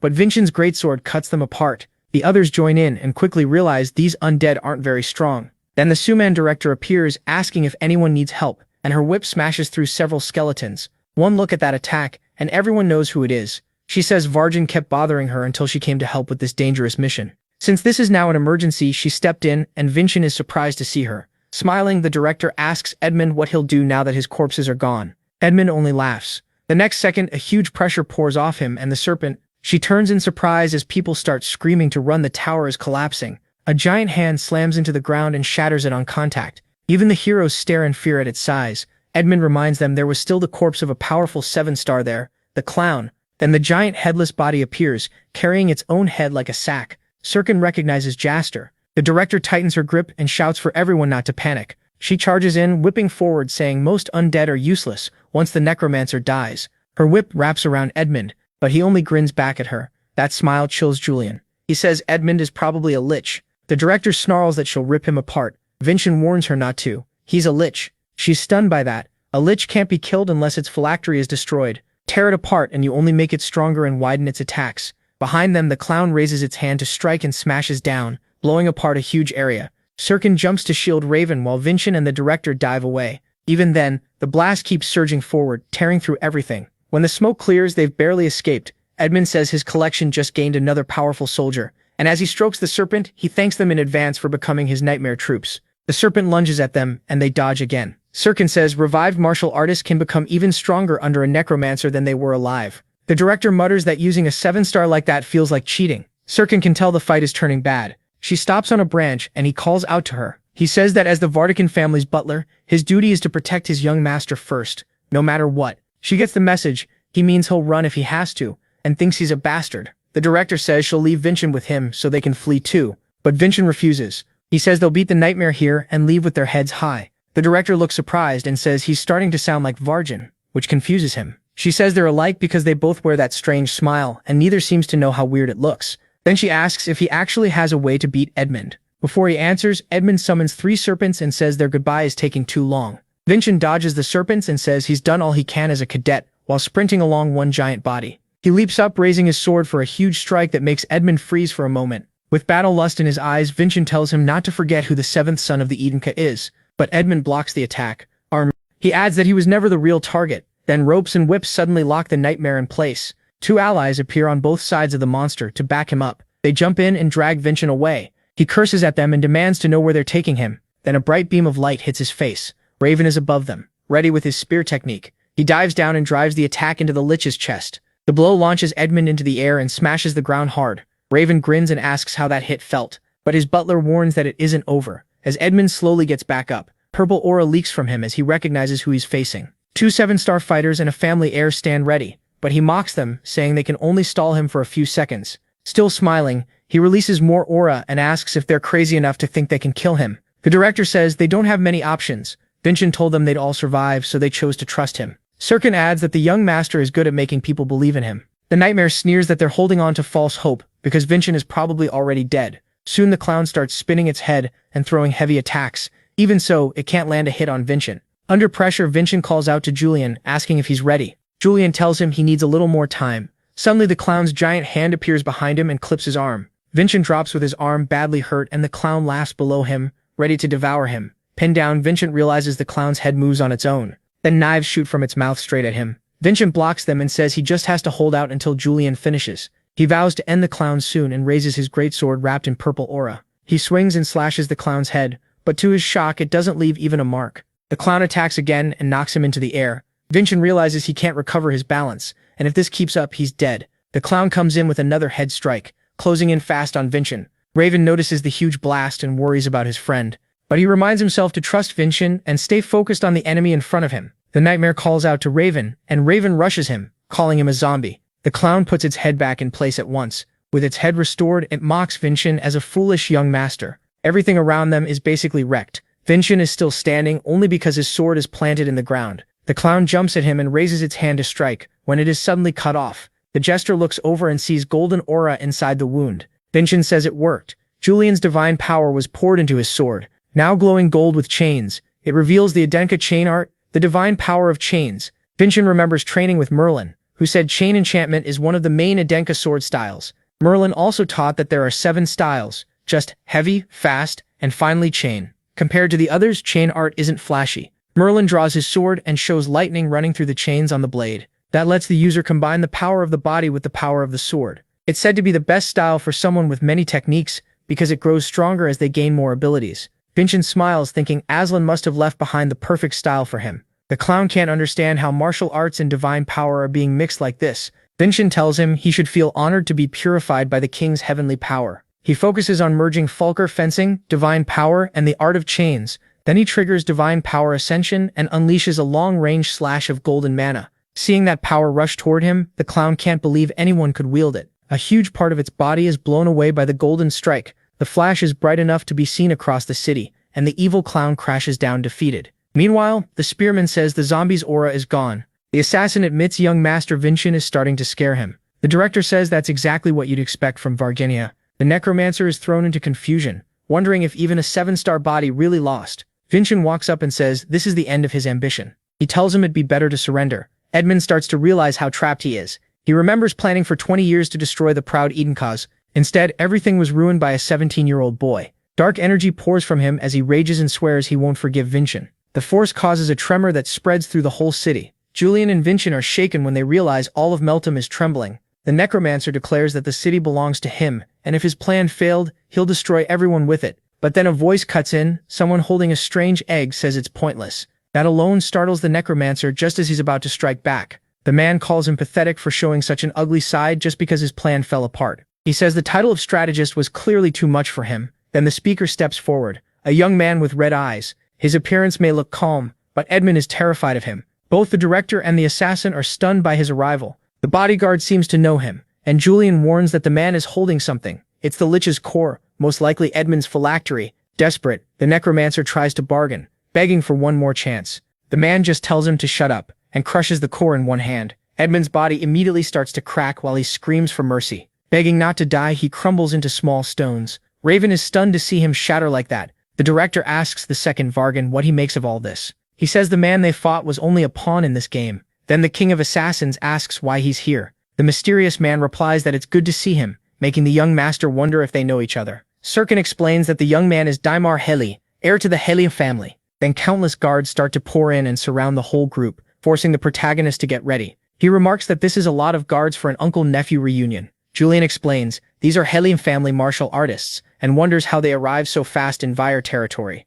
Vincent recalls what the waifu told him that even though the lands bordered Helium territory, there had never been trouble. He also remembers his mother saying she was too old to chase this stuff, and only wanted the easiest path. Vincent realizes the Helium family was behind everything. His uncle is impressed he figured it out that fast. The protagonist wonders if his mother's real goal was to expose the dark side of their family to the world. The man says that if he's reached that conclusion, he should step back. Vincent asks how that could possibly be reasonable. He saw a father of a 2-year-old child dragged in to be nearly sacrificed. Furious, he demands to know how anyone could call that reasonable. His uncle just watches him with a cold face and walks closer, saying he isn't here to debate right and wrong. If Finn wants no one else to die, then he should forget everything that happened. The knights prepare themselves, and the spearman asks if they're picking a fight, but the protagonist stays calm and says he got what he needed as a cadet. Now he is Vincent Edenka of the Edenka family, and that makes him their son too. After that, everyone feels a powerful aura bearing down on them. As someone approaches, the protagonist questions whether his words were true. Then it becomes clear he's talking to his mother,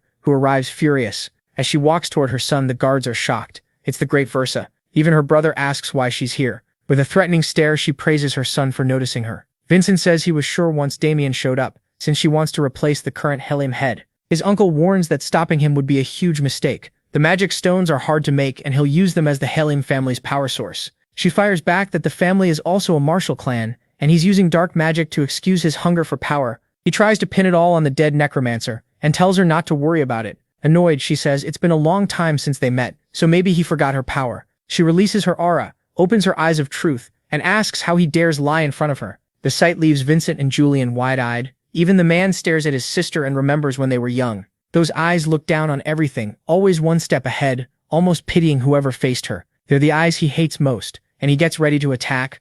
She doesn't move as the strike comes at her. Then a beam of light tears through his arm. In his eyes, we see who fired it. The light swells into a massive blast that rips through him and explodes behind him like a bomb. Panicking, the man apologizes and says he lost control for a moment. He freezes when he realizes the one standing before him is the Edinka Patriarch. Vincent is shaken. One attack cleared the dark sky. That makes sense. This man is Aslan's descendant and the father of his current body. He is the living power of the Edinka family. Like a loyal hound, the Patriarch asks his wife what she wants him to do. Blood drips from the man's arm onto the ground. He looks desperate, and his sister thinks he really is pathetic. Even after all he's done, it still hurts to see him like this. She steps forward, ready to fix the Heleme's mistakes. Then she tells her brother he will answer for everything that happened here. Footsteps echo nearby, and soon more people arrive, members of the Edinka family and priests. Damien quickly recognizes them as the Edinka Black Sword Union and the Temple of Gaia. Still tied up, he asks his sister if she planned this from the start. As he's dragged away,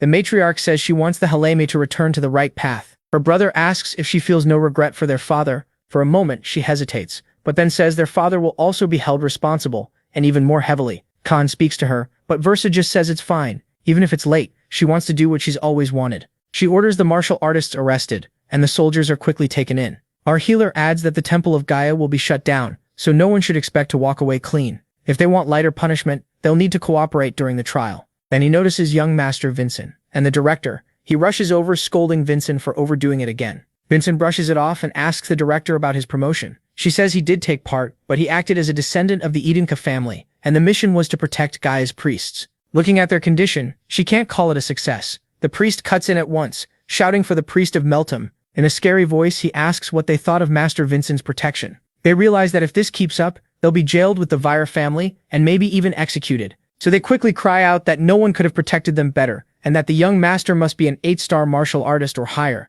The priest turns back, saying it sounds like they truly appreciated the protection. The director agrees. If the clients are satisfied, he can advance. She gives him a new emblem and tells him he's now in the 8th position. She knows she should say something proper, but can't be bothered, so she just congratulates him while the lesser god proudly cheers. Raven also offers his congratulations. Then the patriarch and matriarch leave, leaving the group behind. Vin's uncle is led away in chains while a guard tells him to move faster. Damien is furious. Everything had gone to plan until Vincent ruined it. He thinks that if the matriarch had come herself, she would have hidden it much better. She probably could have, but instead she sent Vincent. Then he uses aura from his hand to cut the ropes. He lunges toward his sister, ready to strike, saying he'll destroy her whole plan. But he isn't aiming for his sister. He's going after the protagonist. When Vincent turns, all he sees is blood spraying in front of him. The director and the assassin panic, realizing they let their guard down. They relaxed because the Great Khan was there. Both rush to stop it, calling for their young master, but it seems too late. Vincent can only stare ahead in shock. Then a hand reaches him and we learn the blood wasn't his, it was his uncle's.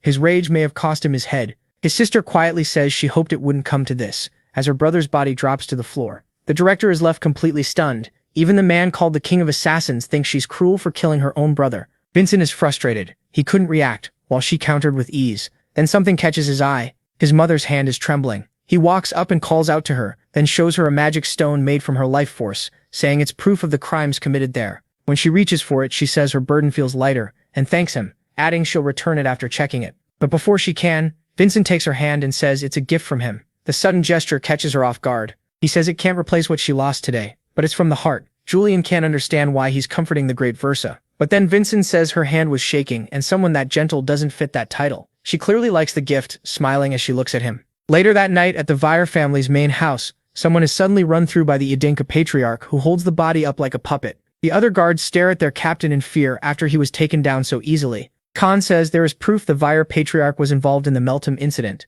He throws off his cape and declares he'll remove anyone who stands in his way. Even terrified, the guards force themselves to charge him to protect their lord. But the old man is merciless, cutting down everyone in the hall with fast, exact blows. Still, more guards keep coming. The huge old man readies another attack and tears through them in a storm of blows, leaving only destruction behind. As he throws open the door, he says all the evidence was sent to Jeremiel and the Tower of Judgment. The patriarch of the Vire family has already been sentenced to death. Still, Khan says he'll allow the man to redeem himself by ending his own life. Scared but furious, the man shouts, ordering his guards to kill Khan. A hidden fighter suddenly rushes the patriarch, but Khan kills him in a single strike. He proves once again why he is the Edenka's power. The Vire patriarch can only mourn his fate. Then his aura flares and he says this is his answer, leaving the elder terrified as his life is taken away. He screams desperately for salvation. Sometime later, elsewhere, someone adds sugar to tea and asks if it's sweet enough for the protagonist. It's his mother, apologizing because he should be back with his friends. Before Vincent can reply, she says she did it because it was the right thing. His words while defending his children inspired her to stand up for what she believed in again.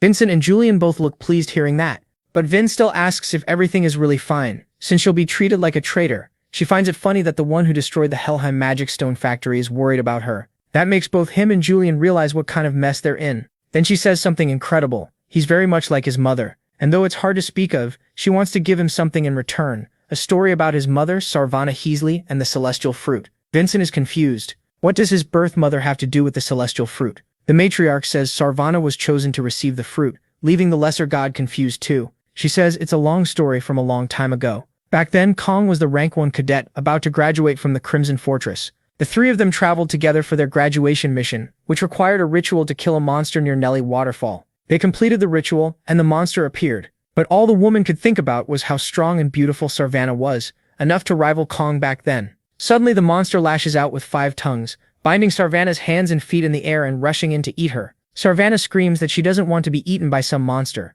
but she was only acting. A huge attack slices through all the tentacles, launched by the future matriarch. She yells for someone to move now, and Kong cuts the monster clean in half with one strike, showing how strong he already was. Sarvana lands lightly on the ground and happily says their teamwork was perfect, and the mission is done. Then the future patriarch goes to collect the monster's pearl. The young woman wonders why they need something so gross. He explains that taking the mollusk shell is a tradition from Aslan's time, but then something catches their attention. She says the waterfall mollusk is annoying, but not too hard for a graduating rank 1 cadet. Then she asks why a waterfall like this exists in such a cold place. Sarvana wasn't just cheerful. She was smart and curious enough to notice what others missed. Young Emo speaks to her as she says the mission must have had another reason. Maybe something the first patriarch Aslan left behind, and asks what could be hidden behind that waterfall. Curious, the future patriarch asks how they'll get through it. So the three start making their way through the mountain. Sarvana says she'll check what's there from this path, since her intuition is always right. Then her foot slips, and she falls straight into the river beneath the waterfall.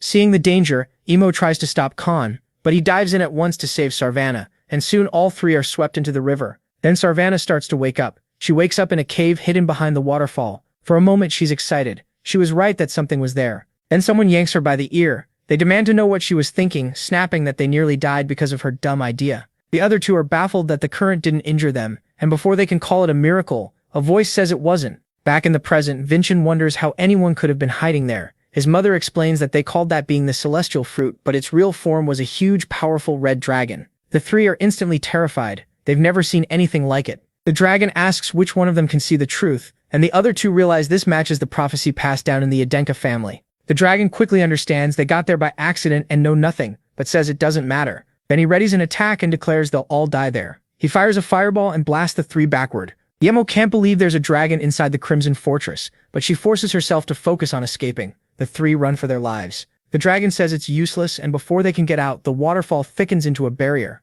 The giant lizard tells them there's no escape, and they should accept their fate. Hearing all this, Benshin can't believe a dragon could really exist, but his stepmother asks why that's so hard to accept, since the thing he added to the Crimson Lotus was dragon bone. Julian is stunned that she knows about the bone, while Benshin thinks it's stupid to believe anything could stay hidden from her. He then asks how she made it out alive. She says she doesn't know. The only one who knew the full story was Sarvana. Back in the cave, the dragon says they have nowhere left to run and should accept death. The young matriarch calls to the other two, and Sarvana starts drawing her sword as the patriarch gets ready to strike. All three charge the creature at once, rushing in and landing a hit that briefly surprises the dragon. The patriarch uses that opening for a sword art technique, but the dragon catches it and knocks it into the wall like it's nothing. That leaves him shaken. because it was the strongest move of the Adenka family. As the dragon gathers mana, he says humans have limits, and a crushing force bears down on them, making it hard to breathe. Sarvana and Versa collapse, while only the patriarch stays on his feet. That catches the dragon's eye, and he asks how a human can endure his mana pressure. He even thinks it's a waste to kill someone with such talent,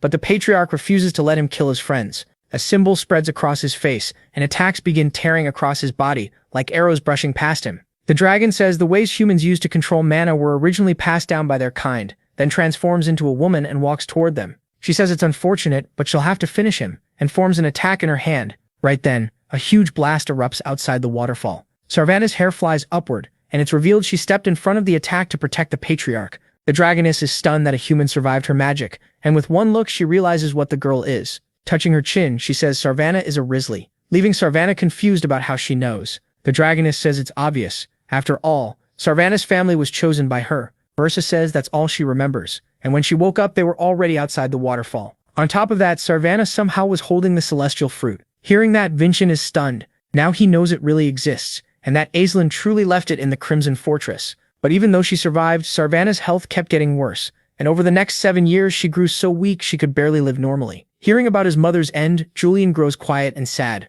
The matriarch says that even then, Sarvana never ate the celestial fruit. Instead, she wanted Khan to take it, but he couldn't accept gaining strength at the cost of her health. After all that, she passed away and left Vincent behind. In the end, Khan ate the celestial fruit because it was her wish. Still, Sarvana stayed in his heart forever, as beautiful as ever. Vincent notices the mix on the matriarch's face: envy, longing, and regret. He asks what she truly thought of his mother. She answers that she cared about Sarvana and envied her too. Then a memory appears of Sarvana hugging Versa and telling her everything would be okay, while Versa trembled in fear. Versa soon breaks down and Sarvana comforts her, saying she isn't a puppet. She cries in Sarvana's arms under the rain.